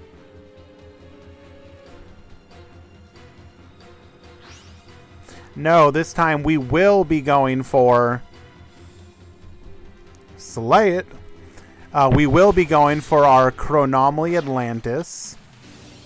Equipping to make ourselves 4,000 attack, able to attack twice. Setting another card, we're going to be able to clear the board, and I can't imagine there's much Bixie can do from here.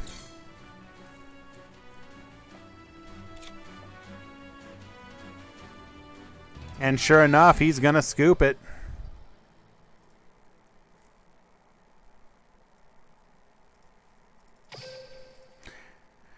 And while we wait for the boys to get started, on the other side of the bracket, we had Elsune versus Aaron.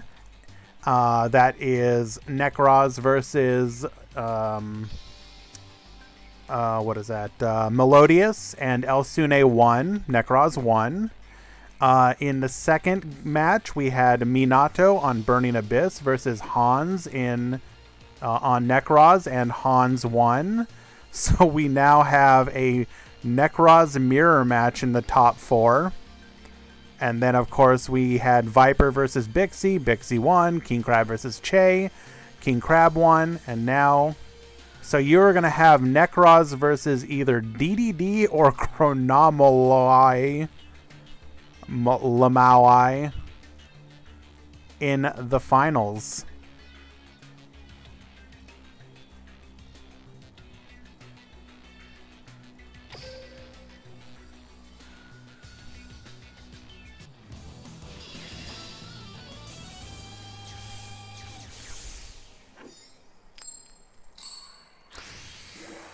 Alrighty. We have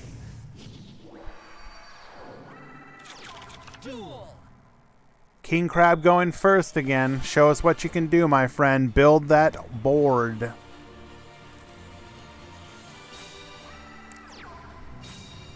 Set 2 pass is not what you want to see.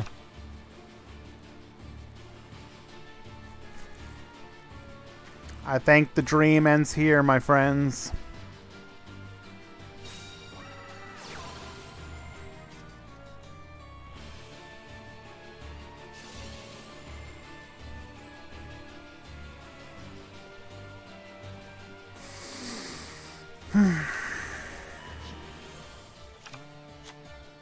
Grabbing a copy of Orthos, interesting. Wants to force out one of those back row before going into his High King, probably. This is probably just game.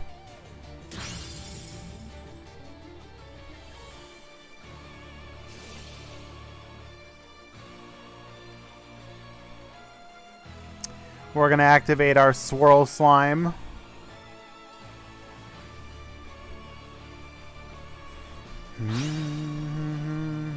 Oh, and we have Thomas as well. Sure.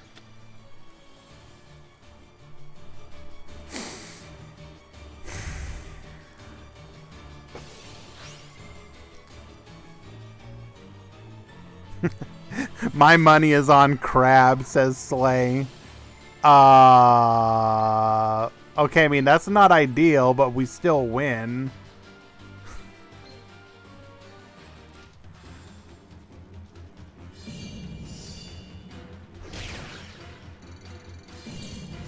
What's that back row? Flip it. Oh, you know what? With no delay, that back row is totally TTH. There was no delay. That was TTH. I'm telling you right now. And you can't play Sphere Karibo. Chronomaly locked themselves to Chronomalies only.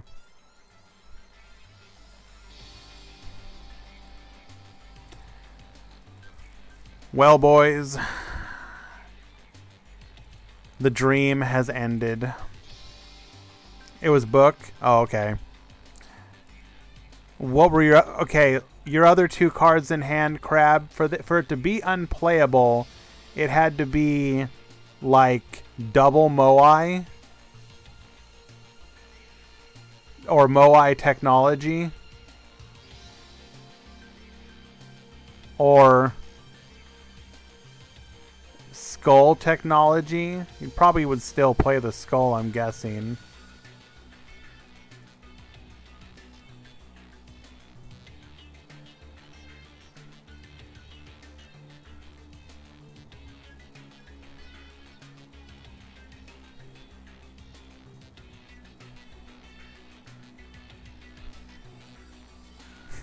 Double Moai.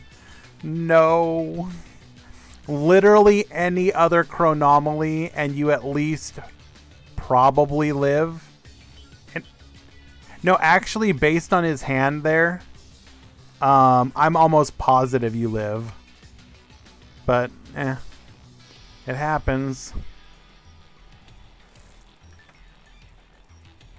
Good run, my friend.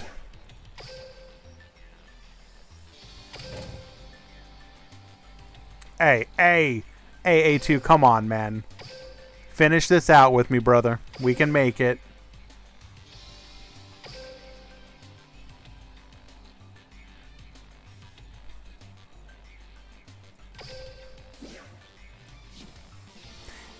like, low-key, it's a fun deck. I enjoy it. Even if it's not, like, one of those decks that's going to absolutely dominate the meta. Like, it's a fun deck. And, you know, I mean, half the time, that's all, pretty much what you can ask for.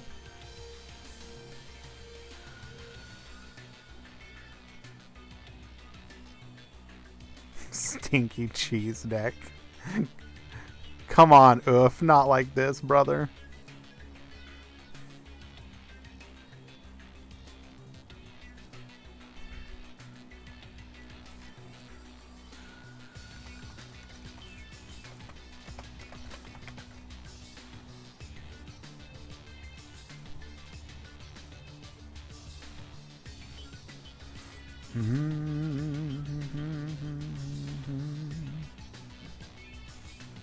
And I do want to do a big shout out to everyone that's hanging out today. It really does mean a lot that you guys want to come and chill. Even if you just turn the stream on in the background and don't even interact. Low key, not even low key, high key. I do this for you guys. And, you know, you make it fun, you make it worthwhile. I want you guys to know that for sure.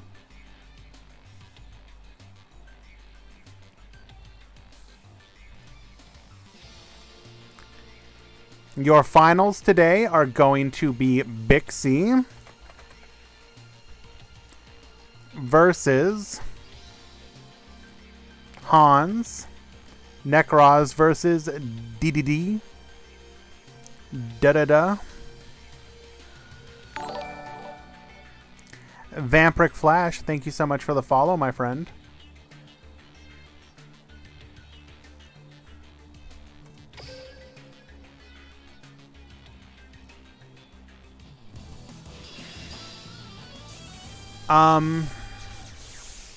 Yeah, we'll talk a little bit more after the finals. We'll focus here.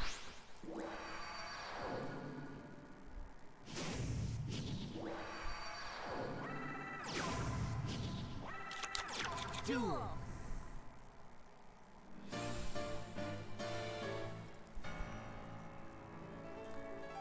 Hans is going to go ahead and lead things off here.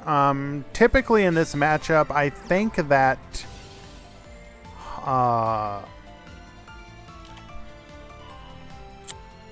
Necros typically wants to go second, I believe.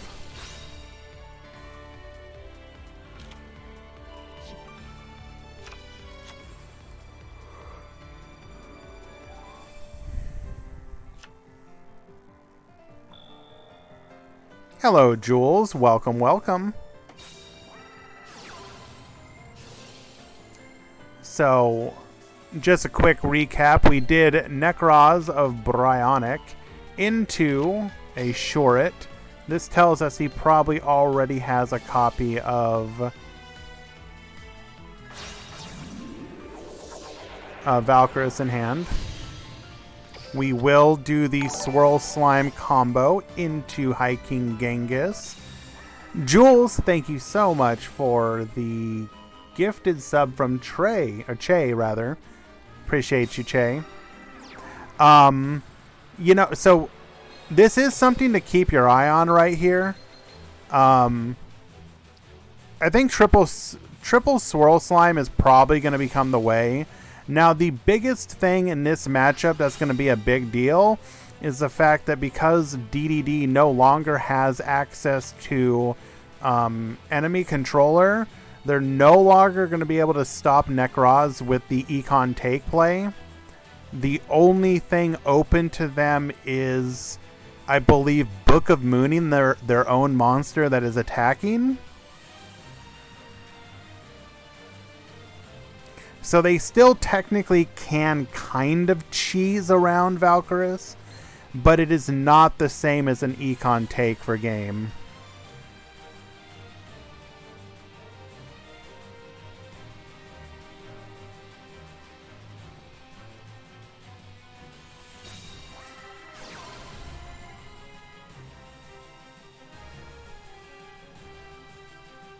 Leading off with a copy of Necros Mirror, not ideal.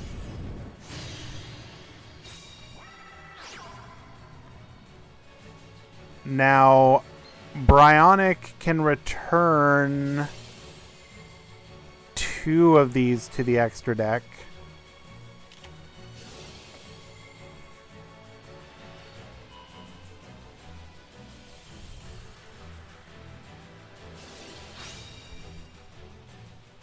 We will activate Trishula to force out the second Book of Moon. I mean, what are you going to do here?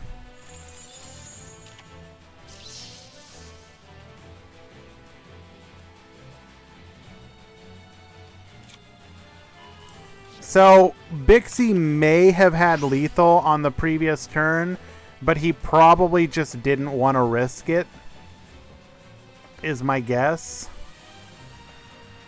I don't know. You guys are probably right that it was like guaranteed lethal, especially since you would have been attacking into a Senju. But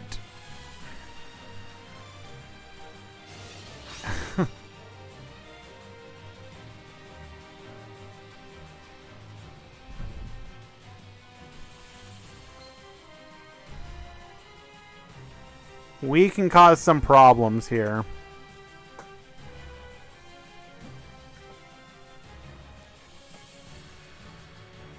Right, so he would Valk the monster that attacked. What's face down is Bryonic.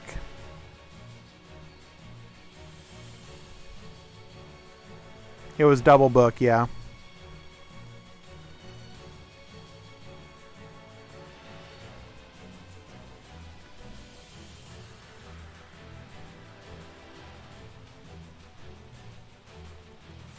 That was almost for sure lethal. Or, ooh, interesting.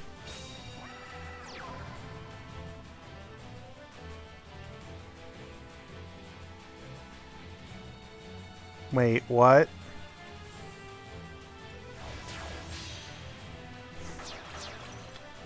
Going...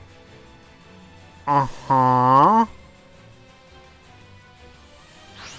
This isn't lethal, though, is it?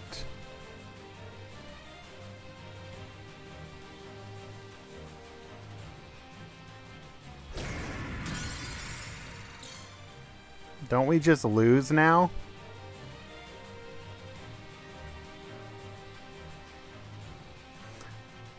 So we go and do a copy of Dark Rebellion Xyz Dragon. We're going to deal 2,500 damage, taking out the High King Genghis.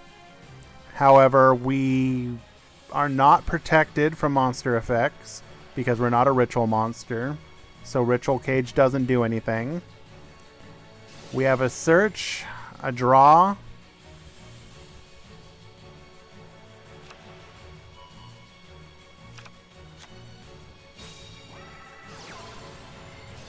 We are...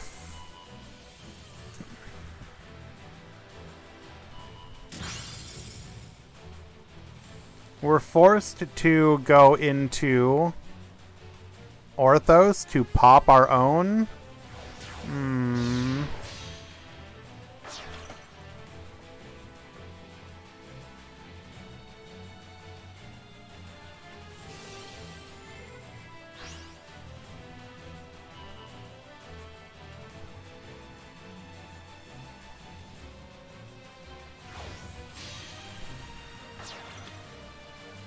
Yeah, this is just lethal now.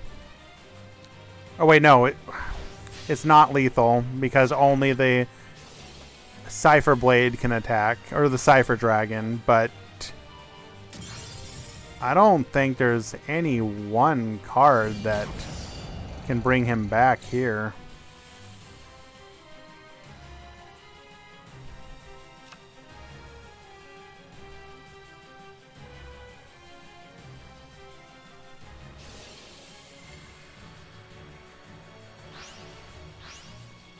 Right. I keep forgetting the graveyard effect of the ritual spell.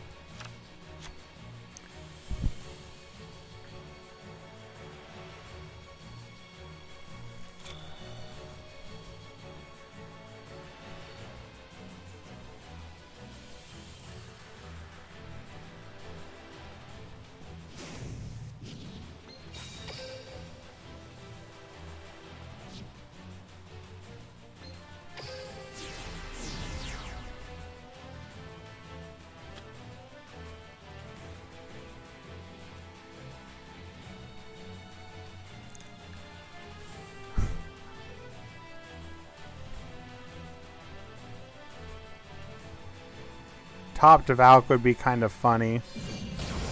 But we did not. And Hans will take it to the dome in game number 1. Bixie will be up a game. What did we draw? Another ritual spell?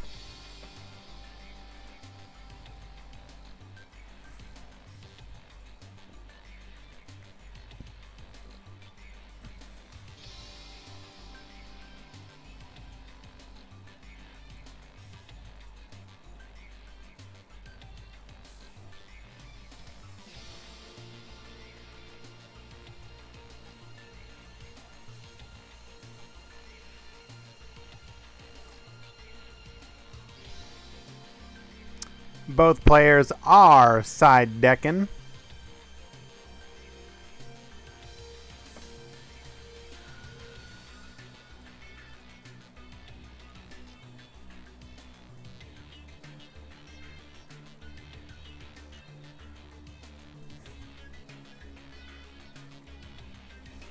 Likely gonna see if we see a skill change. Hello, Zero. If Hans is playing a side skill, we're probably gonna see it here. How are you doing today, Zero? Good of you to join us, my friend.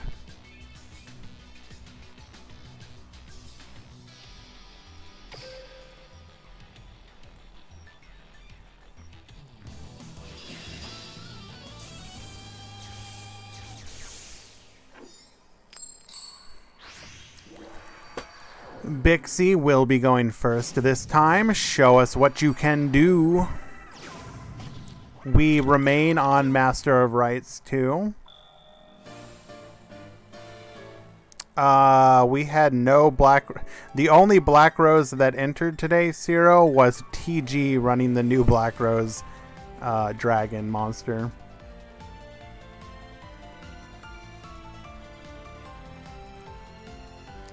Che, you need to understand that Zero needed to go follow Ash on his journey to probably lose in the latest Pokemon series.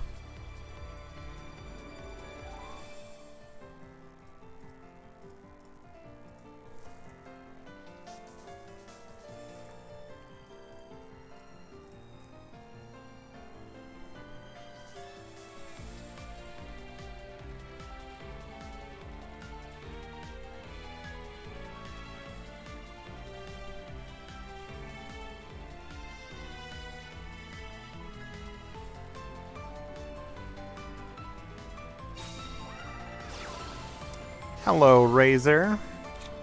Hans may be God, but Bixie's here to kill God.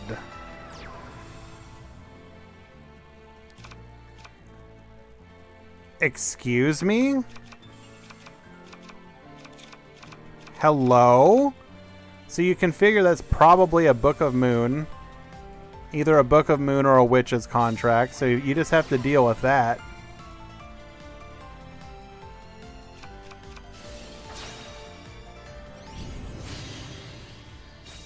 Going into a copy of Decisive Armor. Sure, it's going to activate. If that is a back row, this is your one opportunity to put him face down.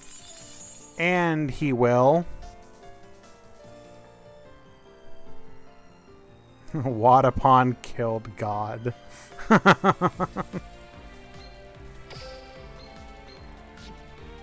So...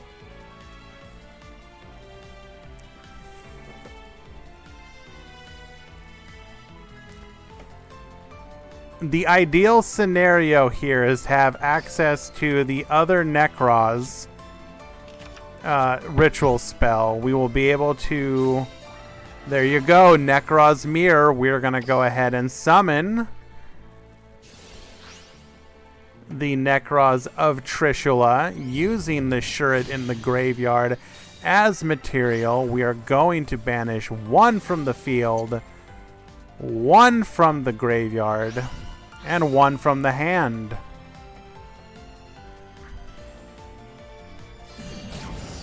We're going to dome him for 2,700 and Your go. Now we know that one of these cards is a copy of Doom King Armageddon, so potentially his skill is live.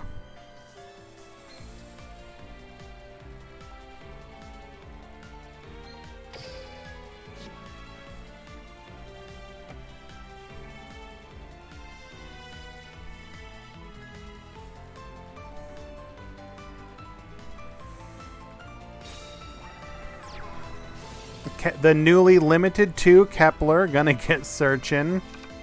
We may have bricked last turn, but we got plays this turn.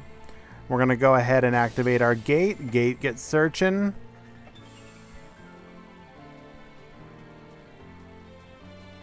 Now we will not be able to play our Orthos this time, as it has been banished, so it will require us to scale a lower scale, or a different monster as our lower scale.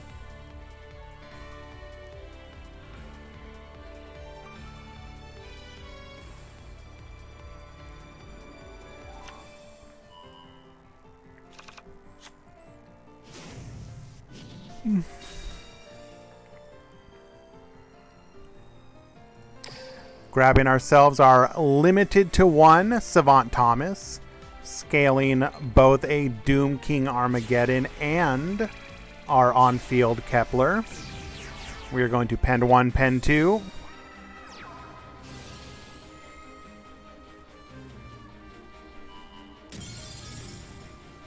We will activate Thomas's effect to special summon from the deck our final copy of the Doom King Armageddon. We got plays for days.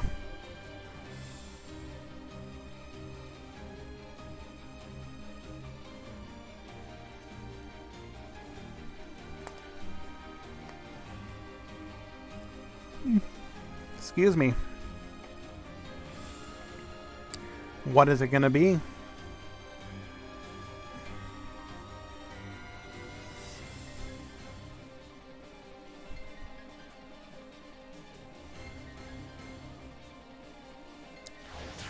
We likely do not have lethal this turn, as we do...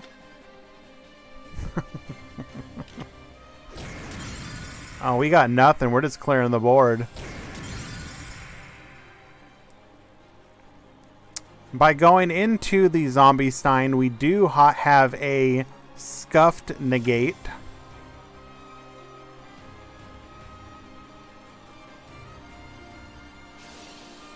A2 is welcome anytime.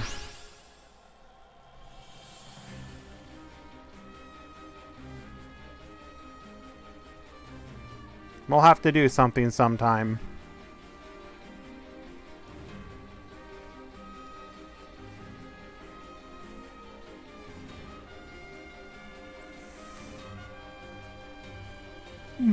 Excuse me.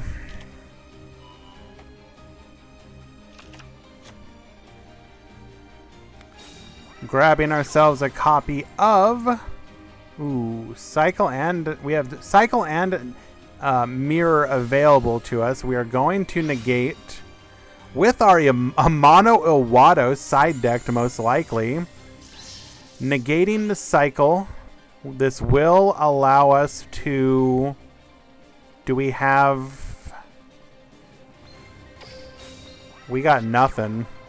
Never mind.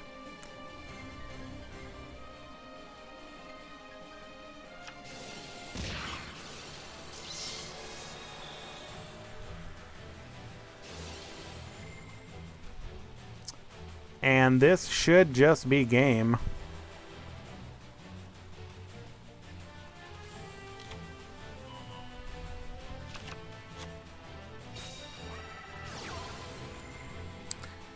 Scaling the Ragnarok. 3 big boy bodies on the field. It don't matter. Going in for lethal. And just like that, Bixie will, in a commanding 2-0 victory, show that While they are more prone to potentially brick, DDD are still a hell of a deck. Just desserts would have been game.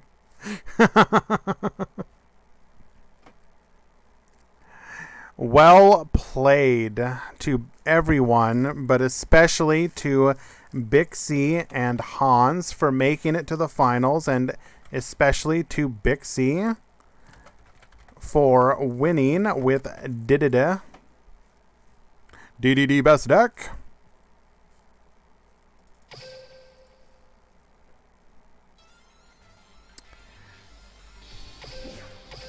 We will go ahead and take a quick look at the top 4.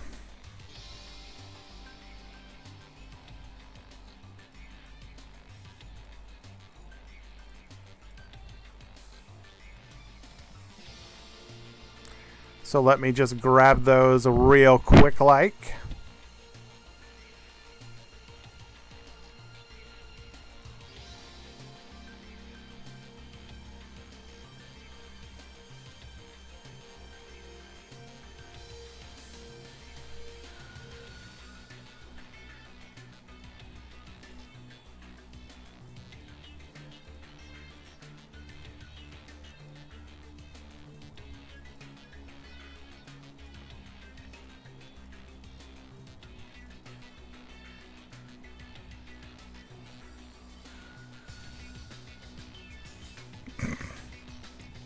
King Crab's extra deck or side deck is kind of funny. I will not show the entire top 8, but I will show your deck, Che, since you are so proud of it. Wait a second. That is not entirely prismatic. You lied.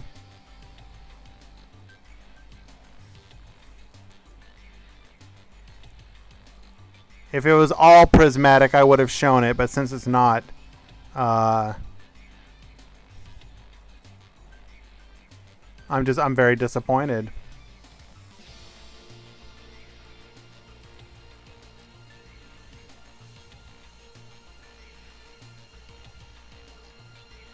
Alrighty. So this will be what your typical DDD deck going forward is probably going to look like. I'll show it, don't worry. So we are on triple Swirl Slime, triple Ragnarok, one of the new... This is Bixie's list, yes.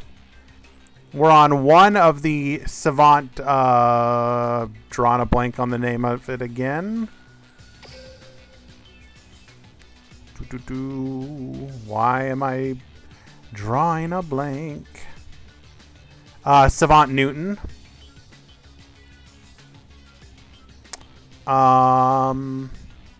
Extra deck is pretty much standard at this point. I mean, Aaron, there was only so many people. The fact that there was any Melodious was kind of amazing.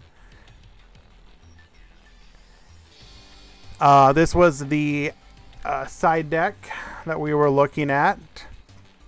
Looks pretty, not necessarily standard, but a lot of those make sense. Bum, bum, bum. Then here is Hans' version of...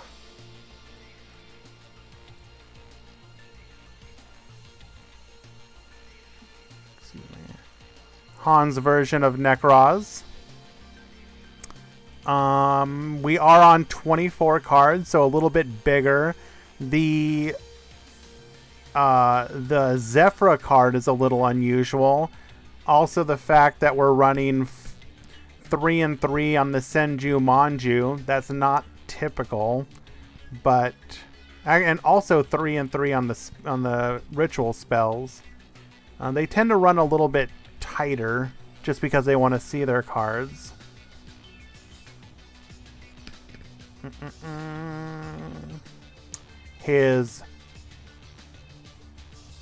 Wow, you cannot see that at all. That is blurry as sin. He did side deck normal Master of Rites.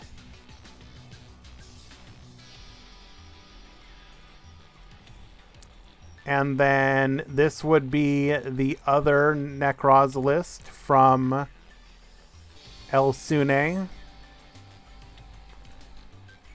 A little bit closer to 20. No decisive armor, but main decking Gungnir. Running 3 and 2 on the ritual spells, 1 and 3 on the Senju Manju, and main decking a single copy of White Princess. And their side deck.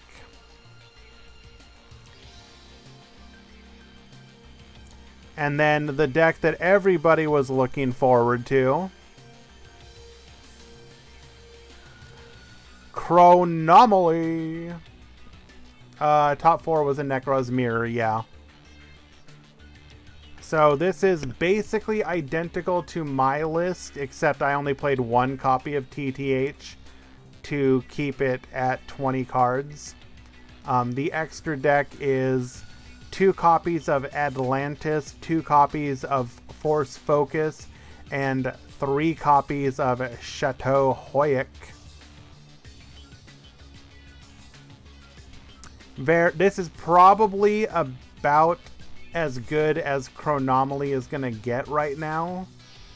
Outside of either a skill that gives them like Venoma, excuse me, however you want to pronounce it. It's your choice if you want to play 2 TTH.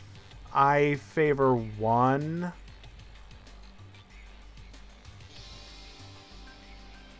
We want to see we want to see the Ritual Beast list. Well, they did not top, but sure, we can go ahead and take a look at it regardless. It was piloted by Mugiwara. As you guys may know, Mugiwara is a Worlds competitor level player, so I think it is fair to say that his list is probably about as good as you can get for something that is going to do well in the current climate of decks.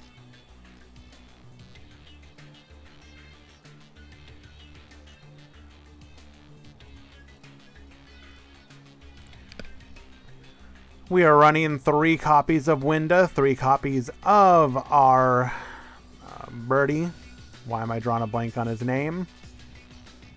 1 Petalfin, 2 Elder, 1 Apelio, 1 Lara, 3 Book of Moon, 1 and 1 and 1 on the playing 1 copy each of the spells and of the archetypical spells and trap, and then 3 copies of Canadia, which would be no. So White Princess is in the side deck.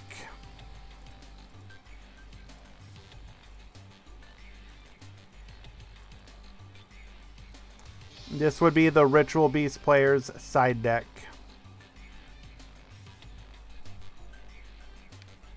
Two White Princess, 2 MST, 1 and 1 on the mirrors, and 1 non-fusion area. Yeah, I just brain farted for some reason. I have no clue why.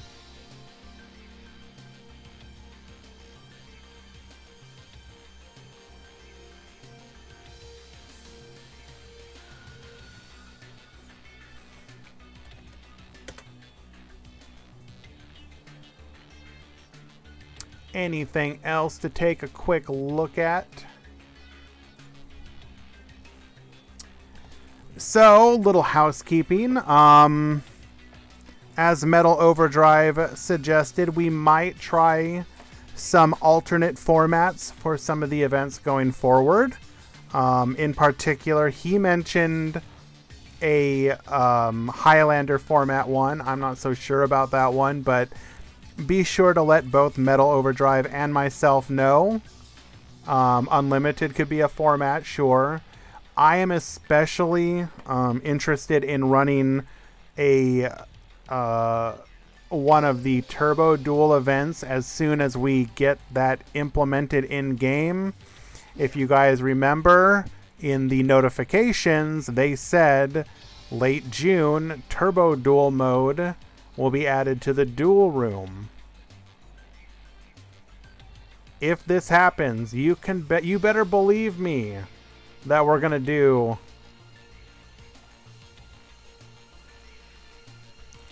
I don't care, Zero. I want a Turbo Duel.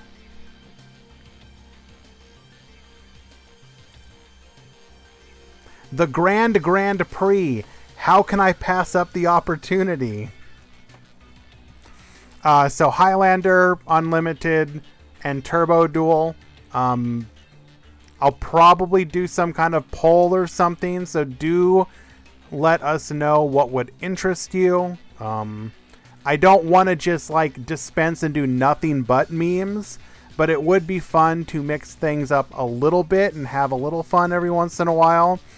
I don't know if this would necessarily be in place of a Meta Freakly or only obtainable in-game. That's an idea, sure. I don't know how good. I think a lot of people would be on like Amazon or something. Actually, no. I guess that wouldn't be good. What's like there's like a couple archetypes in game that are like busted. Cyber Angel, yeah. I don't know about that one. It could be. It might be pretty bad. Regardless, do make sure you let us know. You can.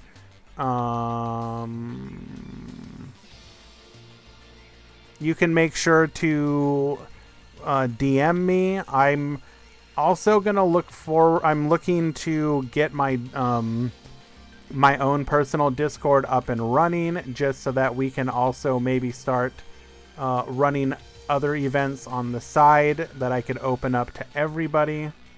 So do stay tuned for that as well. Besides that, Meta Freakly next Wednesday, the Meta Weekly, of course, next Friday. If I do my COG stream, it will probably be tomorrow or the day after, but I do want to do my King of Games run with you guys. And yeah.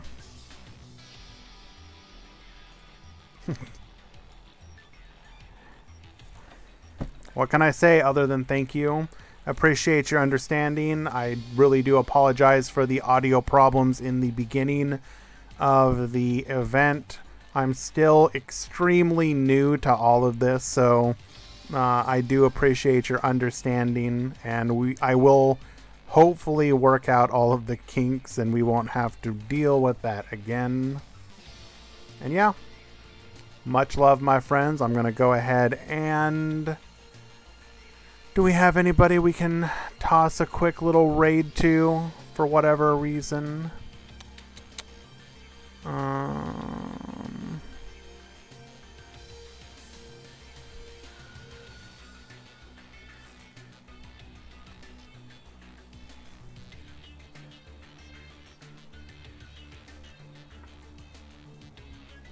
Nah, doesn't look like there's really anything besides DLE, so I'll just shoot you over to them.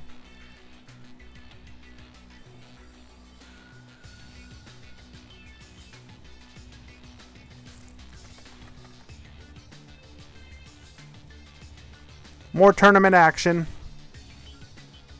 Support everyone who runs these events in the community. Later, guys.